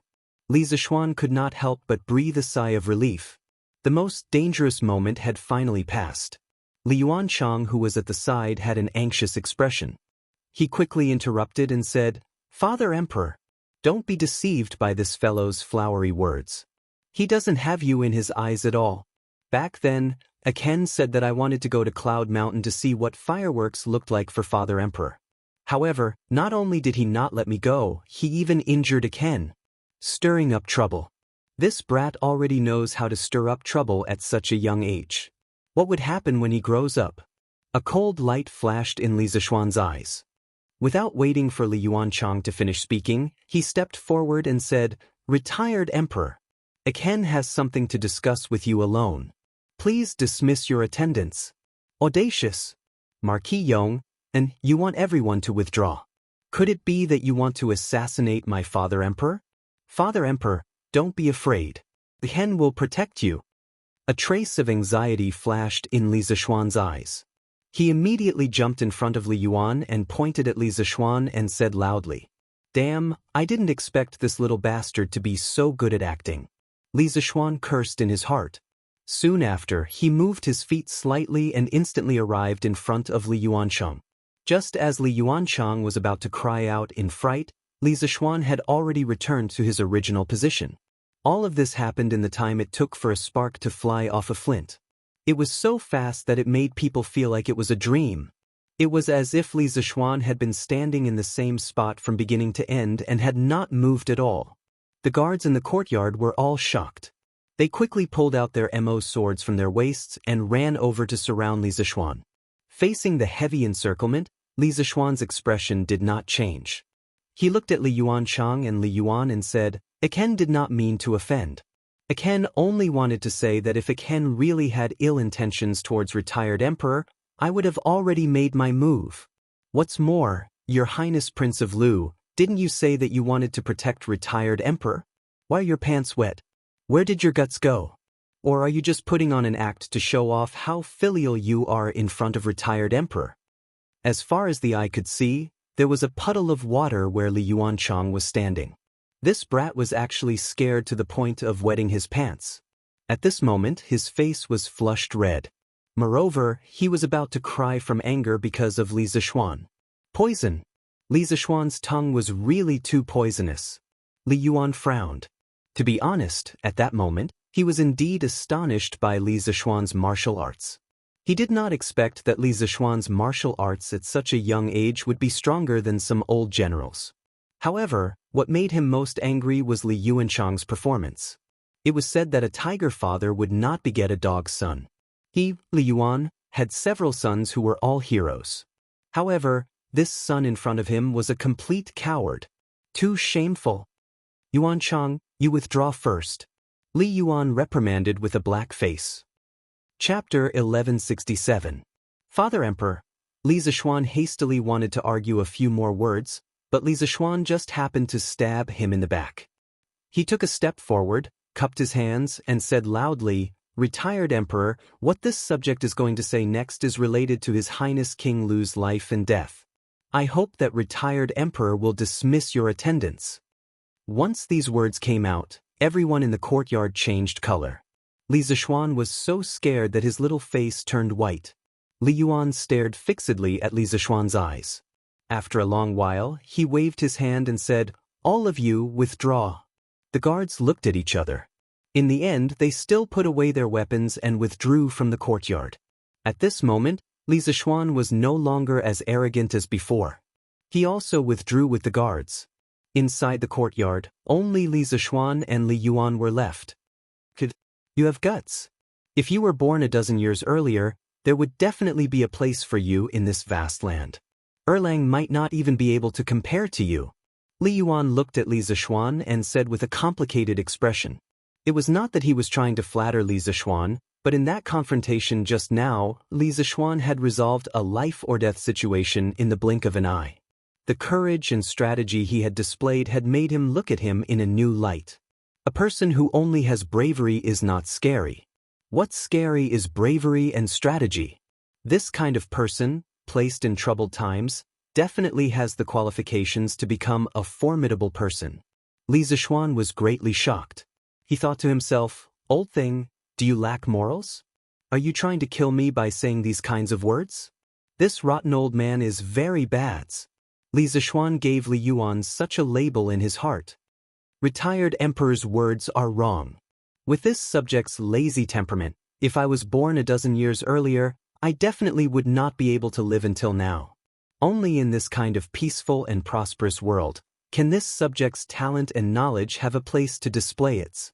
Li Zishuan criticized for a while in his heart, then he hurriedly stepped forward and said, regardless of whether or not there were eyes and ears in the surroundings, and regardless of whether or not Li Yuan's words were deliberately probing, in terms of basic political standpoint, he must stand in the right position.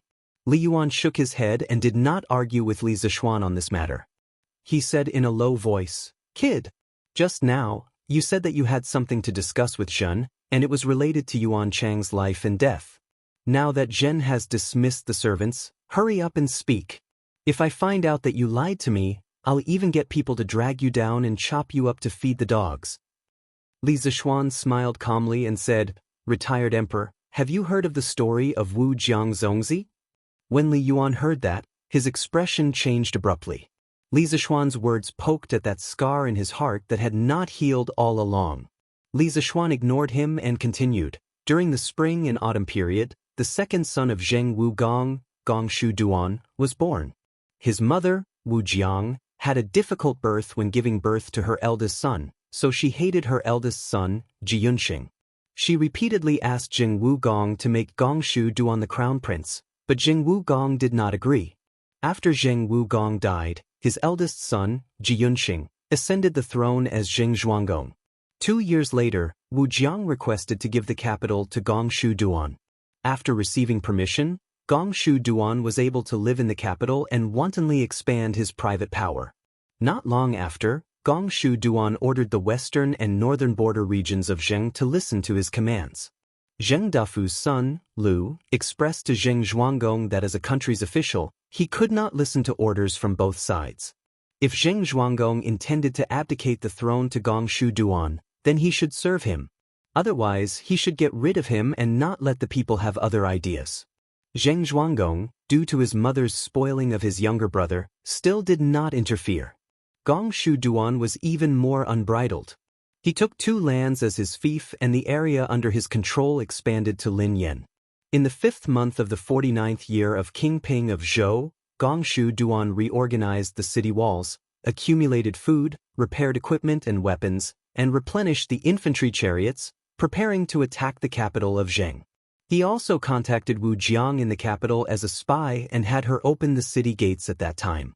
When Zheng Zhuanggong heard the date of Gongshu Duan's attack, he ordered Zheng Dafu's son, Lu, to lead 200 chariots to attack the capital city. Gongshu Duan was defeated and fled to Yen. Zheng Zhuanggong led his troops to pursue and win. After that, Gongshu Duan fled to live in Gongyi. Zhuanggong sent out his troops to pursue and kill him. In the end, Gongshu Duan was driven to a dead end and was forced to commit suicide. Silence. After Li Zishuan's voice fell, the courtyard suddenly sunk into a strange silence. Li Yuan stared fixedly at him. His eyes also stared unblinkingly at Li Yuan. His purpose in telling the story was to tell Li Yuan that his excessive spoiling of Li Yuanchang was only pushing him step by step toward the edge of the abyss of death. When he, Li Yuan, passed away one day and could no longer protect Li Yuanchang, if Li Yuanchang was still so jumpy and liked to stir up trouble everywhere, then he, Li Yuanchang, would be the next Gongshu Duan. This was not an exaggeration to scare people. The Li Yuanchang of history, because of Li Yuan's excessive spoiling when he was alive, caused him to forget himself and lose his reverence. As a result, in the 17th year of Zhengguan, together with Du He, Zhao Jie, Li Anyun, and the others, he suggested Crown Prince Li Qingqian to rebel. Hexen Xingji reported the Crown Prince's rebellion, and Li Yuanchang, Du He, Hou Junji, and the others were all beheaded for the crime of rebellion. Imperial Grandfather, have mercy up. At this moment, a clear and melodious female voice, like the chirping of an oriole, broke the silence. Chang'e, who was wearing a thick fur coat, was running quickly towards them. Behind her were Li Tai, Li Ku, and Li Qingqian. Aya! When Chang'e was running in front of the two, she accidentally tripped over a protruding stone tile on the ground, and her entire body was about to crash into the limestone floor in front of her. Princess, be careful. In a flash, Li Zishuan shot forward and arrived in front of Chang'e. He firmly grabbed the latter's shoulder with one hand, preventing her from falling. Brother Shaoxian, you're fine? That's great. Chang'e took a few quick breaths, turned her head to look at Li Zishuan, and said happily. Li Zishuan frowned, because he could sense that Chang'e's breathing was extremely chaotic. When he thought about how this little girl had run all the way here from Chang'e Palace in the middle of winter, his expression changed, and he hurriedly said, Chang'e, don't speak. Quickly calm your breathing and focus your mind. It would have been better if he hadn't said anything, but now that he said it, Chang'e's face instantly turned ghastly pale. She bent over and clutched her chest, and then she coughed violently. She then said with a pained expression, cough, cough, cough. Brother Shaoxian, Chang'e's chest is so stuffy. Puff, puff. As she spoke, her breathing became shorter and shorter, more and more hurried. Chang'e, what's wrong? At this time, Li Yuan also quickly rushed over. He looked at the pale Chang'e and said with an anxious expression. Li Qingqian and Li Tai had only just caught up, and the two of them anxiously said, Chang'e's qi is acting up. Someone quickly call the imperial physician. At this time, how could Li Zishuan still care about the propriety between men and women? What's more, Chang'e was only a little girl. He never had that kind of thought. At the critical moment, he carried Chang'e up from the ground in a princess carry. He said anxiously to Li Yuan, Retired Emperor, where is a warm side room? Chang'e can't breathe in cold air right now, or else her life will be in danger. Li Yuan had always doted on Chang'e. When he heard Li Zishuan's words, his face that was always calm also panicked a little. He pointed at the palace in the north, and as he ran, he shouted at Li Zishuan, Quickly follow Zhen. Zhen's bedroom has heating. Chapter 1168. The biggest taboo for asthma patients in winter was to stay outside for a long time and inhale large amounts of cold air. Chang'e ran all the way from Chang'e Palace to Taiji Palace just now. Her speed was even faster than Li Tai and Li Qingqian. Under such intense exercise, her trachea and lungs would naturally be filled with a large amount of cold air. In addition, the little girl's qi disease had been hidden for a year. Now that it met with such an opportunity, it immediately erupted like a flood and ferocious beast. Illness comes like a landslide. This was Chang'e's current situation. Just a moment ago, she was still a lively and cute little girl. Now, she could only sit on the bed and cough violently. Even breathing was difficult. Imperial physician. Where's the imperial physician? Quickly call the imperial physician. At this moment, Li Yuan's face no longer had the previous indifference and relaxation. He anxiously paced around the room and shouted to the servants in the room. It's useless even if the imperial physician comes. Li Zishuan, who was sitting by the bed and placing his hand on Chang'e's white wrist, hurriedly said, Retired Emperor, Chang'e's qi disease this time is very fierce. I'll first use true qi to help her recuperate. Quickly send someone out of the city to Yunshan to invite Sun Daozhong. Today was the 5th day of the Lunar New Year. Sun Simiao did not go out to do volunteer medical treatment.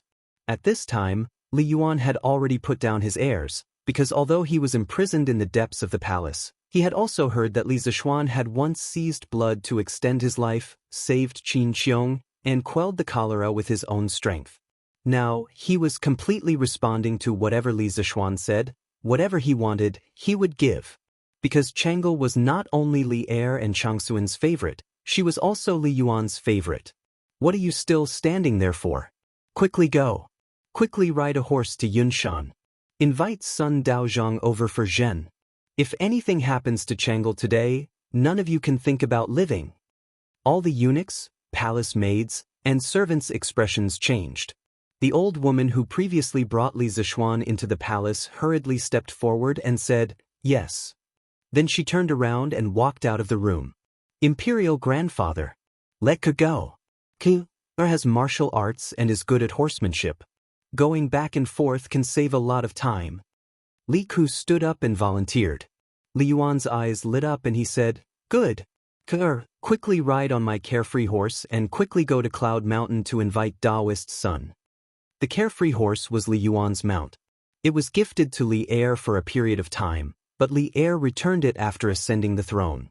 Li Ku solemnly cupped his fists and said, "Yes, father." After saying that, Li Ku rushed out of the house in a flash. On the bed, Chang'e leaned on one of Li Zishuan's hands. She closed her eyes and coughed less violently than before. However, she was still short of breath, as if the air in the room was not enough for her to breathe. Li Zishuan supported Chang'e's back with one hand and massaged a part of her back with the other hand. Of course, he was not massaging through the thick snow fur coat. When they entered the room, Chang'e's coat had been taken off by the maidservants. She was still wearing a white silk undergarment. It was not out of line. "Brat, how is Chang'e now?" Under the critical situation, Li Yuan could not care about those messy things. Moreover, Chang'e was still young. Everyone still treated her as a child. Retired emperor. With the princess's current situation, only Daoist Sun can use the golden needle to guide qi into her body to help her calm down the chaotic yin qi in her body. This subject can only massage the Feng Men acupoint to calm the princess's cough and stall for time for the princess. Everything can only be done when Daoist Sun arrives. Large beads of sweat rolled down Li Zishuan's forehead. A few beads of sweat rolled into his eyes. He only blinked his eyes and did not stop the movements of his hands at all. Just now, he said it was easy, but only he, the person involved, knew how hard it was to do it. Feng Men, also known as hot house, back house, hot house acupoint, belonged to the bladder meridian of the foot. It was the intersection point between the foot's Taiyang meridian and the Du meridian. Feng, the qi and blood of the body were mainly wind.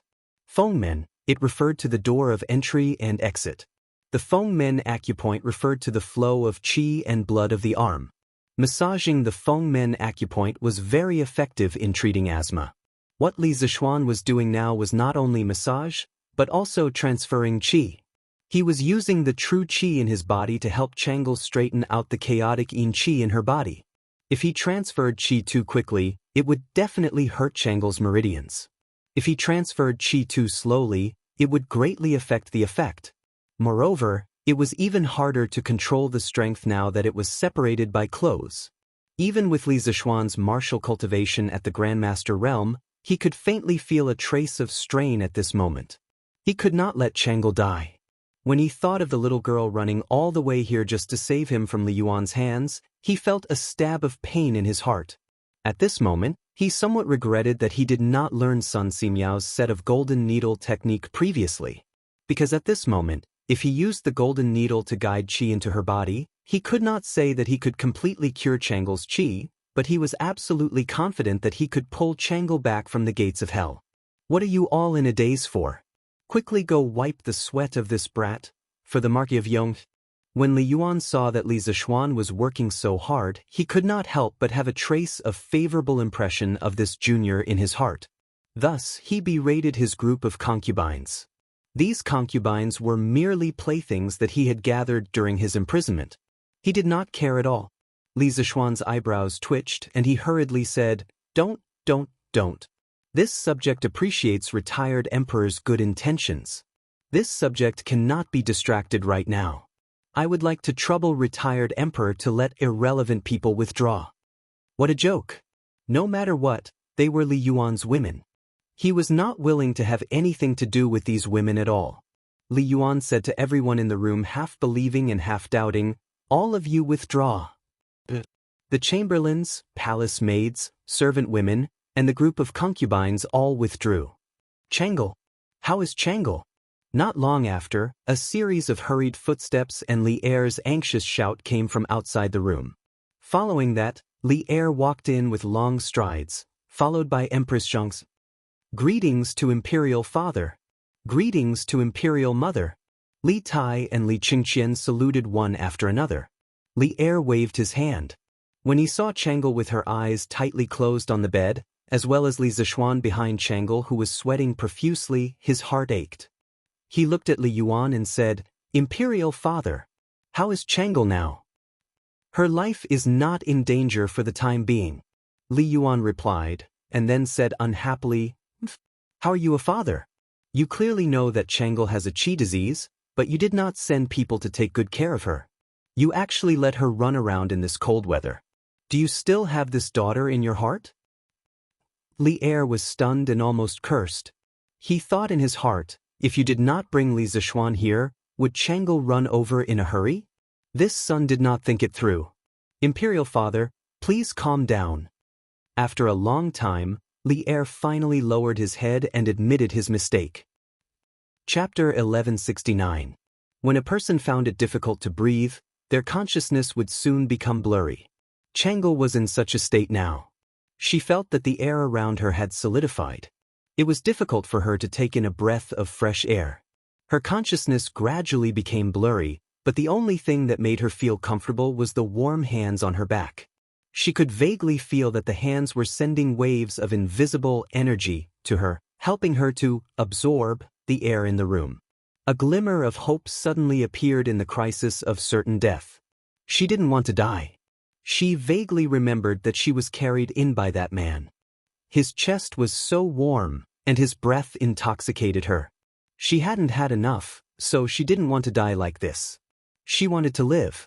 She wanted to live. Don't sleep. I don't want to die. If I die, I won't be able to see him again. I don't want to die. A strong desire to live suddenly erupted in this delicate body. Along with the waves of invisible energy, Changle breathed desperately trying to absorb the vitality between heaven and earth. Her weak pulse and heartbeat were suddenly fed back to Li Zishuan's hands with great strength. Changle, don't give up. As long as you don't give up, no one in this world can take you away from me. Not even the king of hell can. While she was in a daze, Changle heard a familiar voice by her ear. That voice sounded so gentle, yet so confident and resolute. Yes. Using all her strength, Changle responded to Li Zishuan's encouragement with a soft Your Majesty, Changle is awake.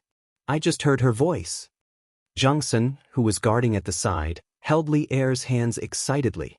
It had been nearly an hour since Changle's accident. For a moment, they saw Li Zishuan's face become very ugly. Without asking, they knew that Changle's situation had worsened. However, Li Zishuan did not give up. He continued to massage Changle's Fengmen acupoint repeatedly and continuously transferred qi to her. At this moment, Li Zishuan's face was extremely pale, but there was a trace of joy between his brows. Obviously, Changle had been saved from the most dangerous situation. Where is Ke? Has Ke returned to the city? Li Er patted Jianghu's shoulder, but the worry between his brows did not fade away. He knew that Changle was only temporarily out of danger. If she wanted to be completely cured, Sun Simiao had to come over. Your Majesty, it would take at least 3/4 of an hour to travel from Chang and to Yun Mountain, even on a fast horse. His Highness King of Han shouldn't have reached Chang, and yet. Zhao Song stepped forward and cupped his fists. 60 minutes. Li Er's face sank, his expression filled with anxiety. He looked at Zhao Song and whispered, In your opinion, how much longer can the Marquis of Yong and hold on? This, Zhao Song looked troubled. He looked at Li Zishuan, gritted his teeth, and said, Your Majesty, actually, with the Marquis of Yong and middle stage strength, it is reasonable to say that he can't hold on after such a great loss. This old servant thinks that he should be holding on with his mind at this moment. Hearing this, Li Er's expression changed slightly. When the Turkic army came to Chang, he was not anxious. At this moment, beads of sweat appeared on his forehead from anxiety. At this moment, he caught a glimpse of Li Yuanchang, who was standing in the corner and pretending to be an invisible person without saying a word. A trace of killing intent suddenly appeared in his eyes. The root of all today's problems was this brat. Li Er had just finished the morning court today when he learned that Li Zishuan had been invited from Yunshan to the palace by the people sent by Li Yuan. He thought for a moment and understood that it must be Li Yuanchang behind this. After all, he was also present at the conflict at the foot of Yunshan on New Year's Eve. After guessing the cause and effect of this matter, Li Er did not take it to heart. Because in his opinion, Li Yuan would at most admonish Li Zishuan, and he was too lazy to come over and do something unnecessary. If things went wrong, he might even be ridiculed by Li Yuan. But who knew that in the end, it would cause such a big mess? His most beloved pearl in his palm almost lost her life because of this. And all this was because Li Yuanchang was stirring up trouble. Feeling Li Er's gaze, which was as though he wanted to eat him alive, Li Yuanchang's forehead started to sweat profusely. His little face turned pale in an instant, and at the same time, his legs started to tremble nonstop. Suddenly, a foul stench came from within the house. It was Li Yuanchang who had wet his pants again. Cough, cough. Li Yuan glanced at Li Er, then looked at Li Yuanchang with a complicated gaze. He scolded in a low voice, "Get out!" Letting him out was both an exile and protection. Thus, Father. As if he had been granted amnesty, Li Yuanchang did not even have the courage to look at Li Er and went out dejectedly. Your Majesty! Your Majesty! The King of Han and Dr. Sun have entered the city. At this moment, a chamberlain ran in from outside the room and bowed to Li Er with a face full of joy. They're here. They're finally here. Hurry! Order people to open all the gates of the palace and give special permission for the King of Han and Dr. Sun to ride horses in the palace today. All guards are not allowed to stop the two of them.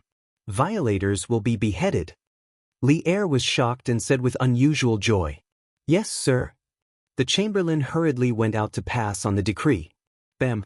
Mark Young? Guards. Hurry. Help Mark to rest. Hurry and call the imperial physician. At the same time, Jiang Xuan's anxious shout came from behind Li Er. Li Er turned around and saw that Li Zishuan had fainted on the bed, and Chang'e had fallen onto Li Zishuan due to inertia. It turned out that when he heard the chamberlain outside the door saying that Li Zishuan and Sun Simiao had entered the city, Li Zishuan finally heaved a huge sigh of relief. However, what followed was a deep sense of exhaustion. He had never been as tired as he was now, and finally, he could not help but faint. Hurry!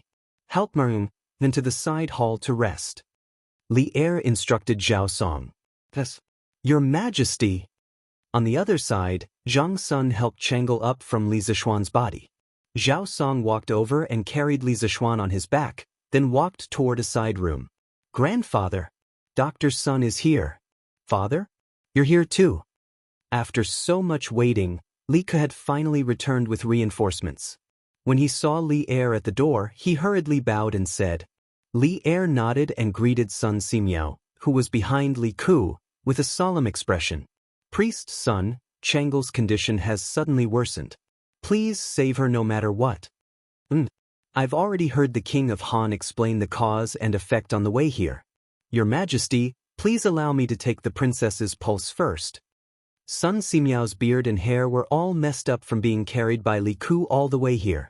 At this moment, he did not bother to tidy up his appearance and went forward to take Chang'e's pulse. Chapter 1170. Dr. Sun, how is Chang'e? In Li Yuan's bedroom, after Sun Simiao finished the acupuncture, his expression was somewhat dispirited. Li Er did not have the time to pay attention to Sun Simiao's expression at this moment. He hurriedly walked forward and asked. Sun Simiao smiled and went to the side to wash his hands unhurriedly before saying, This humble Taoist congratulates your Majesty. Li Er frowned and said, May I ask what is there to congratulate me about? Sun Simiao stroked his beard and said with a smile, Your Majesty, although the princess's qi disease came fiercely today, fortunately, the Marquis of Yong and delivered qi in time to nurse the princess's internal breathing. In addition, The princess's desire to live is very tenacious. Currently, there is no major problem. Compared to last year, the princess's physique has greatly improved. When this humble Taoist was performing acupuncture just now, I actually felt a trace of extremely weak Taoist true qi in her body. If this humble Taoist had not practiced medicine for decades and was extremely sensitive to qi, I'm afraid I would not have been able to detect the existence of this trace of true qi. What? Li Er's eyes widened in shock and said incredulously, "There is Taoist true qi in Changle's body? Could it be the Marquis of Yong'an's true qi?" Sun Simiao smiled and shook his head, saying, "Absolutely not. The Marquis of Yong'an's true qi is pure and majestic, but the true qi that this humble Taoist felt just now was soft and weak. This should be the true qi that the princess cultivated herself. In other words, the princess might have unintentionally stepped into the martial artist's realm of drawing qi into the body." Drawing qi into the body? When these words came out, the entire room was shocked. Everyone, including Li Yuan, all widened their eyes and were inexplicably shocked. The Tangs revered martial arts. There were so many martial artists in the world, but compared to the huge population, the proportion of martial artists was still very low. Martial artists who could cultivate true qi were even fewer. An originally soft and weak little girl suddenly became a martial artist with true qi. No matter how one listened to it, it felt inconceivable. How is this possible? Changle has never practiced martial arts in this year. How can she cultivate true qi in her body? Waves of shock surged in Li Er's heart. He still found it hard to accept this reality. "Your Majesty, Changle has practiced it. She practiced Taiji Fist for half a year." Empress Zhongsun suddenly thought of something and quickly added, "Taiji Fist." Sun Simiao's eyes lit up and his face suddenly became excited. "If that's the case, then it makes sense. Last year, I saw Taiji Fist in the academy. This fist technique contains the Taoist theory of yin and yang. It can be both yin and yang. It can nourish one's qi and build one's body. Its effect is no less than the 5 animal frolics. Your Highness's Taoist heart is bright. It is not surprising that you can understand the essence of the Taiji Fist and cultivate a trace of Taoist true qi. There's such a thing." After listening to Sun Simiao's analysis, Li Er felt a little incredulous. "Dr. Sun, doesn't that mean that if the Empress persists in practicing Taiji Fist every day, she will also be able to cultivate Taoist true qi and strengthen her ability to resist qi disease?" The illness of Empress Zhongsun and Changle had always been a thorn in Li Er's heart. He was always worried that the 2 most important people in his life would suddenly leave him one day. At this moment, hearing Sun Simiao say that Changle had cultivated genuine qi because of Taiji Fist, Li Er suddenly had the idea of letting Empress Zhongsun follow suit. Sun Simiao shook his head. "Of course not. Taiji Fist is exquisite, but in my opinion, those who can rely on Taiji Fist to cultivate genuine qi are absolutely 1 in a million. Your Highness is a very special case. Under various coincidences, Your Highness's qi disease has taken a huge turn for the better. With a little treatment in the future, it is very likely that she will completely recover." "Right, just now I also found that Your Highness's heart and lungs are much more energetic than before. I wonder if Your Majesty and Her Highness have given Your Highness any supplements to strengthen your heart and lungs in the past year? If it were not for this, Your Highness would be in great danger today." When Li Er heard that Changle might completely recover, he was naturally happy. However, after listening to the second half of Sun Simiao's words, he frowned and fell into deep thought. After thinking for a while, he shook his head and said, "There has been no change in Changle's diet. I have also never heard of anything in this world that can help Changle treat her qi disease and strengthen her heart and lungs." "Your Majesty, Divine Doctor's son definitely wouldn't say something that wasn't true. There must be some details that we've forgotten. Wait for me to call Changle's personal maid over. She knows Changle's usual diet the best. We will know after asking her." Empress Zhongsun thought for a long time but couldn't think of anything. However, she believed that Sun Simiao wouldn't talk nonsense, so she suggested, "Come, quickly call Li Er over." Empress Zhongsun shouted and ordered. After a while, Changle's personal maid was brought in by an inner attendant. Without waiting for her to greet him, Li Er asked directly, "I'm here to ask you, is there anything unusual about Changle's diet in the past few months?" It had been more than 2 hours since Changle fell into a coma. Those who were well informed in the palace knew that something had happened to Changle. At this moment, hearing Li Er's question, Li Er was almost scared to death because she subconsciously thought that Li Er was suspecting that Changle's accident was related to her daily diet. Her face suddenly turned pale. "Your Majesty, this servant has personally tasted Princess's daily diet. It is absolutely... You, don't be nervous. His Majesty doesn't mean to blame you. Moreover, Changle is doing very well now. His Majesty, and I just want to ask if Changle has eaten anything unusual but very beneficial to her body recently." Empress Zhangsun saw Li Er's nervous face and knew that this girl was thinking wrongly. She smiled and comforted her. Li Er heaved a sigh of relief. She blinked her eyes and thought seriously. Suddenly she said, Your Majesty, this servant remembers. If there is anything unusual that Her Highness the Princess has eaten in the past 6 months, it is only fried locusts. Last autumn, ever since Mark Yong advised Her Highness to eat more fried locusts, Her Highness the Princess has to eat 1 serving every day. Locusts? Li Er's expression shook. He clapped his hands and said, I also remember. Last year, Mark Yong said that eating locusts is beneficial to treating qi disease. Dr. Sun, I wonder if there is such a saying? Sun Simiao frowned. He closed his eyes and pondered for a while with a serious expression. Suddenly, he said with a joyful face, Locusts have a warm nature and can open orifices. It is indeed a good medicine to treat qi disease. Why didn't I think of it in the past? Mark Yong is really a medical prodigy. If he is willing to study medicine wholeheartedly, his medical skills will definitely not be inferior to mine in the future. Dr. Sun, go take a look at Marung.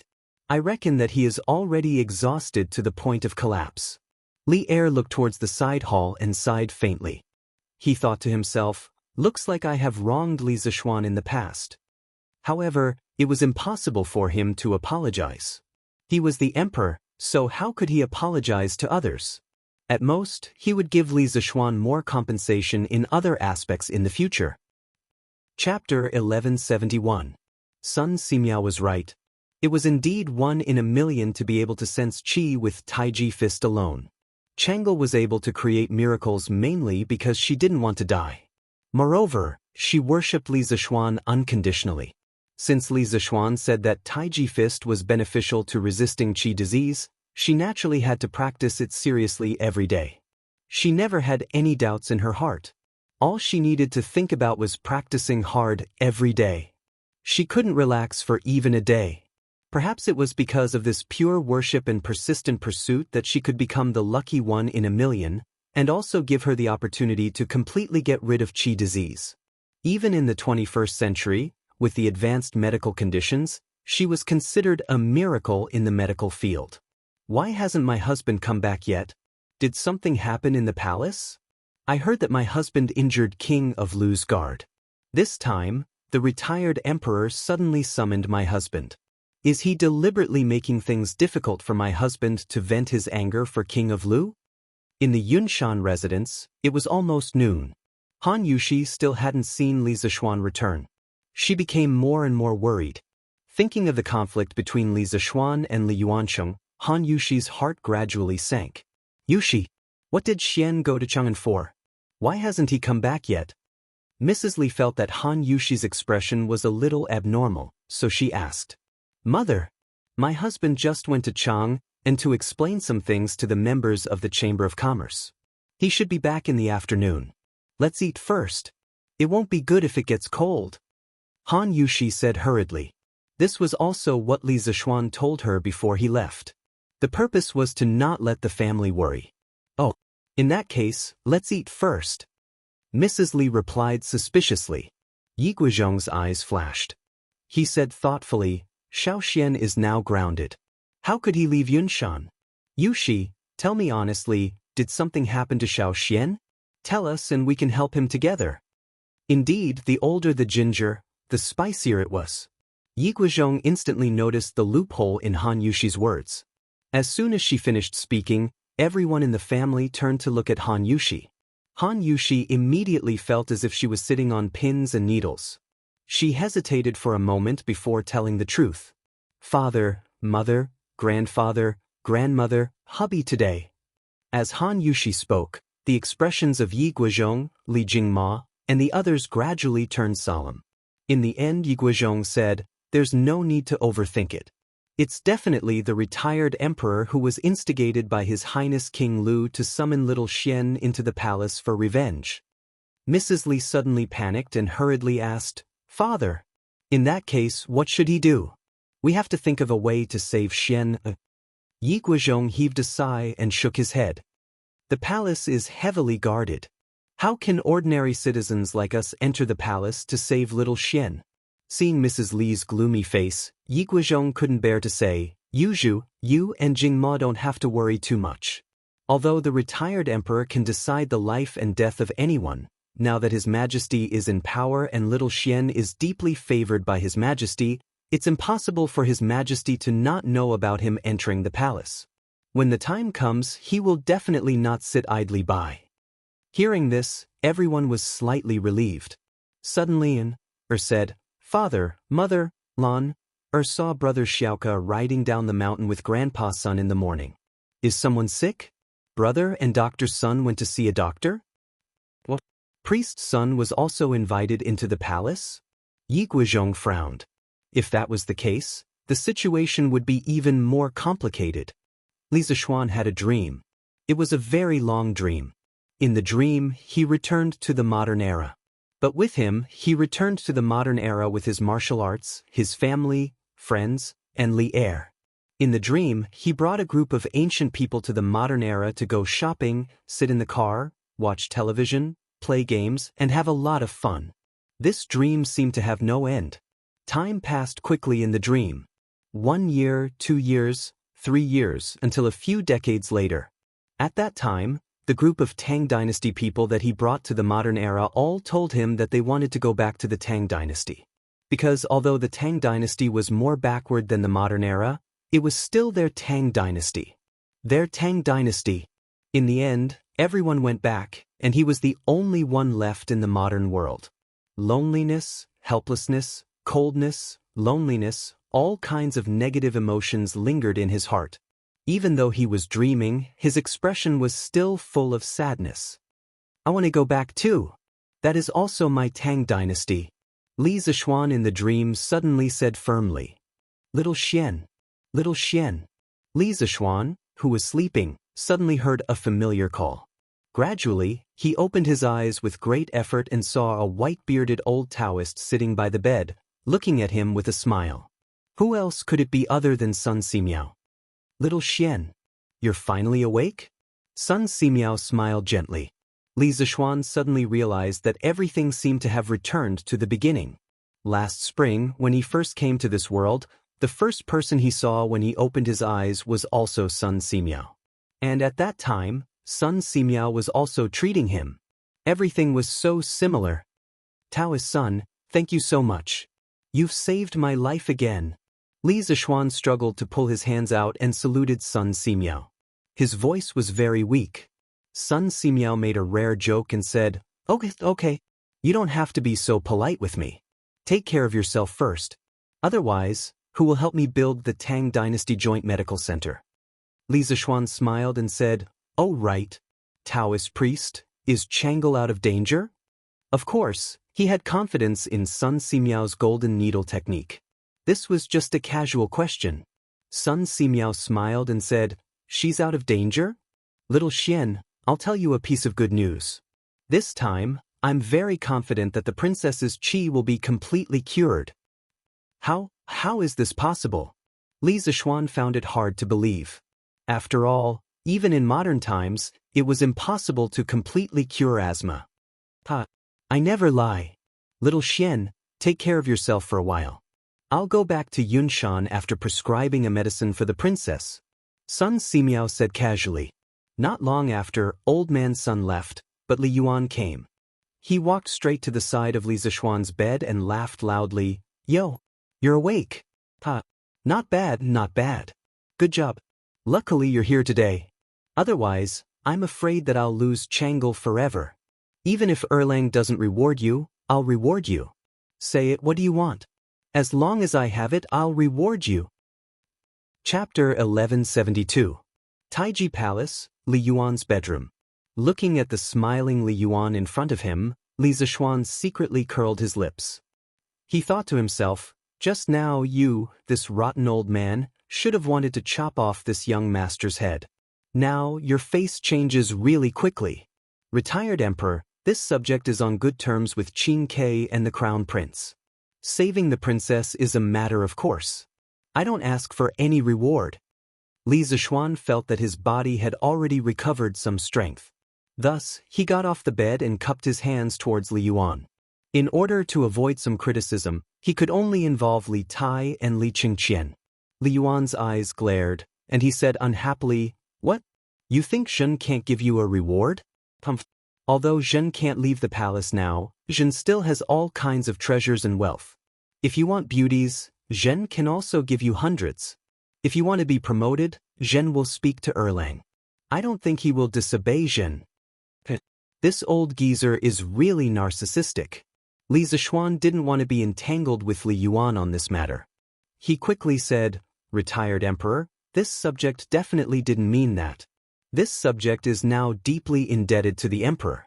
Wealth, official titles, and beauties are not lacking. Therefore, this subject really doesn't need a reward.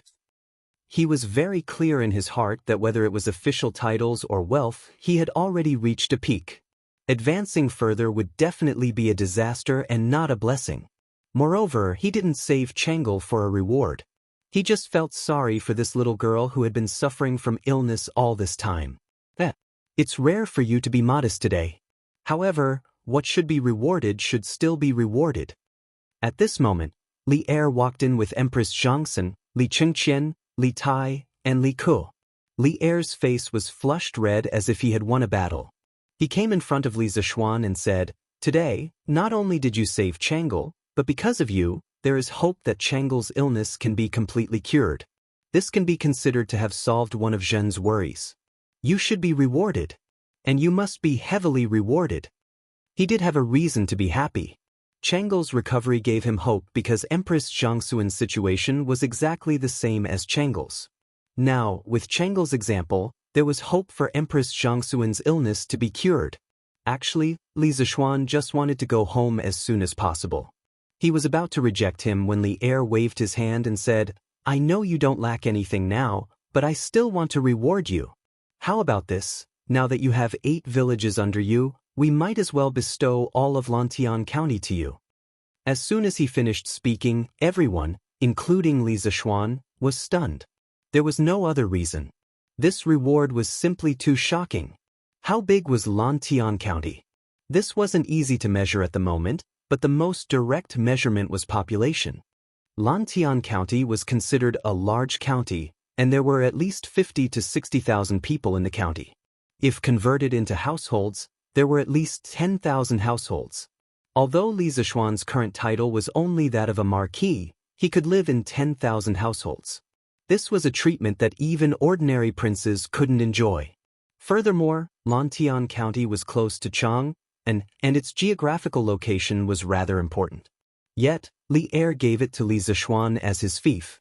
This kind of generosity was not small. It could be said that just based on this reward, Li Er treated Li Zishuan better than his own son. As such, Li Zishuan could be said to have become the second largest landlord in Great Tang. Cough cough, the first was of course Li Er. In terms of land, no one could compare to him. After all, he had a vast territory. Your Majesty, please retract your order. This subject dares not accept such a heavy reward. Li Zishuan's heart trembled. After a moment, he hurriedly cupped his hands and said, The bigger the bowl, the bigger the rice. Li Zishuan knew very well that the current him definitely couldn't enjoy such a large fief. Even if he agreed to Li Er's reward today, in the future, the court would definitely not agree to it. This reward was too big, to the point that no one could accept it. Our words carry enormous weight. Since it's given to you, you should accept it. As for the rest, if they have any objections, tell them to look for us. Others might think that this reward was too heavy, but Li Er didn't think it was heavy at all. After all, Li Zishuan had saved the two most important people in his life.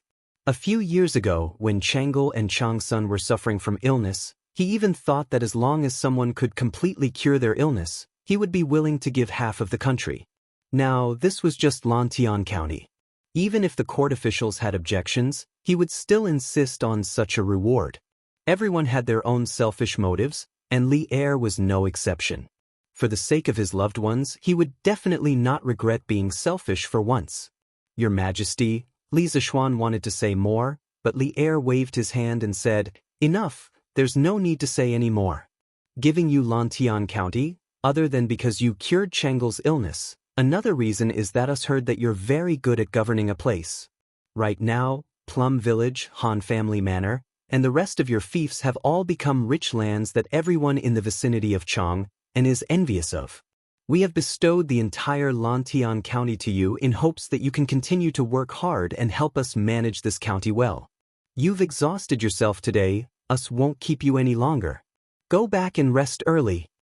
Then, this official will take his leave. At this point, Li Zishuan knew that no matter how he tried to persuade Li Er wouldn't change his mind. In fact, he also secretly hoped that his fief could be bigger, but he couldn't tell the exact reason. Perhaps this was the special plot that Chinese people had towards land. He just hoped that in the later court meetings, when the civil and military officials quarreled with Li Er over this matter, they wouldn't drag him into it. After cupping his hands towards Li Er, Empress Zhangsun, and Li Yuan, Li Zishuan walked out of the room. Li Chengqian, Li Tai, and Li Ku followed closely behind. "Little Xian, it's all thanks to you today. I owe you for this. It's yours. If you need anything, as long as it's within my power, I definitely won't hesitate," Li Chengqian said with a face full of joy. Li Zishuan frowned and couldn't help but say, "Chengqian, I already told retired emperor earlier that saving Chang'e was because of friendship. Moreover, you're the heir to the throne. I hope that you won't make this kind of promise to anyone under any circumstances. It's not good for you." Li Chengqian was a bit too excited just now. He also knew that Li Zishuan's words made sense. Hearing this, he said embarrassedly, "Little Xian, you're right. Then I'll prepare a table of good wine some other day to thank you for saving Chang'e today. How about it?" Li Zishuan laughed loudly and said, "Huh, drinking wine is fine. Just don't make me pay the bill when the time comes." Li Chengqian laughed in spite of himself and said, "Little Xian, you're joking. Even if it was a year ago, I could still afford to treat you to a drink." Li Zishuan smiled but didn't say anything. Then he looked towards Li Tai and Li Ku. His gaze was slightly heavy as he asked, "How did Chang'e know that I was here? Was it you who reported the news? She ran all the way from Chang'e Palace to here. Why didn't you stop her? Don't you know that she has an illness and can't stand the cold wind?" Chapter 1173. On the arched bridge in front of Taiji Palace. Li Tai and Li Ku, the two grand princes, were trembling in fear in front of Li Zishuan, embark. If this scene was seen by others, their jaws would drop to the ground. Mountain Elder, it was Chang'e who told Xiao Ku and me before that if little royal uncle were to find trouble with you, we should call her over to plead with royal grandfather. The situation was urgent at that time, and we didn't expect Chang'e's chi to suddenly act up. Li Tai's face was full of self-blame. He rubbed his hands and said guiltily. Li Zishuan snorted coldly. "Then do you know that your carelessness almost killed Chang'e? As the elder brother, you caused the death of your sister. I wonder if you'll be able to live in peace for the rest of your lives." Li Tai and Li Ku's faces turned pale when they heard this. Li Chengqian quickly mediated. "All right, Xiaoxian, since it has already happened, there's no point in saying anything more. Fortunately, Chang'e now has a blessing in disguise. She has a chance to completely cure her chi. Priest Sun said before that there can be no construction without destruction. No one expected her chi to flare up this time, but the end result is still good." Seeing that Li Chengqian took the initiative to speak up for Li Tai and Li Ku, Li Zishuan was secretly relieved. These brothers were finally acting like brothers, and no longer schemed against each other all the time. When Dr. Sun said that Chang'e used Taiji Fist to cultivate true qi, I was shocked. Xiao Xian, I didn't expect the Taiji Fist you taught to the students of the academy to be so magical. If the common people or the people of Jianghu knew about this, they would definitely go to the academy to learn it. Li Qingqian said with a smile. What? Chang'e used Taiji Fist to cultivate qi? Li Zishuan's eyeballs almost fell to the ground. When he taught Chang'e Taiji Fist to the students, he only wanted them to strengthen their bodies. He didn't expect that someone could cultivate qi. After all, for ordinary people, the profound meaning of Taiji Fist was too profound. If they did not understand the fist intent and only understood the fist form, it was impossible for them to reach a higher level. Therefore, Li Zishuan was surprised that Chang'e could use Taiji Fist to cultivate true qi. Just think about it, a delicate and weak little girl suddenly became a martial artist with true qi. No matter how one listened to it, it felt unreal.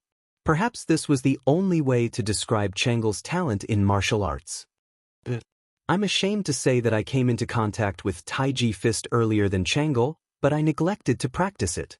My progress is not even 1,000th of Chang'e's. Li Qingqian nodded with a face full of regret. With Chang'e as a living example, the Li family no longer dared to underestimate Taiji Fist. They believed that after today, there would be a craze for Taiji Fist in the palace. Li Tai scratched his head and said embarrassedly, "Ahem. I'm going to start practicing Tai Chi next semester. Maybe in a few years, I can become a martial arts expert like Yamacho, hee. Li Zishuan rolled his eyes and couldn't be bothered with this little fatty. Was it so easy to become a martial arts expert? Let's not talk about it now. We'll talk another day. Li Zishuan waved his hand and prepared to go home. He had stayed in the palace for so long that his family must be worried sick. Yamacho, Qingke and I are going back to Yunshan too. Why don't we take a carriage back to Yunshan together? Li Ke's eyes flashed with worry as he hurriedly said. He was mainly worried that Li Zishuan would get into trouble while riding a horse in his current condition. That was why he suggested it in a roundabout way. Yes. All right then. Li Zishuan thought about it and accepted Li Ke's kindness. Riding a horse in such cold weather was indeed not a pleasant thing, especially in the north. The wind was like knives on the face. No matter how good one's martial arts were, it would not feel good. Husband, you're finally back. As evening approached, he finally returned to the residence. Han Yushi was waiting at the door. Seeing Li Zishuan return, she hurriedly got up and greeted him. Shen, did the retired emperor make things difficult for you? Madame Li asked Li Zishuan as she stood up. Mother, it's nothing. It's mainly because something happened in the palace, so I was delayed for a while. Li Zishuan replied with a relaxed expression. Madame Li smiled as if relieved of a burden. Half an hour ago, Daoist's son returned from Chang. Mother heard from Daoist's son that Princess Chang'e had a relapse. You were in the palace helping to treat her. How is Her Highness now? She's fine. According to Divine Dr. Sun, it's very likely that she'll recover in the future. Li Zishuan avoided the topic. Naturally, he could not tell his family that he had fainted because he had transferred qi to Chang'e in the palace. That's great. Her Highness is cute and kind. To be safe and healthy is truly a blessing to my great Tang. Madame Li sighed with joy. She had seen Chang'e when she came to the Li household. Moreover, she liked this little girl from the bottom of her heart. Now that she heard that the little girl's illness that had troubled her for several years could be cured, she naturally felt happy. Father, mother, grandfather, grandmother, please continue chatting. I'm a bit tired. I'll go in and rest for a while. Li Zishuan's body couldn't help but sway. He hurriedly regained his footing and said a few words to the elders in the room before heading to his bedroom. This time, his body had truly been hollowed out.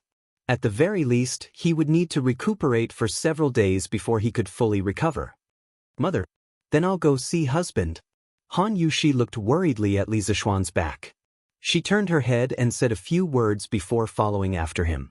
2 days later, the civil and military officials who had taken 7 days of New Year's Eve finally returned to work in the imperial court. The first day of work after the New Year's Eve was unusually busy. Every department in the 3 provinces and 6 ministries had to report the backlog of problems to Li Er one by one. The morning court session lasted until noon, and it still hadn't ended. At this time, many officials' stomachs were already growling from hunger. Unexpectedly, Li Er released a shocking piece of news at this time. 2 days ago, Changle's illness suddenly flared up. The Duke of Yong stabilized Changle's condition with his own efforts and used an ingenious prescription.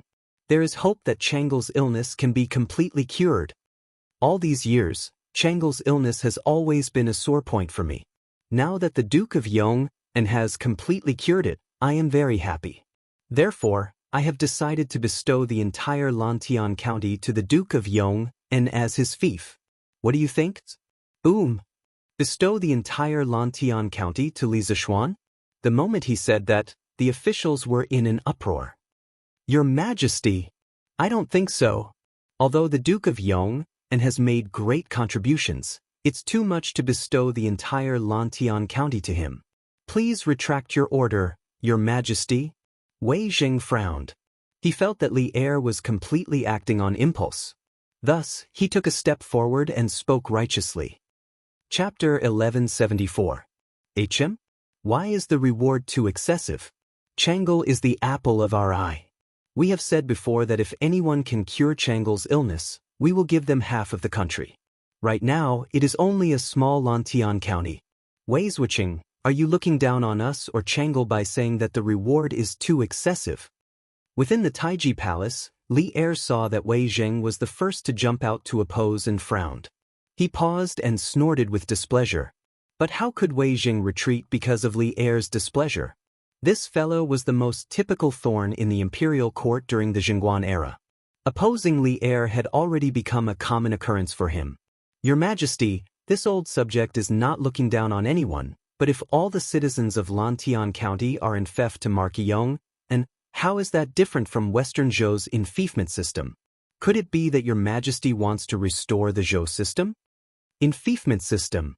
Hearing this sensitive word, the faces of all the officials in the palace turned serious. In the history of ancient China, ever since the Qin dynasty unified the 6 states, the biggest problem that the founding emperors of each dynasty faced was which system to adopt to manage the country and ensure that the country would always remain in the hands of their own people. Regarding this, the Qin first emperor thought of a way to abolish the enfeoffment system and change it to a county system. As for the county magistrates, they were personally appointed by the emperor to govern the region. However, the Qin dynasty only existed for 15 years before disappearing. Later on, many founding emperors used the Qin dynasty's disappearance as a lesson and implemented the enfeoffment system. During the implementation of the enfeoffment system, because the emperor's relatives were watching over the country, they had a very close relationship. Thus, the citizens lived very well and there were very few disturbances. However, this could only be done when the founding emperor was on the throne. Once the founding emperor died, there would be another catastrophe. Many vassals would start to fight for the throne and start to rebel. For example, the Western Han's rebellion of the state of Qi, and the Western Jin's rebellion of the 8 princes. However, during the Tang dynasty, although there were painful lessons from the Han and Jin dynasties, Li Er still wanted to use the enfeoffment system to reward his son and the officials who helped him obtain the throne. According to historical records, in the 7th month of the first year of Jingguan, Li Er sought out Xiao Yu to discuss the enfeoffment system. Xiao Yu was a person who greatly respected the Zhou rights and could be said to be the most enthusiastic proponent of the enfeoffment system. At that time, he said, "Based on my observation of the previous dynasty, I believe that the enfeoffment system will last for a long time." The Qin dynasty had 6 states, but the second generation died. The Han dynasty had the world, and the commanderies participated in the construction, but it took more than 400 years. The Wei and Jin dynasties were abolished and could not last forever. Li Er was overjoyed that he had finally found a like-minded person. He was about to issue a decree to reward the officials who had rendered meritorious service. But at the crucial moment, Li Er's idea was vehemently opposed by the officials led by Fang Xianling, Du Ruhui, Wei Zheng, Li Baiyao, and Yan Shirgu. In their view, the enfeoffment system was the root of the country's troubles. Once this loophole was opened, the Tang Empire would inevitably be plunged into a chaotic state of war. Thus, at that time, the imperial court was divided into the anti-enfeoffment system and the enfeoffment system. But after Li Er's consideration, he finally decided not to enfeoffment system. The anti-enfeoffment system faction obtained a temporary victory. Now that the old matter was brought up again, Fang Xianling, Du Ruhui, and the others could not sit still. Bastard! How could Li Er, who was sitting at the head of the table, not know what was at stake? His expression changed as he slammed the table and stood up. He pointed at Wei Zheng and said angrily, "Wei Xuanqing, don't confuse the public. I am only giving Lantian County to the Marquis of Yong, and as a fief. What does this have to do with the enfeoffment system?"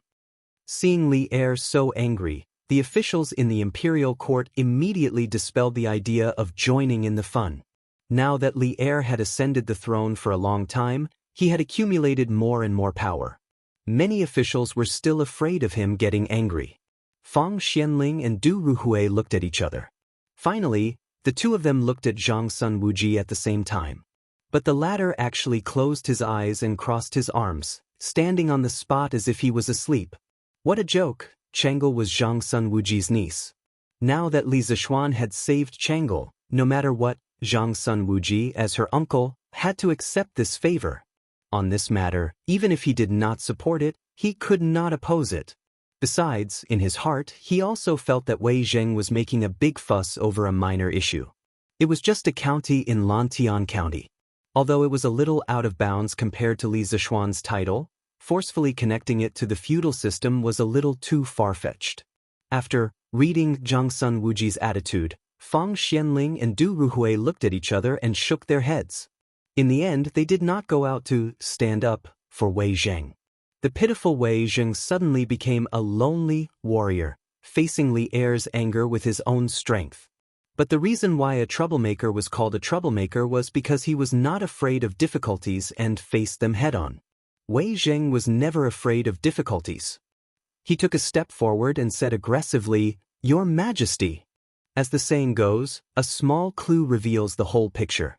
Although a county cannot be compared to the enfeoffment system of the Western Zhou dynasty, once this example is made, I fear that our Tang Empire will repeat the mistakes of the Han and Jin dynasties. Speaking of which, this fellow was really stubborn and dared to say anything. If it was in the Ming and Qing dynasties, just based on his words, the emperor would chop off his head and even exterminate his entire family. However, even though Zhengguan's words were more liberal, when Li Er heard this disgraceful sentence, he could not help but spit fire from his eyes. He pointed at Wei Zheng and said in exasperation, Good for you, Wei Xuanqing. Do you really think that the tolerance I gave you is indulgence? How presumptuous! Men, drag Wei Zheng out and flog him 100 times. As soon as these words came out, everyone in the hall was shocked. Ever since the Qin and Han dynasties, especially during the Sui and Tang dynasties, the monarchs had always treated their ministers with respect. It was extremely rare for them to use torture on their ministers. It was only after the Ming dynasty that it gradually became more common to use caning on ministers. What I say is for the sake of the country. I am worthy of the heavens and the earth. Today, if your Majesty wants to be like King Zhou of Shang, I am willing to do it. Wei Zheng's temper also rose at this time. He straightened his neck and looked directly at Li Er tit for tat. Presumptuous. Drag him out and flog him 200 times. Hurry. When Li Er heard this, he was so angry that he almost flipped the table. He roared out of the hall. Suddenly, 2 silver-armored generals came in and walked in the direction of Wei Zheng. At this moment, Fang Xianling could no longer sit still.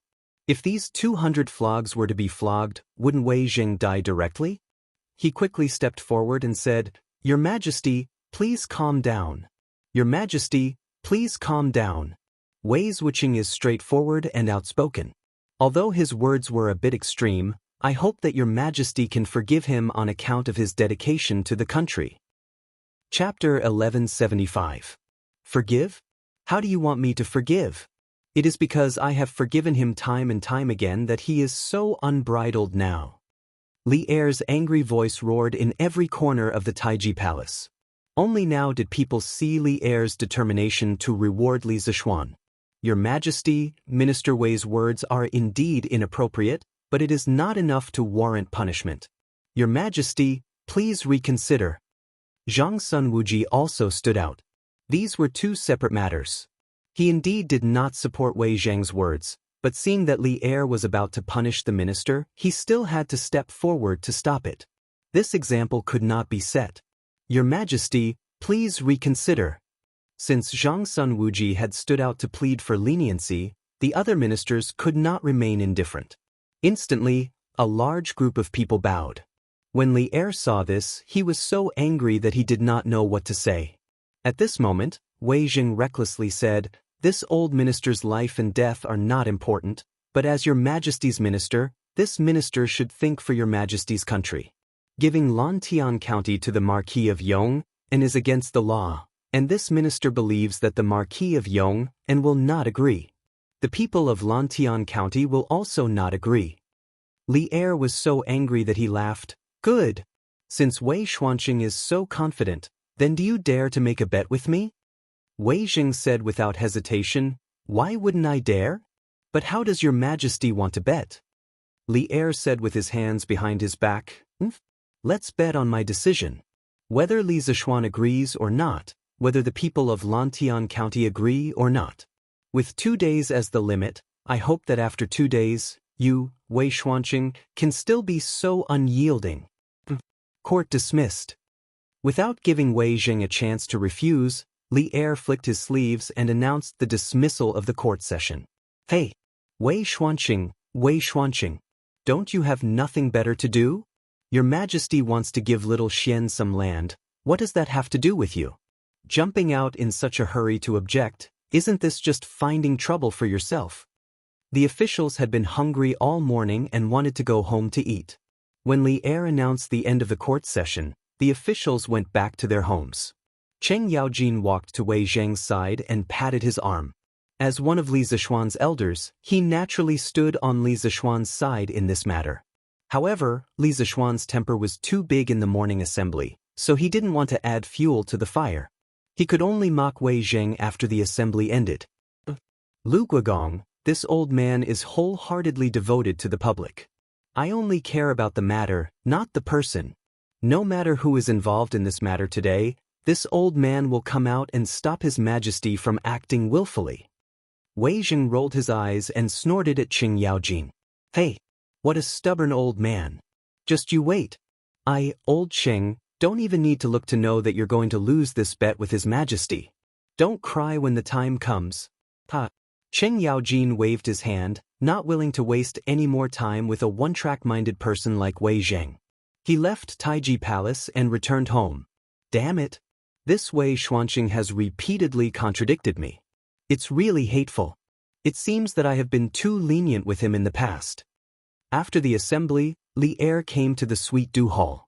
Recalling everything that had happened in the morning assembly, he became angrier and angrier.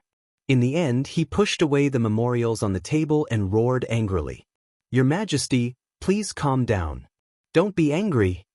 At this time, Empress Zhangsun happened to walk in from outside the hall. Her complexion seemed to be much better than 2 days ago. "Guanyin maid? Come and sit."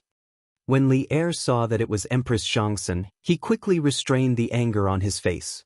After Zhangsun sat beside him, he asked with concern, "How is Chang'e recovering?" Empress Zhangsun smiled and said, "Your Majesty, Chang'e has completely recovered after 2 days of recuperation by Dr. Sunday. This morning, this concubine followed Chang'e and practiced Taiji fist twice." Li Er immediately forgot some of the unpleasantness in the assembly and said with a smile, Good. Guanyin maid, you have to practice Taiji fist every day in the future. If I have time, I will practice with you. I heard from the Marquis of Yong, and that even if ordinary people can't sense qi when practicing Taiji fist, if they practice more, It will only be good for the body. When the locusts flood this summer, the palace's food must have locusts every day. In the long run, Guanyin maid, your qi will definitely slowly improve. Li Qingqian's prediction was right. After the incident with Chang'e, there was indeed a craze for Taiji fist in the palace. Not only Empress Zhangsun, but some of the concubines, princes, and princesses in the harem also followed to practice Taiji fist. Now, Li Er could be considered to have performed a real-life version of delicious. Last year, when the academy used locusts to make the delicacy soaring to heaven, Li Er wanted to find trouble with Li Zishuan after learning the truth.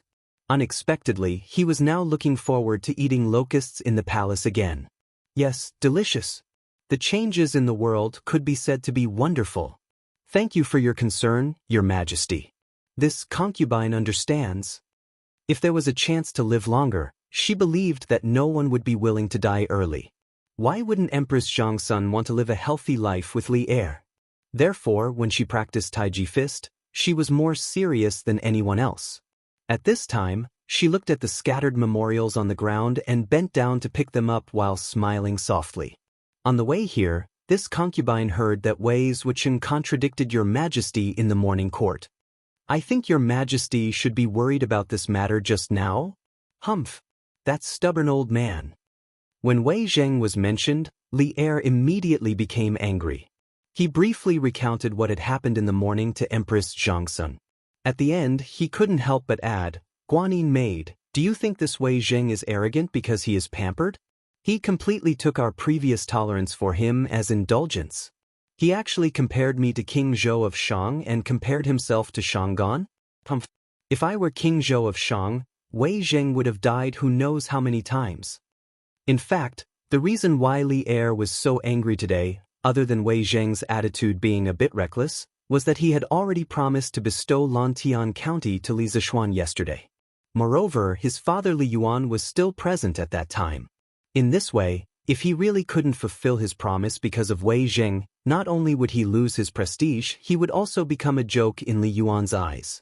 This was absolutely not allowed to happen. Li Er had a very deep obsession in his heart, and that was to be an emperor for all eternity. No matter how bad it was, he had to be better than Li Yuan. He wanted to prove to his father that no one was more suitable to sit on the throne than him. Your Majesty, please calm down. That last bet of yours has caused Wei Wuxia to suffer miserably this time. I don't know if someone will throw stones at Wei Wuxia's house in the next 2 days.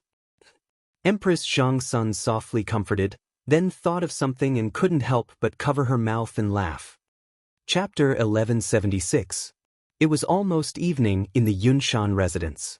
Li Zishuan looked at the golden silk in his hand and helplessly revealed a trace of a bitter smile. He could only hear himself muttering to himself, Wei Zheng, this time it's not me who wants to make things difficult for you. It's His Majesty and the people. After that, he picked up the pen and paper on the table and scribbled a few lines of words. Then he put it in an envelope and left the study. He called Pang Feiji and said, Feiji, quickly send this letter to the workshop and give it to Ma Zhou. It was already the 7th day of the Lunar New Year, and the workshop had already resumed production. Correspondingly, the editorial department of Datong Daily had already started work 2 days ago. Therefore, some of the people in Chang and who had been away for work all year round had taken advantage of these 2 days to enjoy the freshly baked Datong Daily, which was still emitting the fragrance of ink. Pang Feiji bowed and accepted the order. Mr. Ma, Marty asked me to give this to you. In the new workshop, in the editorial department of Datong Daily. After Song Xiaoxi's report, Pang Feiji met Ma Zhou and handed over the letter from Li Zishuan. At this moment, Ma Zhou was writing the application materials for the evaluation of professors. After the Lantern Festival this year, the teachers of the academy would start school early. The first thing in the new semester would be the evaluation of teachers' titles.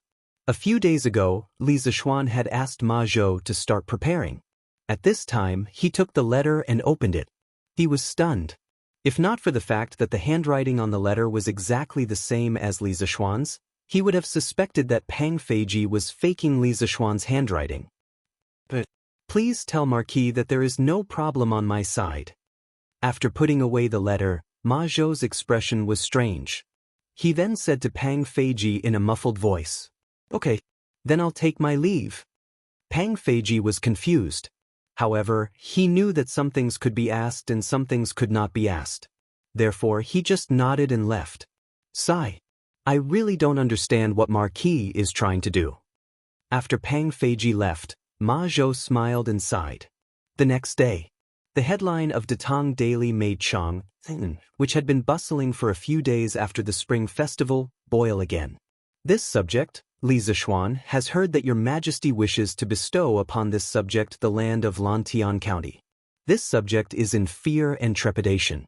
As a marquis, to receive a county as a fief is indeed against the rules. This subject will also be criticized by my colleagues. However, as your Majesty's subject, I am willing to share your Majesty's worries and make the following promise. If within 3 years, this subject is unable to ensure that the people of Lantian district can afford to wear clothes, eat meat, and read books, this subject is willing to hand over all my fiefs.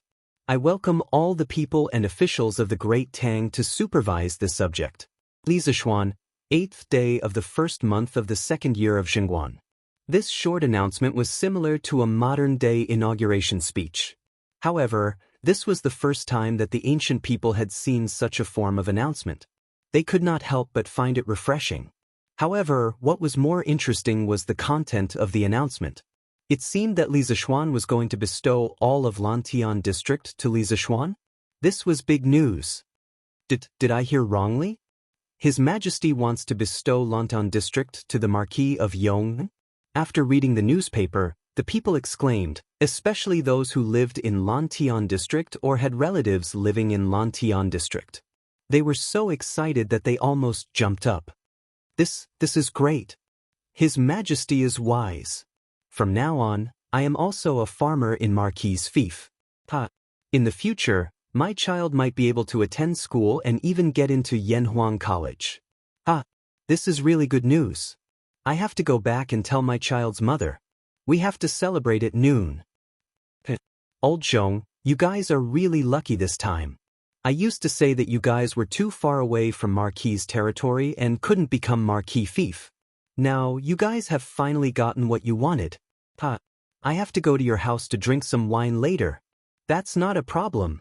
Old Yang, whenever you go, there will be wine to drink. As Marquis' farmer, we can't be stingy.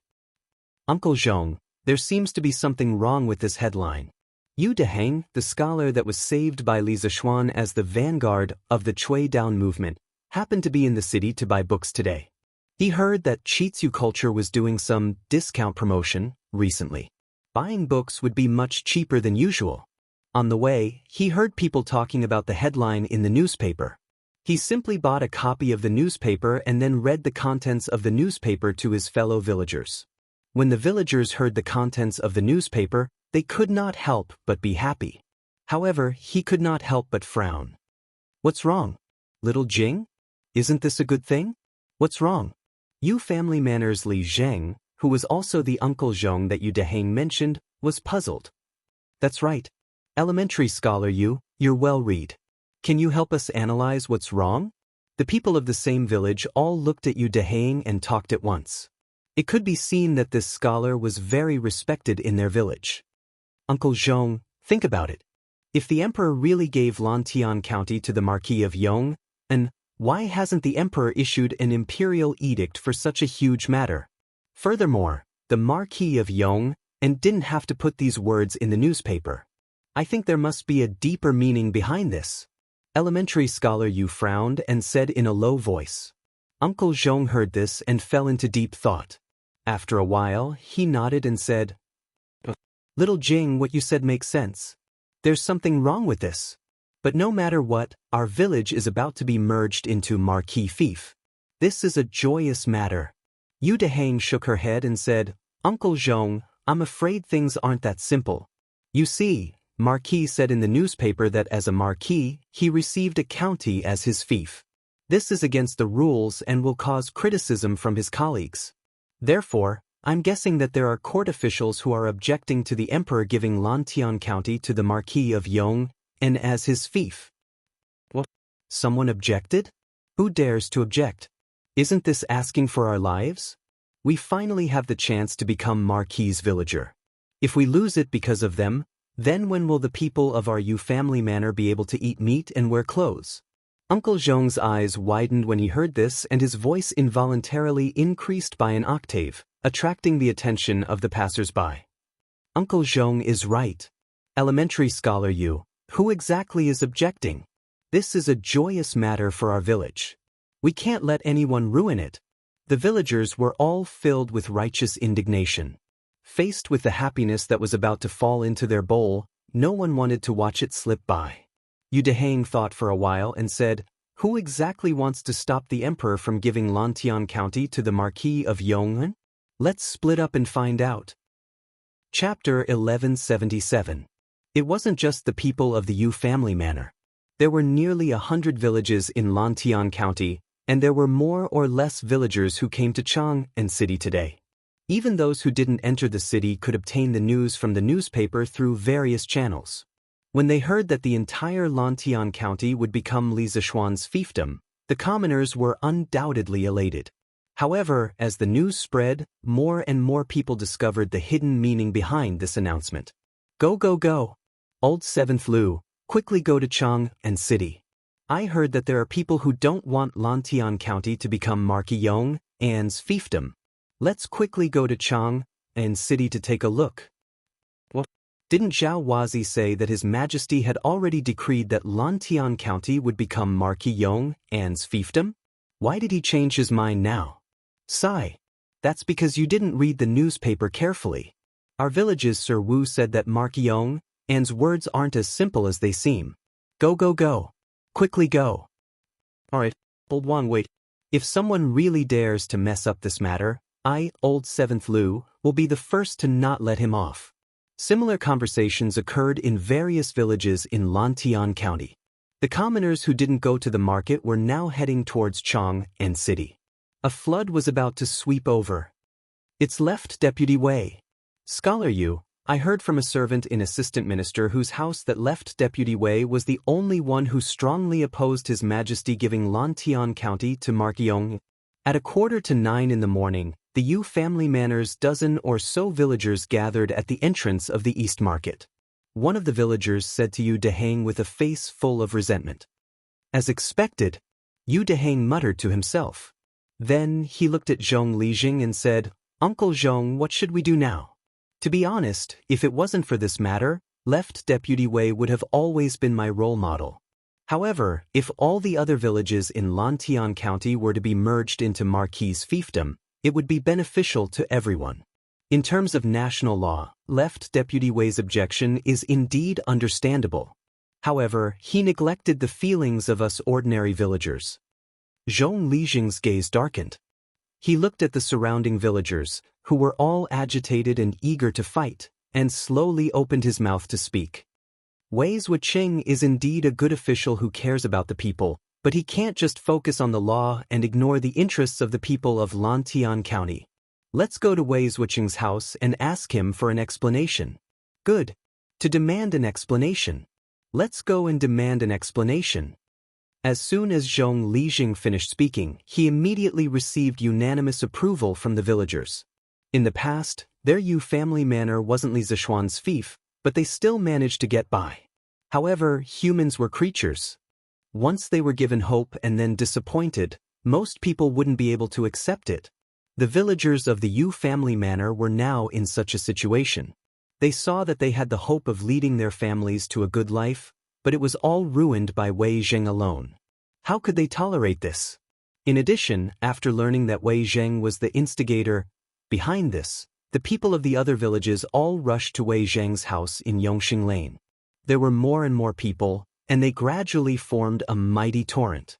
They came from different villages, but at this moment, they all had the same goal, and that was to make Wei Zheng yield and stop interfering with Li Zishuan's reward. Madam! Madam! Not good. There are many people gathered outside the residence. The old gatekeeper of the Wei estate was the first to discover the abnormality and quickly reported it to the maidservants in the residence. The maidservants then ran to the rear courtyard to inform the mistress of the house, Madame Pei. When Madame Pei heard this, she said in surprise, "There are many people gathered outside the residence. Master has always been an honest official, so why would these people come to our house to cause trouble? Could it be that they were instigated by some vile peoples?" Madame Pei was born in a prestigious family, but she was willing to marry into the Wei family, which was in decline. What she valued was Wei Zheng's upright, honest, and outspoken nature. Although her life after marriage was very poor, with such a noble and clean husband, her spiritual life had always been quite fulfilling. Therefore, when she heard that there were people gathered outside the Wei estate today, she felt a burst of doubt. She might not dare to say anything else, but she felt that Wei Zheng's official and moral character were impeccable. "Madam, those people didn't cause trouble and didn't say anything else. They only said that they want to see Master and ask him to let them go." The maidservant bowed and replied. This group of people gathered in front of the Wei estate was much more rational and restrained compared to the group of people who gathered around the Chui estate last year. It was mainly because Wei Zheng's official reputation had always been very good, and most of the people felt that he was a good official. Although Wei Zheng might have made a mistake in the matter of Lantian County being awarded to Li Zishuan, the people still remembered that Wei Zheng had treated them well in the past and restrained their behavior. "Let them go? Let's go. Lu He, let's go out and take a look." Madame Pei thought about it and still couldn't understand how Wei Zheng had offended this group of people, so she stood up and said, "Madam, don't. You mustn't. There are too many people outside the estate. What if some bad people mixed in and hurt you? What should we do?" "Madam, you should wait for Master to return." When the maidservant heard this, she jumped in fright and hurriedly stopped her. At this time, Wei Zheng should still be in the morning court, so she didn't dare to let Madame Pei go out to investigate the situation. After all, the matter of the Chui estate being destroyed by the angry people more than a month ago was still fresh in the minds of many Chang'an citizens. "It's fine. Since these people didn't cause trouble, they definitely won't harm me." Lu He, quickly move aside. Madame Pei insisted. "I won't move aside. I can't let Madam go out and take risks. If Madam wants to go out, you have to step over my body."